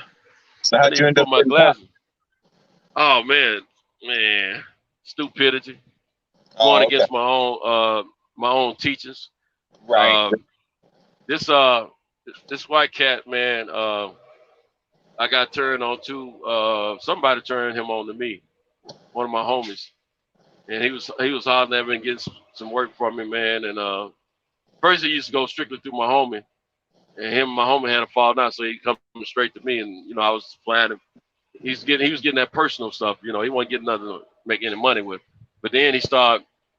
People had him. They wanted him to start copying for them, and so I told him, you know, I'm the one told him, look, man, if you're gonna be copying for other people, you need to make some money. You know what I'm saying? So I gave him the game, right? And so he started making a little money, but not a lot, but a little money. And then he had supposedly had this dude that wanted to make some money. The story they gave was that he lost his wife, and you know it's hard for him to make it with him, just, you know, him and his kids and all this kind of stuff. He wanted to make some money in case something happened to him or whatever. Some lame story they gave him, man. And so he was on his way. He was supposed to be getting some truck riding, a little funny. He's supposed to be getting some. I know what's wrong with it. It's time for that PM, sir. He's supposed to be getting some insurance money from the death of his wife. So anyway, they wanted. He started discussing with the guy I was dealing with. He started discussing with him buying a kilo of you know that work. And so I'm like, all right, whatever, you know. Now the dude's supposed to have been some kind of little mercenary, the white cat. That's the story he was that was given to me from the guy I was dealing with. Right. He's supposed to be known for having all kind of guns, and that's the way he came off to me. He told me if I needed some work taken care of, you know, he'll handle it. And back in my day, you know, we all wanted to keep us a white dude on just a phone call away. Right. Look, David Sauer said, you going to jail. I already been, David. I already been. Hey, my stuff is already documented. But anyway. These are old war stories. That's all it is. Yeah, he said you going to jail. I love that, man.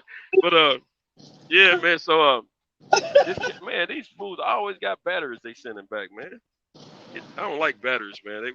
Good work, man. But anyway, so that was funny. So anyway, this I always like to keep me a crazy white dude, a phone call away that can put that work in because then nobody know him. You know what I'm saying? Right. So anyway, he had me believing he's a mercenary or something. You know what I'm saying? Yeah. So anyway, man, David got me tripping. So anyway, let me see if I can get a 2-1 out of here. So anyway, man, we get I'm tickled, man. I'm tickled. So we end up, we were out of pocket. We didn't have anything, in stock for a while. That's when they were doing a whole lot of big busting of ships and planes and all that stuff, man. I used to watch the news for that kind of stuff because I knew every time they did that, it was going to affect my shipments. so anyway, when we get back in power, get some inventory. Man, I'm still tripping. Man, I had been out of stock, for a few weeks, man. So everybody chomping at the bit, man. When you gonna get some, So when I get a hold of something, man, and I don't call anybody and tell them until I know it's actually going down because I ain't want nobody wearing me out about it. So anyway, I know I'm about to get back in stock, man. And this particular day, man, I knew something was gonna go wrong for me. I felt it, the whole day. Matter of fact, my mom had got sick at work and she needed me to pick her up. I went to pick my mom up and I told myself, I said, boy, you better look at these streets and you better look at them good because this might be your last time seeing them free. Because I just felt like something was, my vibes were just telling me, man, my instincts and everything, but I wasn't listening to it. I thought I was being paranoid. And I used to always tell people to go with their first instincts. Right. And I didn't do that myself. And next thing you know, man, later on that day, we get the stuff come in, man, and I let my contact know. Look here, I'm gonna have to get a couple of them things because a lot of people need some work. All right, just holler when you're ready. And my guy wasn't used to me getting that many from him at one time. He used to be getting one at a time, And I said, well, look, I gotta do this, gotta do. He said, you sure? He said, man, you make sure you deal with somebody you can trust. I said, yeah, man, we cool. At least that I know I'm being plotted on. You know what I'm saying? Yeah. And so anyway, end up I never did get to do sell the other couple birds I was gonna do. I got held up on that first one because I was that was a whole bird sale. So I was trying to get that one taken care of, and then I was gonna take care of the other two later that night. Shoot, man, they hemmed our butt up. Matter of fact, they made us wait a long time. They weren't ready because they didn't know it was coming in that day, and so it took them a long time to send old boy over there to get to work, and I found out why because they they had to meet up, plan and all that. Yeah. So I realized when how you after it happened, you figure out everything that's going on. I mean that went on. So anyway, I said, man, I shouldn't have done. And see the thing about it, I never did deal with dude up front. I let the white guys deal with each other. Right. And but I was sitting there thinking, why they were doing that trans. I said, wait a minute, man. What if this dude shortchanged me on the money, and then I can't catch up with it? I didn't know where the dude lived, and so I said, hey, my man, before you leave, man, I gotta count that money. You know what I'm saying? That's the only thing right. they had. Yeah, they had them mic'd up and everything. I didn't know it at the time, but I learned later on. But that's the only thing they had on. They had me on a recording saying. And that's how they, you know, they locked that case in on me because of what I said. Even though he let them know he let them know he saw me in there, but all they could do was assume that I provided. They didn't see me provide, touch anything. But they caught me with the money too. The money was wasn't in my hand, it was under my driver's seat. They let us get in the car, and because the little white dude that was dealing with him, he said, "Hey man, we'll make some money." Cause I told the white dude, I said, "Look here, man, you can't do that. Just connect him for free like that. You're taking a risk." I said, "You gotta make you some money too." I said, "This is what you tell him. This is a few weeks prior." I said, "When this stuff come in, you tell him it's gonna cost him X amount of dollars." I said, "But your price from me is this amount. So we both making some money. Mine, I'm not making as much money as I normally make, but it's quick turnover. You know what I'm saying?" So, kid, man, he did everything I told him to do. He made him a quick 2,000. Plus, I know he gonna spend that 2,000 back with me anyway. You know. Yeah. And so he said, "Man, you know what? I got some more people, man. They've been telling me to get something, and they want to party and this, that, and the other, and some want to buy a little bit. And man, you got anything else?" I said, "Yeah, I got something at the house." I said, "But we got to do it quick because I got other. It's about to rain. I got some orders to fill." You know what I'm saying? So he said, "All right, cool." So we getting in the car, about to go to my apartment, and I had about 3/4 of a OZ in there in my apartment. That whenever I package up one, after I get one and I break it down, the little crumbs left over and stuff I put in, I put in a baggie. And from the last shipment I had, that's what I had left from that shipment, a previous shipment. Right. So he wanted to buy the rest of that, and I wanted to get rid of it. So going over. So I'm getting ready, I'm already about to dig into some of that $2,000 you already made. You know what I'm saying? Yeah. And I think I probably charged him $400 or $500, something like that. Something wasn't too bad for his price, but it wasn't as cheap as he probably could have got it if he had the right source. But at the same time, business was business. So anyway, pallet. So anyway, man, we get inside the car, man, and before we can pull it out, and I'm already looking around because I know this ain't over. I know it ain't over. I said they probably gonna get us soon as we come out of the apartments. That's what I'm thinking. Oh, you had a feeling it was going to go down. Oh yeah. I mean, all day I felt it, and I didn't feel out the woods until I said, if we get up the street somewhere, we cool.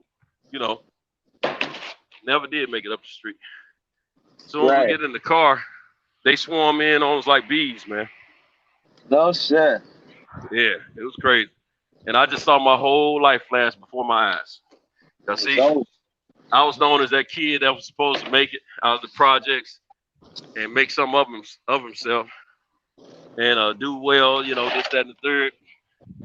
But for a long time, like my mom, she would tell me, "Oh man, look here, I left this thing." That's what I said. I got these 4-2-wheel, don't lock the door. My mom, one time she came to my apartment and said, "I heard you was selling drugs, this, that." I said, "I ain't selling no drugs. What you talking about?" Lying like a summer girl. And I said, "Mama, them folks ain't know what they talk. They'll see me, doing little things. And I mean, I said, I am making some money, but I ain't doing what you think I'm doing." So she said, "What are you doing then?" She knew I had friends that did sell drugs. Right.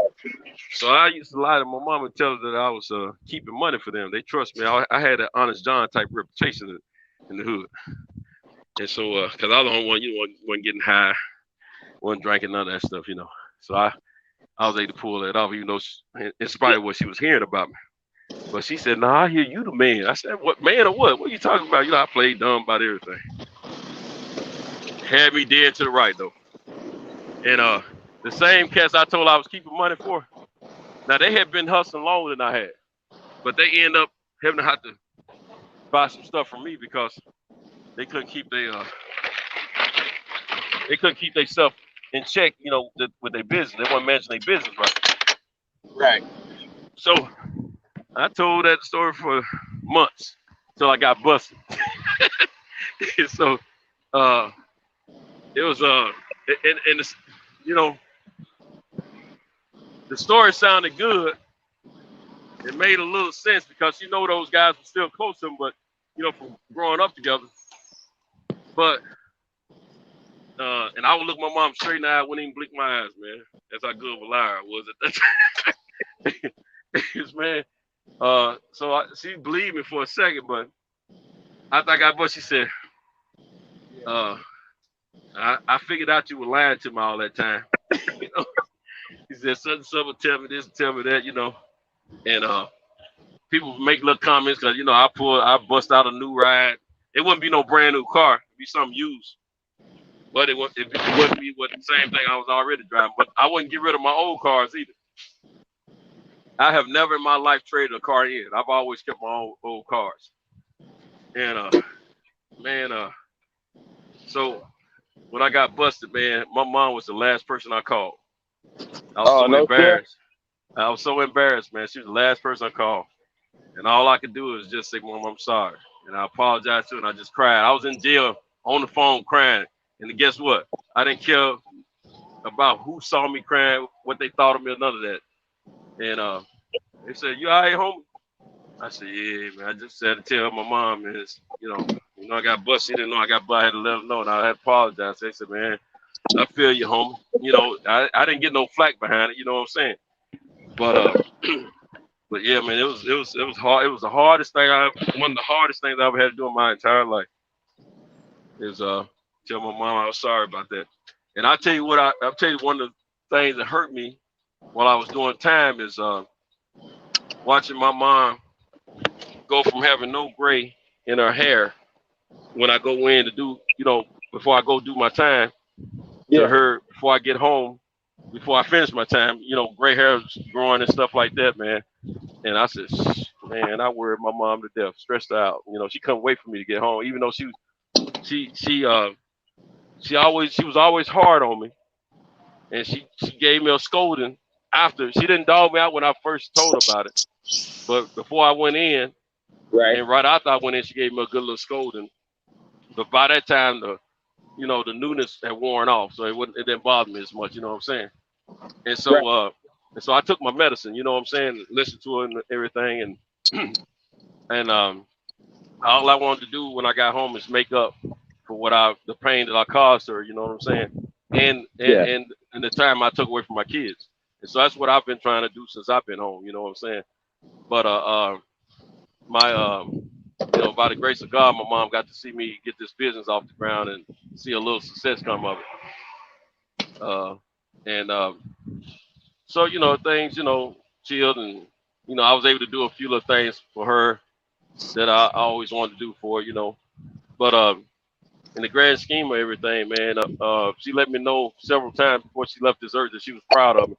And her and my dad both told me separately and together, you know. So I was cool after that, you know what I'm saying? That pretty much made me feel like a man again. You had redeemed yourself with her. Huh? Yeah. You redeemed yourself with her, yeah. Right. Mama, she saw me get married, and she wasn't at the wedding because I eloped. I eloped. You know what I'm saying? Oh, you did like a little shotgun wedding. Yeah, man, I did. Man, look, I didn't even tell my mom I was about to get married. I told her I got married. Why you doing like that? Man, my mom loved me a lot, man, and I realized that. And she didn't want me with just any female, and I didn't want her getting in the way of my decision on the woman I chose to marry. So I said I'd rather tell her afterwards. You know what I'm saying? And I told her I was dating somebody and I was getting serious with him, but I didn't tell her that I was about to get married when I got married. And so went to the chapel and did our thing, you know. But yeah, man. So anyway,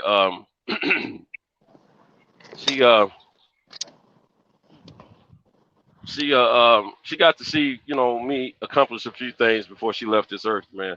You know, Yeah. and that's why, you know, being what I've gone through, some cats, you know, been to the joint or whatever, and they talk about they can't find work or they can't do this or do that. I'm like, dog, I can't even roll with you on that. You know what I'm saying? I have Right. never not been. I have not been without employment since I've been home from prison. Yeah. And I understand it's a little more complicated to get the jobs you want. Like I I have I studied accounting. I would love to have me a. I would have loved to have worked in accounting after I studied accounting. But guess what? There ain't too many people gonna give me an opportunity with this jacket of mine. You know what I'm saying? In a corporate world. You know what I'm saying? At that time. Right. Now, if I stayed in the city where I studied at, the school's gonna be behind me and you know, get me through the doors. But I wanted to come home and be with my kids because I went to school while I was locked up. In the last few years, I was locked up. But anyway, man, I have not let any. I don't. You can't let that stuff hold you up. You got to go out there and persevere, and you got to go out there and make a way for yourself. So Yeah, man. that's what That's I've real always talk. done. Yeah. So my mom got to see me accomplish a few things, man. Uh, I've rubbed elbows with folks that probably normally wouldn't want to rub elbows with a person with my background, Right. and I wasn't judged by my background, nothing like that. Because if you didn't know, you wouldn't have known unless you had to know. And I kept it on a need to know basis at all times with whomever I Right. dealt with. So um, it worked out for me pretty good, you know. But man, let me tell you something. And see, I'm gonna tell you something. This was 10 or 15 years ago, and I'm out here talking to you cats. You wouldn't never hear me say anything about it. Yeah. But I'm at that point now in my life, man, where I know I know a whole lot more than I used to know about you know, survival legally, that is, and I don't Yeah. have to worry about who knows. You know, plus part of my healing, because I always felt like I had this cloud over my shoulders that I was walking around with. And part of my healing is to be able to talk about this stuff to whomever, not just the people that knew about it, but anyone, you know. And so I'm at that point in my life, you know, where it don't bother me to talk about it, um, because I'm not ashamed of it anymore. And in order for me not to feel ashamed of it, I got to be able to talk about it. So the only people that don't know that's close to me about my past life is my grandkids. And Oh, okay. when they get old enough, I'll tell them because I don't Right. want them to hear it from somebody in the streets. You know what I'm saying? Right. But no, they don't know. Well, they know I'm the greatest thing since. Come on, you should have been here when I first got here. A little hard headed cat. There's a little cat that live in this shop here, and usually when I pull up, either the cat wants to come in or go out, and the cat trying to show up as I was leaving. Yeah. So I said, "Come on here." So I don't even know the cat name. I just call it cat. You just call him Cat. Yeah. What's up, kitty cat? But yeah, so you know, that's part of the healing process for me. You know, just being able to talk about. I'm gonna tell you what another thing that helped me was when I first started about 4 or 5 years ago. It was either 16 or 17. I started hitting YouTube up about boxing, and I noticed that a lot of people that I was following, we had like minds and kindredship. You know, we were talking about, you know, when Kess was talking about certain things, I can relate. Yeah. And then some of them started talking about what they, you know, they legal situations and all that from the past. I was like, oh, okay, I feel comfortable now. You know what I'm saying? We're from the same alumni, you know, and so that helped me deal with my situation as well. But no, I don't, you know, I don't. Now, if it came down to me trying to lure a business deal in, and they didn't want to deal with somebody like myself, but I had to show proof of, you know, they want to do backgrounds and all that kind of stuff. I'm worried at that point because I may not have had a discussion with this organization. But if it's an organization that's tell you point blank in their documentation that like a franchise type of deal, Yeah. you can't have a felony. I don't even go down that road, man. So to be worried about it, you know what I'm saying? But Yeah. it depending on the business deal, if it's a person I'm dealing with face to face or whatever, I go ahead and lay my cards out on the table. And ain't no sense going through all that BS, man, and then get to the end, you can't do business. And go ahead and lay the cards out because see the real realism of dealing with people out here is this. In society, in this country, yeah, I'm about to get this PM service on this truck, man. It's starting to trip a little bit. I know when to do that is the truck about to be on this period, man. So yeah, I gotta get it cleaned out, you know what I'm saying? But Right. anyway, Right. and I was supposed to be doing it this weekend, man. I don't know if I'm gonna do it or not. It depends on what it look like when I get home first thing in the morning. But anyway, the realism is what I've learned through my time doing time, and since I've been home, things of that nature, and then paying attention to different situations that there's a lot of crooked people in this country, Right. around the world, period, and a lot of them don't look like us. They look like the other guy. Right. But those other guys are the main ones that have set laws and ramifications for us to not be able to get into positions that's meaningful for us financially. Right. Because we may have made a mistake in our life in our youth. So those same guys, I've been in prison with those same guys. Look like the cleanest thing since white milk. And they get home, they're dressing in a suit for work. But when Jerome get home, he can't find a job. He can't find a job. Or he can find a job, but it ain't the kind of job that pays the kind of money that he really needs. Right, to get back on his feet. Yeah, let's put it like that. That's the realism. That's the realism of it. You know, Right. guys don't want to get these little, McDonald's jobs and all that. I'll take a McDonald's job because I'm not trying to go back to the joint. I'm trying to keep my freedom. You know what I'm saying? But at the same time, I understand the mindset of some guys that don't want these little penny any jobs, because it's not enough to make it at home. But anyway, but it's it's like that on purpose because they need exactly. repeat offenders. Exactly, because the system is healthy that way. But see, when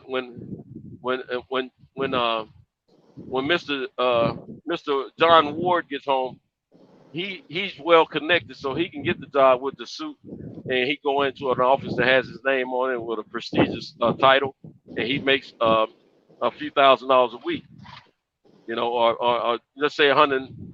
He's 6 digits a year. Okay, where my man Jerome got he got to say welcome to McDonald's. Man, I take your order, please, and that's a disrespect to him. Dog it, about to miss my turn. So anyway, that creates repeat offenders, situations like that. Also, this guy, I gotta get the move on. This guy,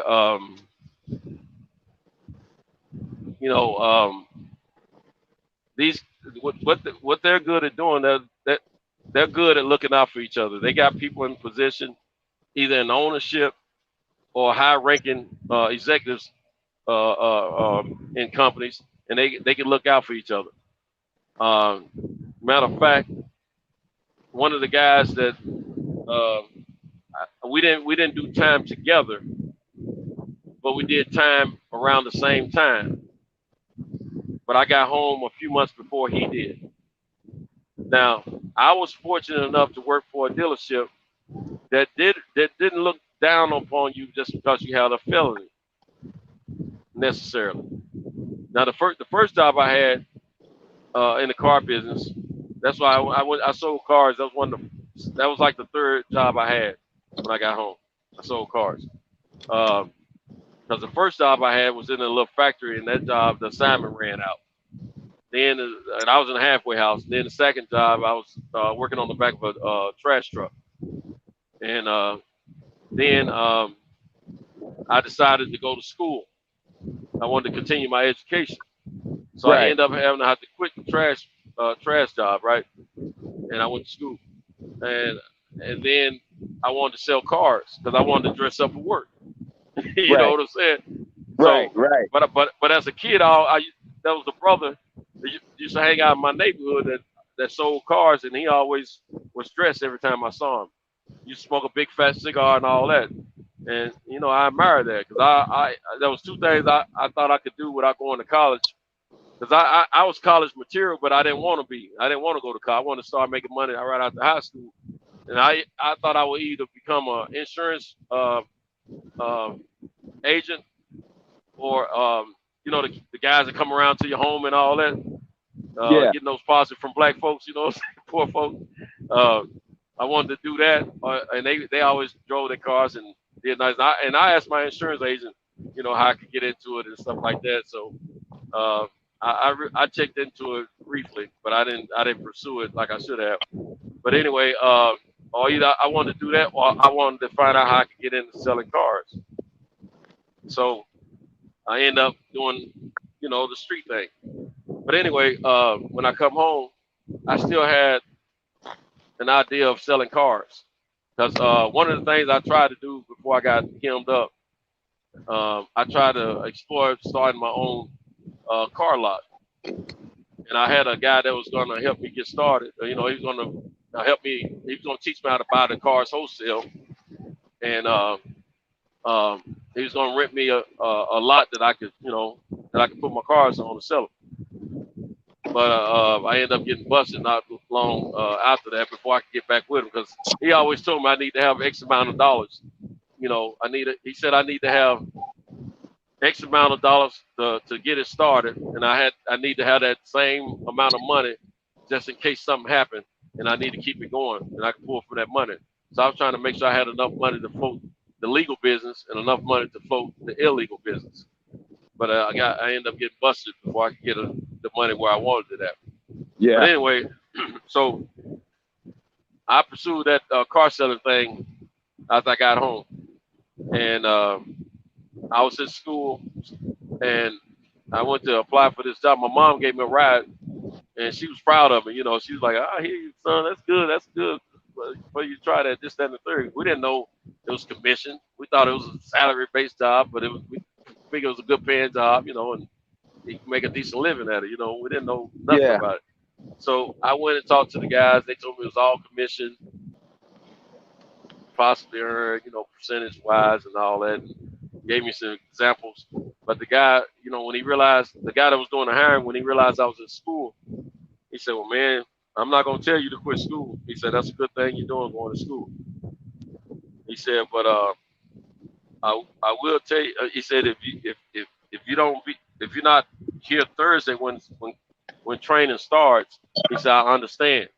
He said, "But if you are," he said, "if you plan to work here, you're going to need to quit school because this is a full-time job and your hours can vary." Man, I thought about it for about a day and a half, man. I withdrew from school, man, and I pursued my dream selling cars, man, and I ended up putting about 25 years in it. Really? And yeah, and stuck with it, you know, until I started doing what I do now. And so throughout my car career, I met a lot of people, celebrities and non-celebrities, but they had money. You know what I'm saying? Right. I rub elbows with some key people, man, and so I learned how to deal with celebrities through the car industry. I knew not, you know, I learned how to not get overly excited and all that kind of stuff. I mean, right. You know, I'm from Nashville. We had a lot of money in Nashville, man, and folks come through, man, and we were already schooled on how to deal with them and treat them and all that kind of stuff, you know. And the same ones that tell you how to deal with them, they be the ones that be flocking all over them. Oh, yeah. They tell you don't be, you know, gawking all over them. Don't be gawking all over. Nerves. Yeah, don't get on their nerves and sweating them and all that. And then these same managers in these folks' face, man, trying to get autographs and trying to get hooked up for concerts and all kind of stuff, man. Whatever they thought they can get out of them, you know.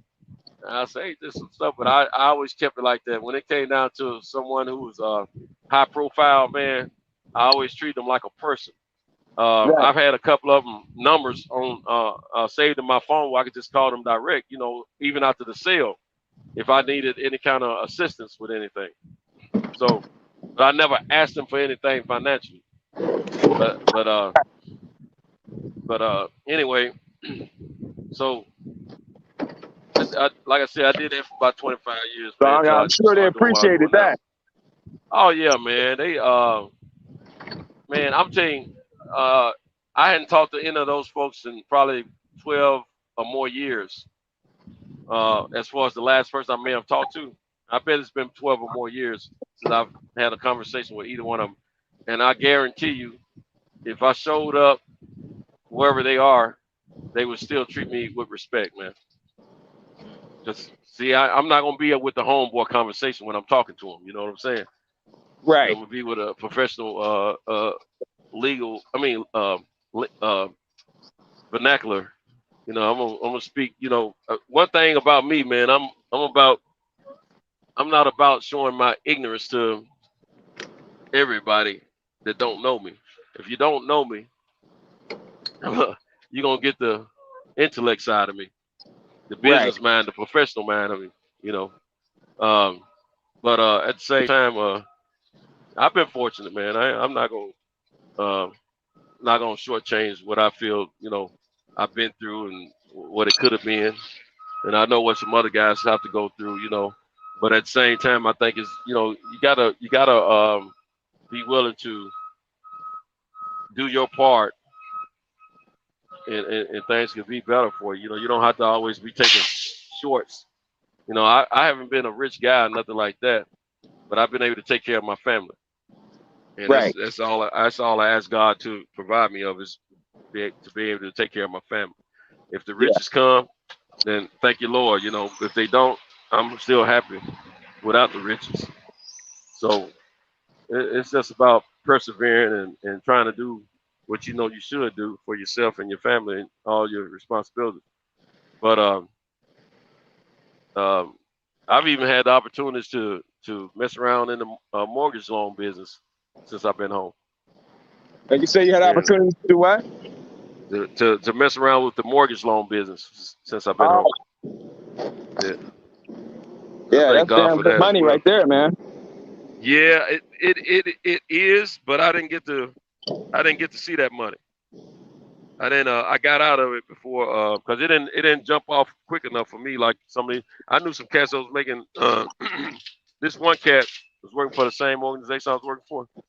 That son made $44,000 in a single month. Dang. Yeah. Oh shit. You know, all I was looking for was 8,000 or 9,000 a month. You know what I'm saying? You know, so I'm gonna make 44,000. Another month he made 25,000. I'm like, God, oh, they loved him too. I don't know what he was doing, but it was working. Huh. But yeah, man, it was but it taught me a little bit about. I was in that business before I ever even bought a house. Oh, okay. Yeah, so I learned a little bit in that avenue. But man, let me tell you, man, it's it's all about, you know, just trying to do your part, man, and looking out for yourself. If you know these jobs are gonna give you a rough time if you look a certain way, go try to clean your image up a little bit. You know what I'm saying? Get your foot in the door before you get to tripping. And, and then after you get your foot in the door and you learn a few things, then you can kind of figure out how to navigate the system, man. But yeah, I've had some fun. I mean, it ain't, like I said, I ain't been no rich guy or nothing like that. But I'm gonna tell you something, man. As far as work wise, since I've been home, this is the happiest I've ever been working for myself. Yeah. Cause see, You ain't gotta kiss nobody's butt. You ain't gotta worry about somebody plotting behind your back and trying to fire you and all that, or get you in some trouble. That I remember one time, man. I was off work for 2 days. I go back to work. A friend of mine called me. He was a veteran salesperson. He called me to the side and said, "Hey man, I need to holler at you, man. I need to holler at you. Look here, man. You almost got fired while you were at home. You didn't even know it." I said, "What are you talking about?" "Yeah, man, this girl trying to get you fired, man. The girl in the personnel office. This white gal in the personnel office trying to get me in trouble. She don't lied on me. I can't even remember the lie she told. That's how much of a lie it was. Really? And she was trying to get me in trouble. Something like What was that I about? don't. I can't remember, but I know it had something to do with her trying to say I disrespected her some kind of way. I don't even remember what she was saying, but one time, what it is, they had screwed my paycheck up, and I went over there, trying to get my money. And she was the type, she hated that thing. I know that's what it was, but I can't remember what she told them. But she was one of them to try to be controlled, want to tell you got to wait the next month to get your money, or talk crazy like you're not gonna get your money and all that kind of stuff. So I ended up reporting her to my management team.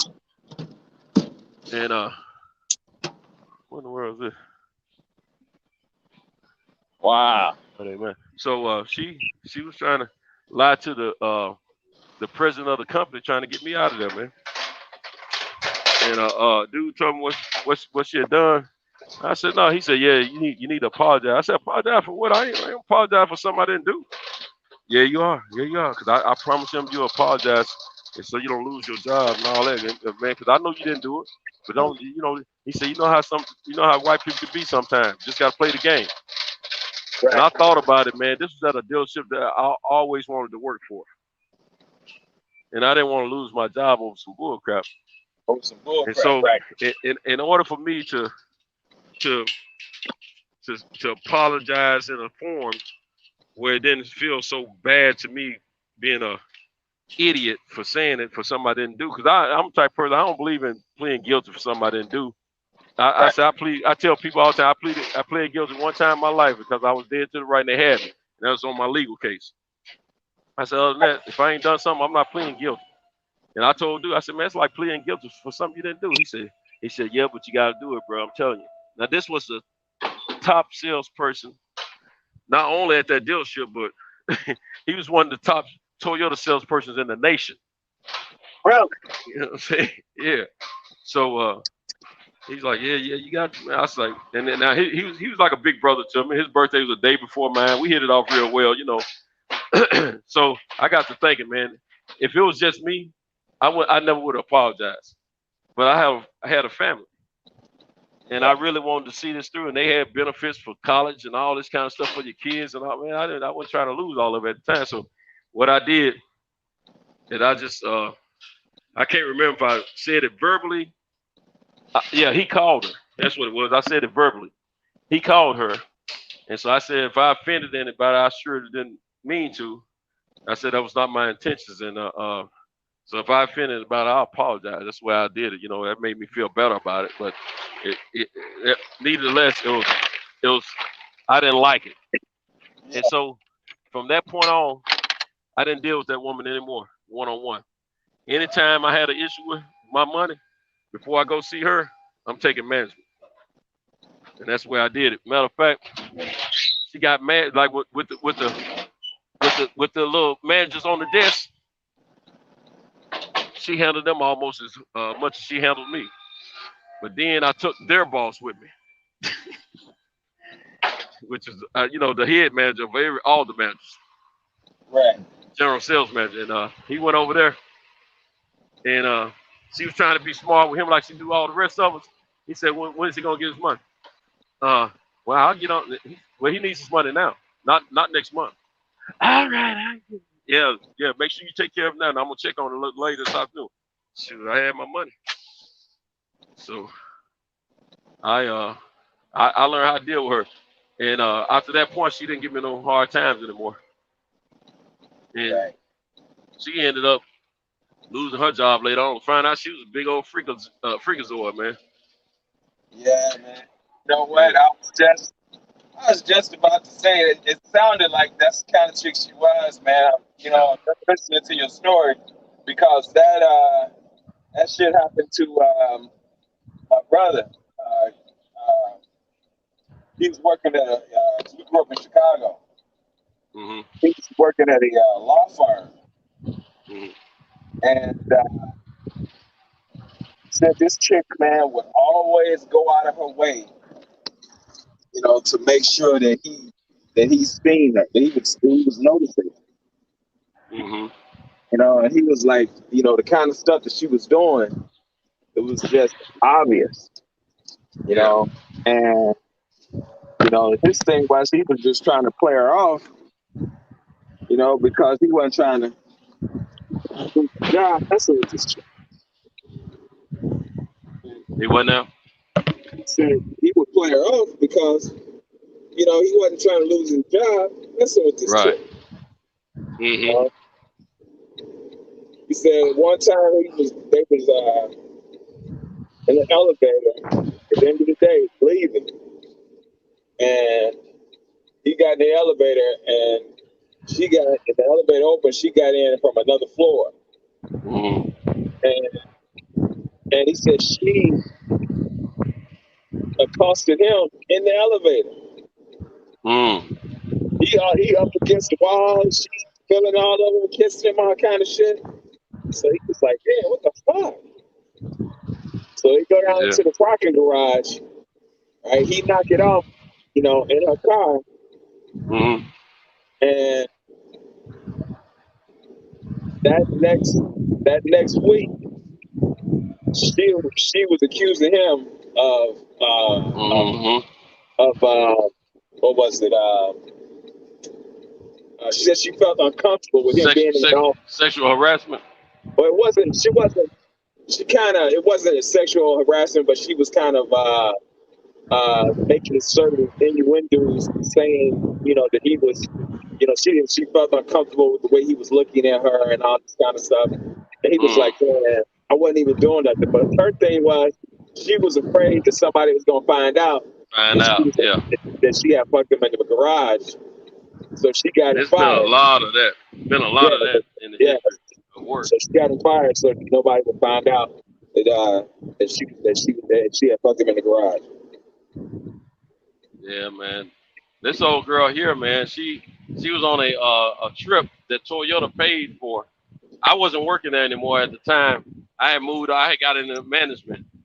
I got into management and I moved on. But I stayed tuned to what was going on with that dealership because I stayed at that dealership a little less than 6 years. And I used to stop by sometime and visit, but most time I get phone calls from my friends. I had made a lot of friends over those 6 years, you know, while I was there. And they used to inform me what was going on, especially anyone that ever did me wrong over there, and people knew it. They would call me like, "Let me tell you what happened to your boy. Let me tell you what happened to your girl." You know, that type of thing. Right. Because I was cool with a lot of people. I had a lot of influence. I had more influence at that dealership than I realized. And what made me understand and realize it was one of the managers brought it to my attention. Told me why they give me a hard time because I had a lot of influence amongst the rest of the sales force and other people. So anyway, because I always spoke out in behalf of the sales force, man. I wasn't shy. I was in the beginning, but not later. You know what I'm saying? Right. After my first year there, I didn't mind speaking up and voicing my opinion about certain things, you know. And I exercised the rights that they told us we had at that dealership, and they management knew that, so you know that's one thing they didn't like about me. But anyway, man, they told me old girl was on this trip that Toyota had sponsored for the dealership because they were always hitting extra sale numbers and stuff like that. So they sent all the managers that was involved with Toyota sales, plus some of the non-management team like office workers and stuff like that. All of them were management or above though. send them on a paid trip per Right. Toyota. Well, her and this other guy got together, and she was kicking it with two different dudes. One of them was a high-ranking salesman. She was cool with him, but this other one, she was getting to know him, and he freaked her down so bad he drew blood from her. Damn. He don't from a butthole. What? Yeah, I don't know if he used some toys or not. I can't remember on that part. But he drew blood from her, and she had to be rushed to the hospital and all that. Well, I ain't gonna say rushed, but they took her to the hospital, and she was crying about it and all that. And she told us, she said that guy tried to, the guy took advantage of her. What? Okay. Now, before I left from that dealership, she had already got caught up in a scandal with another guy who was married. They made that guy quit because he was her boss.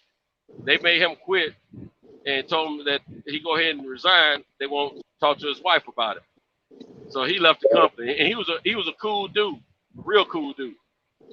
Well, by the time this happened, I wasn't with the company anymore. It was the Ohio trip, and man, her and old boy had some drinks, man, and she was already planning to kick it with one of the other managers who was married, of course, and the dude that tore a booty hole out, he was married. Well, wow. She was in the hospital. Well, she was off work a few days after she left the hospital. Yeah. They made that guy quit. She was gonna press charges. They told her she either press charges or he had to quit. So he quit. Oh shit. She didn't press any charges. But the thing about that dude that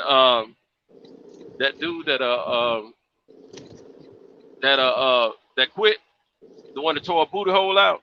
Yeah. He was one of the main reasons I left the dealership. I think it was you and Picasso. I was telling that folks will get together and come up with a story and try to have the same story line on you. They get rid of you in a company or something like that. Well, anyway, this guy had messed with me, and oh man, that dude. This was a dude that I was gonna hide out in his neighborhood by his house. I got his address and everything. He don't even know it to this day. And I was gonna do something to him bad. I had scooped out a tactical suit. I was gonna be dressed in all black, and I was gonna be in a different car, and I was gonna do something to him bad, man. Right. But I didn't do it, and he ended up getting fired anyway off that incident there.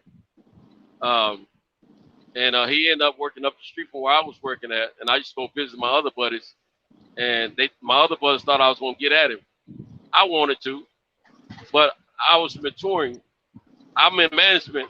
I'm making a decent living, and I'm happy. And I'm not going through the BS I used to go through with him and the likes of him. Right. And so it wouldn't have did me no good to go through all that with him, you know. Yeah. But I found out he didn't like me because I reminded him and resembled somebody that did something to him. He was well. Let me tell you that real quick. He was when he was in college.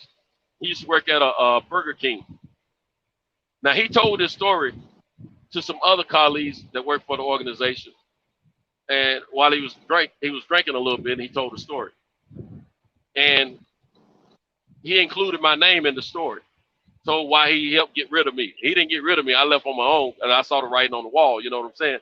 But they were taking his side and riding with him and the other managers. So I knew if all of them were going, to tell the same story about me, I wasn't going to win. If something happened, with everybody going against you. Yeah, right. So anyway, he told this story. This is after I'm not working there anymore. He still worked with the organization. He got a little drink in him, and he telling the story. Now, one of the guys that's present is a guy that I trained. A white guy. I trained him. His birthday the same day as mine, and we just got cool as a fan with each other. Matter of fact, right before I left the dealership, I trained him on the sales side. He trained me on the management side secretively. You dig what I'm saying? That's how much we have respect for each other because we helped each other out, in our career. Well, anyway, the dude came back. He said, "Man, I gotta talk to you." I said, "What's up?" He said, "Just come see me when you get a chance. I gotta tell you that." He said, "But you can't tell anybody in this organization that I told you about it." I said, "Oh," I said, "TJ, you don't never have to worry about that." So I got to his office, man, and he told me about what this dude said. This dude said the reason he didn't like me is because I looked like a guy that robbed him one night at a Burger King that he was managing when he was in college. And the guy took him to the bathroom, put a knife to his neck, and made him suck him off. So when he see me, I remind him of that guy. I said, "You serious?" He must have had some punk in him. If he did that shit. That's exactly. You would have had to put the knife in my throat. Yeah, for real. And, if I had to put it in my mouth, it's gonna get bit. He did that shit. Yeah, because I'm biting me a hot dog. Hell if it's yeah, forced in my mouth, you know what I'm saying? Because I'm gonna die anyway. That's why I'm looking at it. Yeah, ain't no fucking way. Cause you're gonna have to kill me. I can't walk around knowing I don't have some penis inside of me. You know what I'm saying? Yeah, he had some punk in him. He ain't had no problem doing that shit. Yeah. Right. So anyway, and he told me, I said, "You serious?" I said, "You serious?" He said, "I promise you." He said, "I wanted to laugh when I heard it, but I couldn't. I had to play it off because I said, he's talking about our center. That's my dude." And I couldn't tell anybody. He said, "You don't want I could tell this story to." He said, "But don't say anything because a few of those people that were at the table when he was telling us this story know that you and I are pretty cool, but he didn't know that." I said, "Man, you'll never have to worry about me putting you in there." But I did tell a couple of brothers that didn't work for the company anymore. We all used to work for the company, but they worked for the same company that guy went to. But I never told. So my guy in the clear now. You know what I'm saying? Because that guy don't work there anymore. But I didn't tell him who told me. I just told the brothers the story and why he gave me the time, the way he gave me trouble while he was there. And they all would look at him, just laugh as soon as they see it. They said, "That's what it was about." We were wondering why he hated you so much, And they knew I hadn't done anything to the guy. That's one of the guys that I told. He was cool with the white guy, and he was with the white guy when the white guy first started clowning me, not knowing why the white guy clowned me the way he did. Right. Matter of fact, he wanted to go to upper management and tell them that, the story of what happened with me and the white guy to clear it up, but they wouldn't let him speak. So I told him he tripped out, And he's all right with the white guy to this day, for as I know. But at the same time, he know about the head job he gave. You know what I'm saying? Told through his own lips.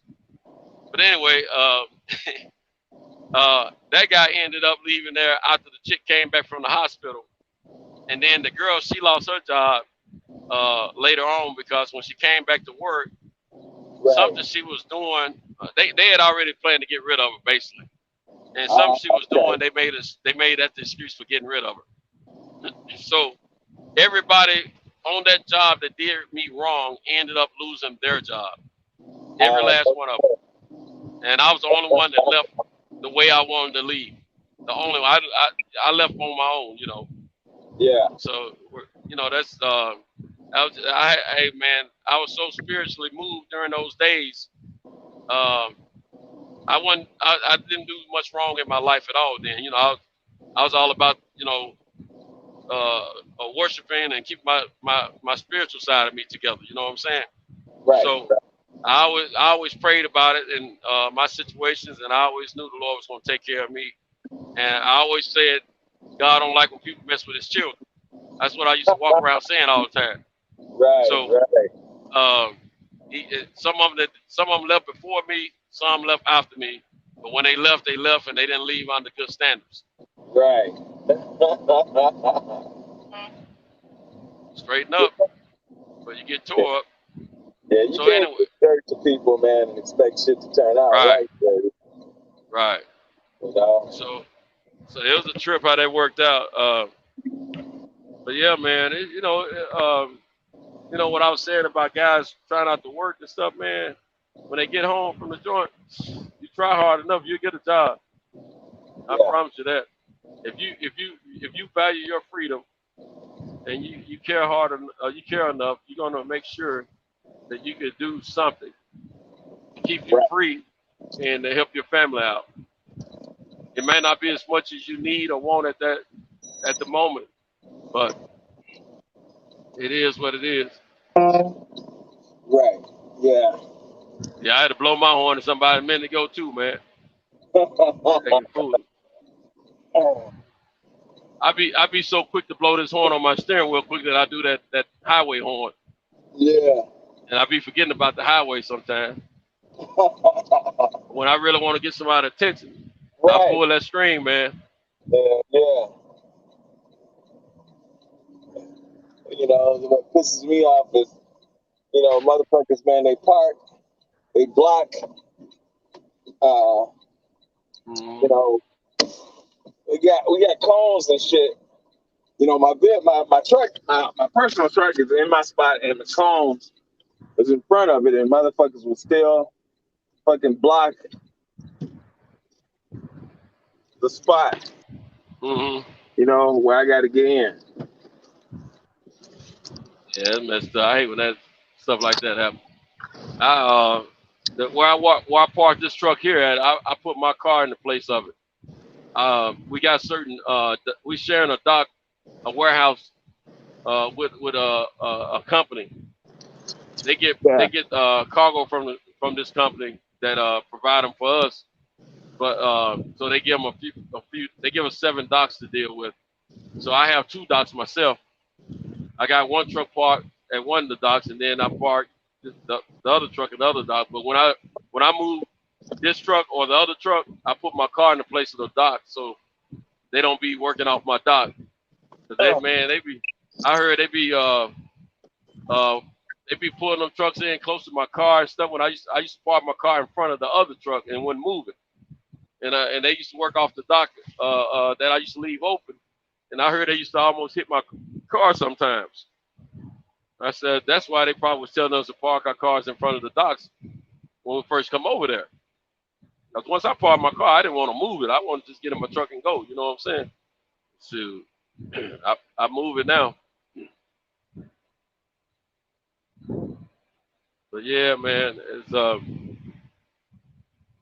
wild world, man. I tell you, my life, man, it's I've had some good times, some bad times, man. But I probably had more good times than bad. And, you know, it's just a lot of times I just look at life a little different than a lot of people I know.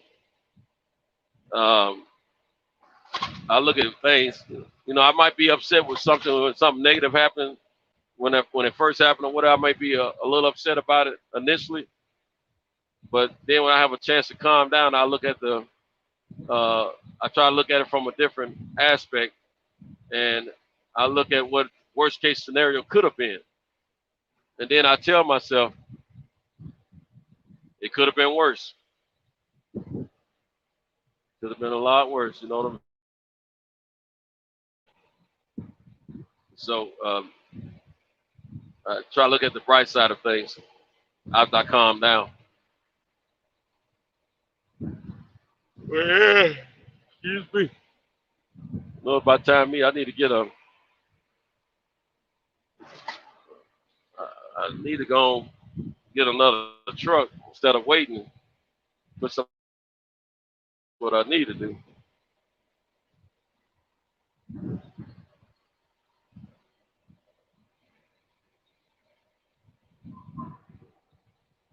Upgrade that insurance. Need to get another driver.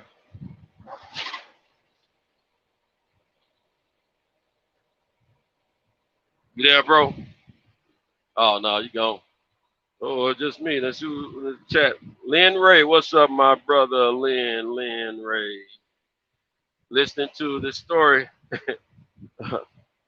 Knew the ending.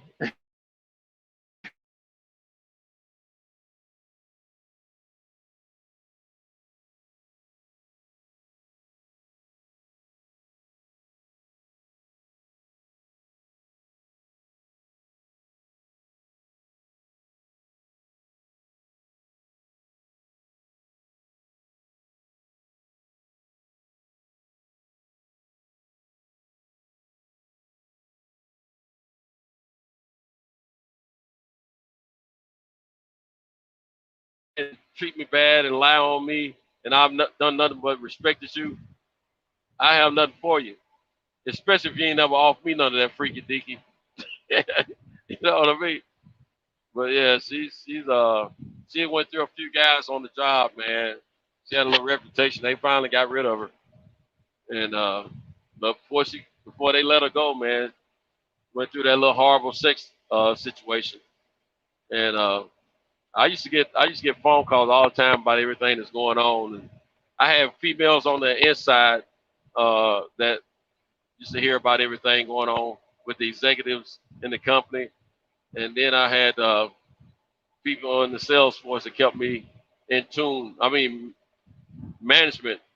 I had management calling me, telling me about, that I was cool with, that were telling me about stuff that was going on in the sales force. And of course, I had my guys on the sales force that kept me enlightened about a lot of stuff too. So it was just a trip, man, how everything used to work out for me. But that dealership has asked me to come back several times, and I always refused. Cause I was one of those dudes, man. I never really went back. If I left a dealership, depending on how I left them or what the reason was, I usually wouldn't go back. And every dealership that I've ever worked for, I could go. I've been asked to come back to, but I never had a reason to go back. When I move on, I move on. But I would always go by stores and visit my old friends and say hello and things of that nature. Used to have a little fun. And one of the things they didn't like about me at that dealership is the fact that upper management, but on the executive level of management, I had allies that respected me and listened to me. And so if I had a problem with management, I exercised the chain of command.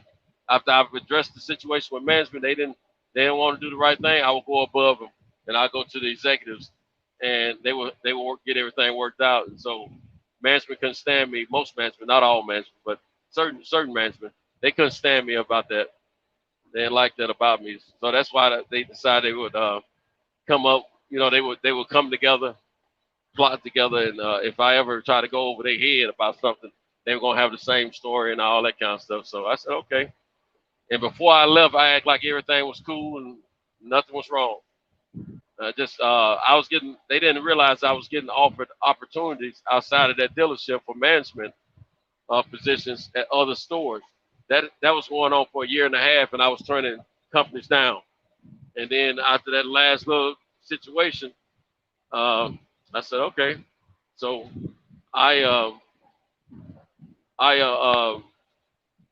plus they wrote me up in the process. Something had happened before one of my uncles had passed, and I had to take some days off, and something had happened. And then when I get back to work, they present me with a write-up. And I'm like, what's this for? And I forget what they were trying to write me up for. It was something stupid, something I wasn't guilty of. As a matter of fact, it was just the fact that they were pissed at me. And they were trying to bring together 4 managements plus the general salesman. They all were trying to gang up on me and speak against me. And they were trying to get me to sign the write-up. And I said, I'm not going to sign that. And I was known for not signing write-ups, especially if I didn't agree with them. And so I didn't. I said, I'm not going to sign. I said, well, I would like to insert my own little story with this. And so that's what I did. And so I inserted my own side of the story about what happened to that issue. And that's why I sent it back to them that way. I didn't sign that bull crap. What I did is I signed my portion. I didn't sign what they wanted me to sign. I signed my portion that I wrote in. And that's where I sent it back to them. And then I went on and worked and act like everything was cool, and worked my little deal out at another organization. And I went on with management. And before I left, when I was quitting, they asked me to do, if you were quitting, they wanted you to do an exit report. So in my exit report, I told everything. When I say everything, I told it all. And I told him, I said, it's not enough room on this exit report for me. I said, I need some room. I need some more room to write everything I need to write. They said you can add to it if you can add some pages to it if you want. And the girl that I was dealing with, she knew what I was about to do. And shoot, I did all it, man. And she said, I made sure your exit report was processed properly, so they couldn't take stuff out of it. I said, cool. So I got a call behind that exit report too. And I said, yeah, that's truly what happened. That's what's been happening.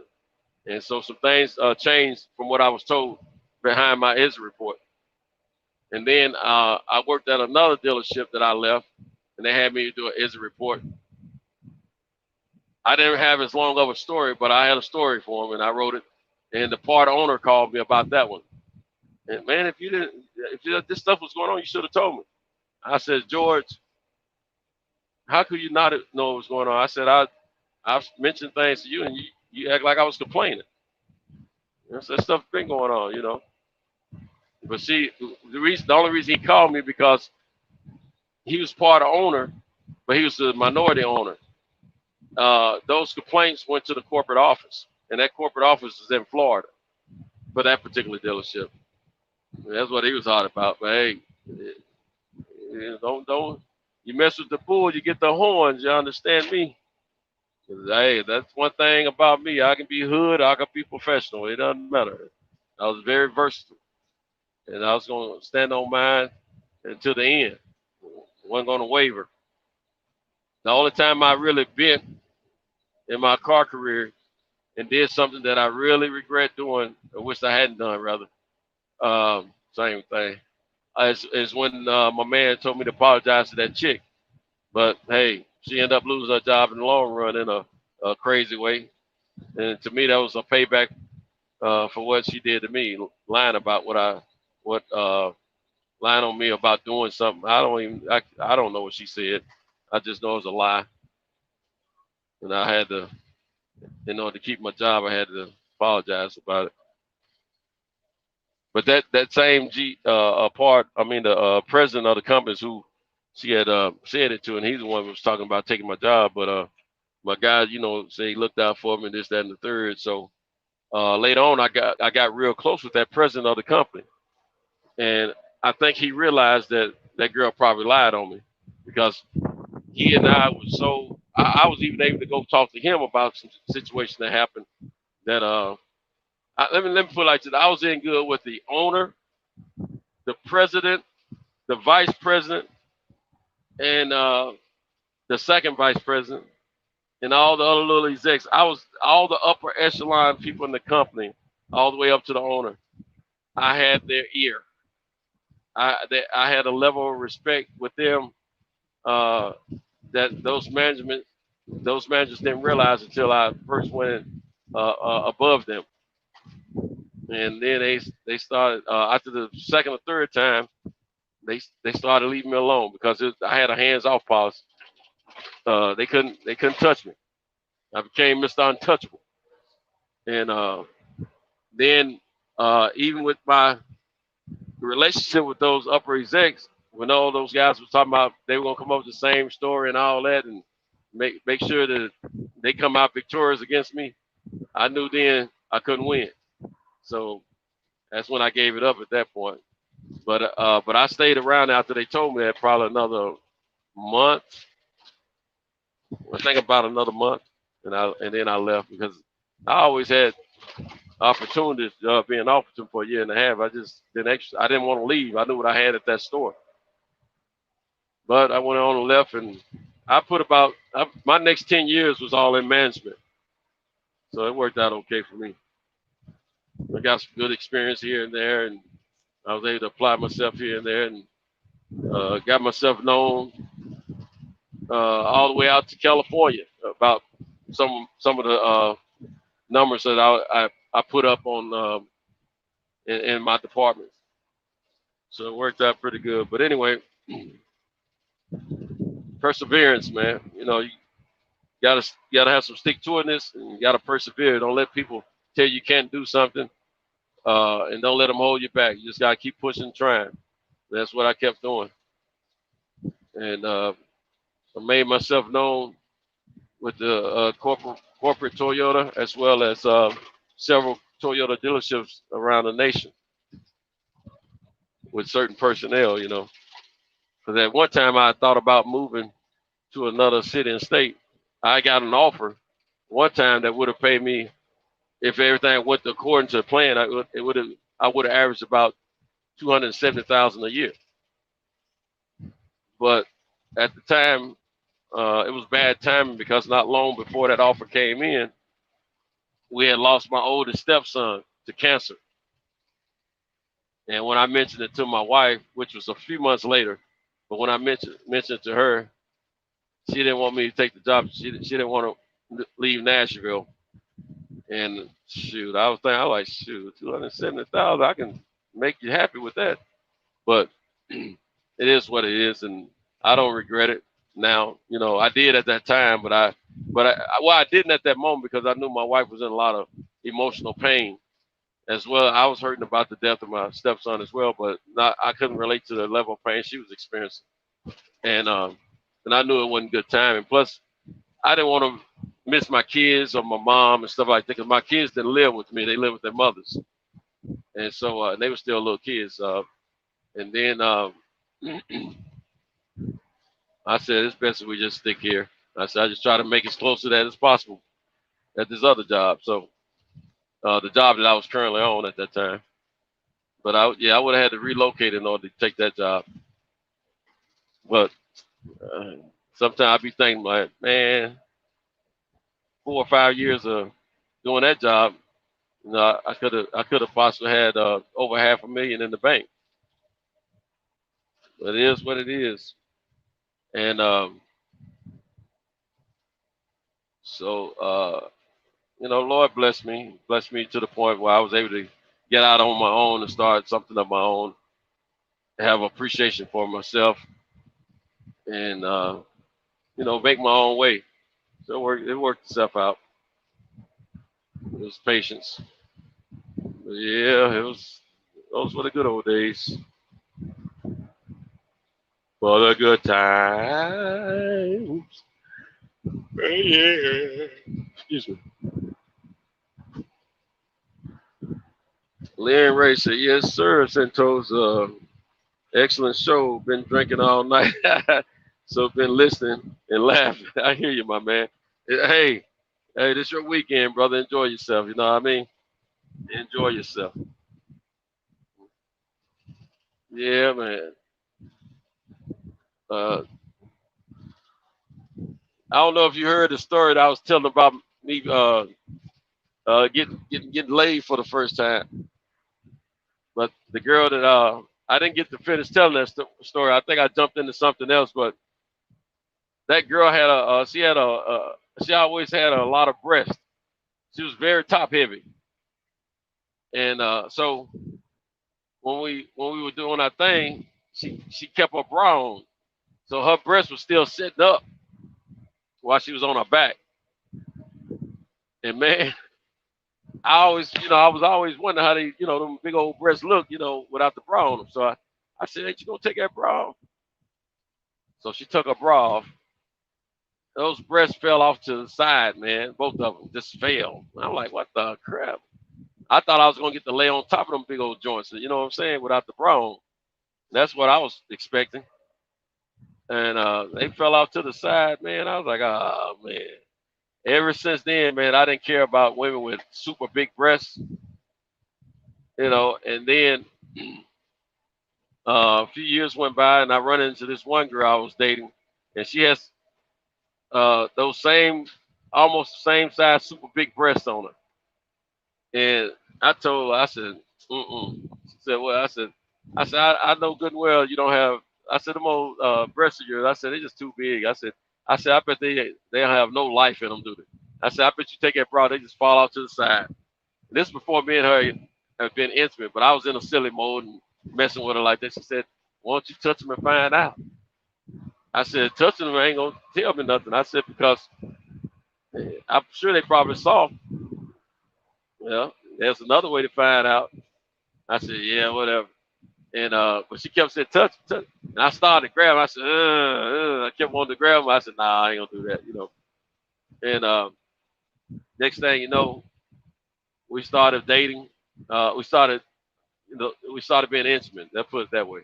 We were already liking each other. And I was already showing up, but then we started liking each other, and then we started some intimacy, and she unleashed them big old joints on me, man.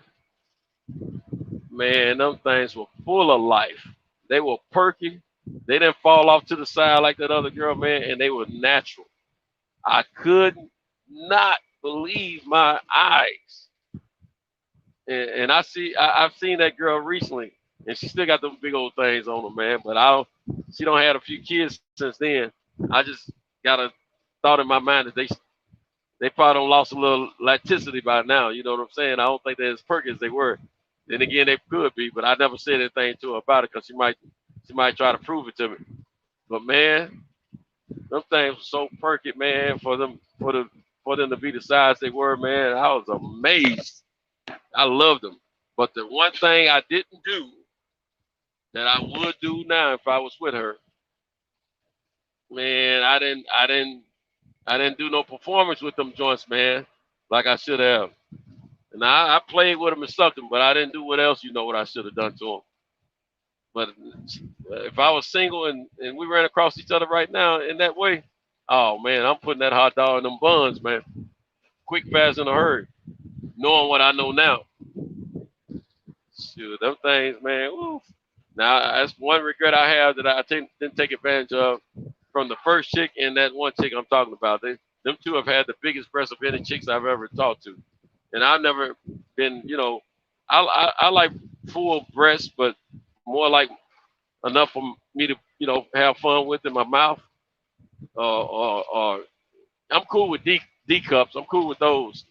I didn't, or double D's or something like that. I didn't care nothing about going way too big where it was just a lot of extra. But now, knowing what I know now, they can be super duper. I know I can have some fun with them. I knew you could then, but I didn't explore down that lane. I wasn't real freaky back in the day. I was all about just making them feel good otherwise. But shoot, man, hey, look at here. Now, if a woman don't have breast on her now, I'm taking her back a little bit. I like a little breast, man. I like a little breast because shoot, you never know when you have to use a breast only. Wow, never heard anyone request more pages for an exit report.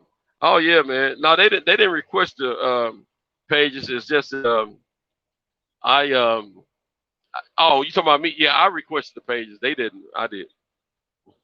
Yeah, he said I worked in a corporate and hospital before and learned. Let me size this thing up because I'm driving this bounce. And learned these white women want so much attention from black men. If he ignored, God, thought this thing moving on. If he ignored her day,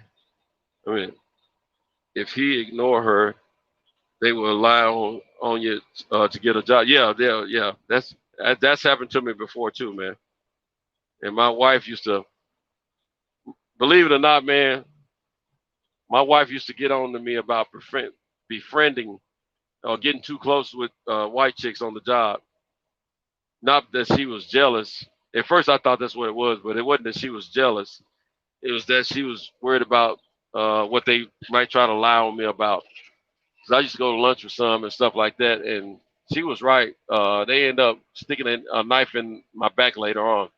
Both the two white chicks that I got the closest with while I was in management, they ended up sticking a knife in my back in the long run. So she was absolutely right. She said, "I told you once." And see, my wife, she knew because it happened to her on her job with some white chicks, a white chick that she was cool with. But at the same time, she used to also know how some of the chicks used to plot to get rid of people behind their back on the jobs. She was privy to the information because she was cool with them, and so she was telling me what to watch out for. But I thought she was just being I said the car business is not like corporate America, but I was wrong. I was totally wrong. When it the people that have jobs is like on the corporate level in the car business, they're just like any other corporate employees out there. But the ones of us that were in the car business for sales that had to earn our money based on commission and stuff like that, we had a different mindset. But office workers, oh no, different thing. Or people that were on salary or something, But yeah, I learned a valuable lesson about that kind of stuff, So I'm cool, but I'm cool to a distance. I don't get too close to where it's too comfortable. They want to go to lunch? Nah, I'm good. That's what I always did, after that. Because you never know, these folks who be really jealous of you and, try to play you for what you may accomplish. And, it's gonna change out here. Mess with my eyes too. And so I would, I've learned to watch myself on the jobs, But I also always knew I was gonna have my own thing again one day and be my own boss because I knew that's the only way I can stay on a gig long enough. Matter of fact, toward the end of this year, this will be the longest I've stayed on any one gig ever, and I had to employ myself to do that. So, yeah, that one job I'm telling y'all about, I was there for almost 6 years, not quite 6 years. Well, I'll be well past 6 years in a few weeks on this in my business. So it's a wonderful thing in my opinion. I don't even worry about getting fired because I like me. I like me a lot. And I try to make sure me gets my butt up and get to work and not have to worry about that stuff. You know what I'm saying? Somebody playing me to the left and all that. Well, this is the second to the last stop I'm doing today. It's almost a complete job. Well, it won't be complete until I set this mothercraft down at its destination, which is a home base. So that's what I'm doing.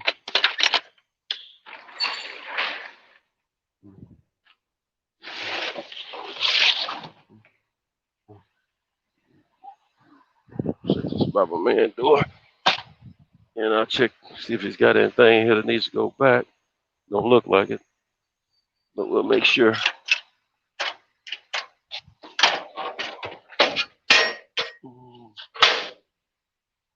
Nope, we're good, we're clear.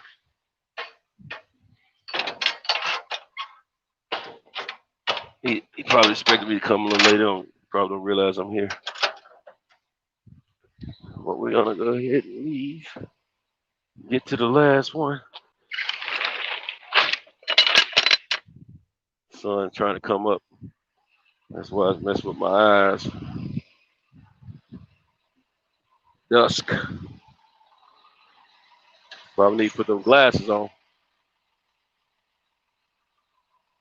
Bumping me against the wall.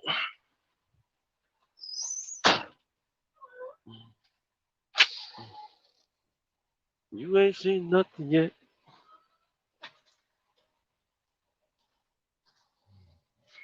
Let's see. What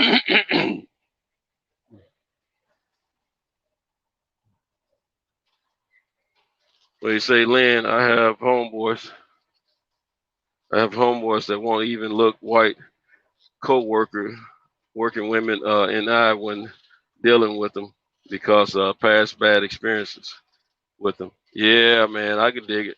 I look them all in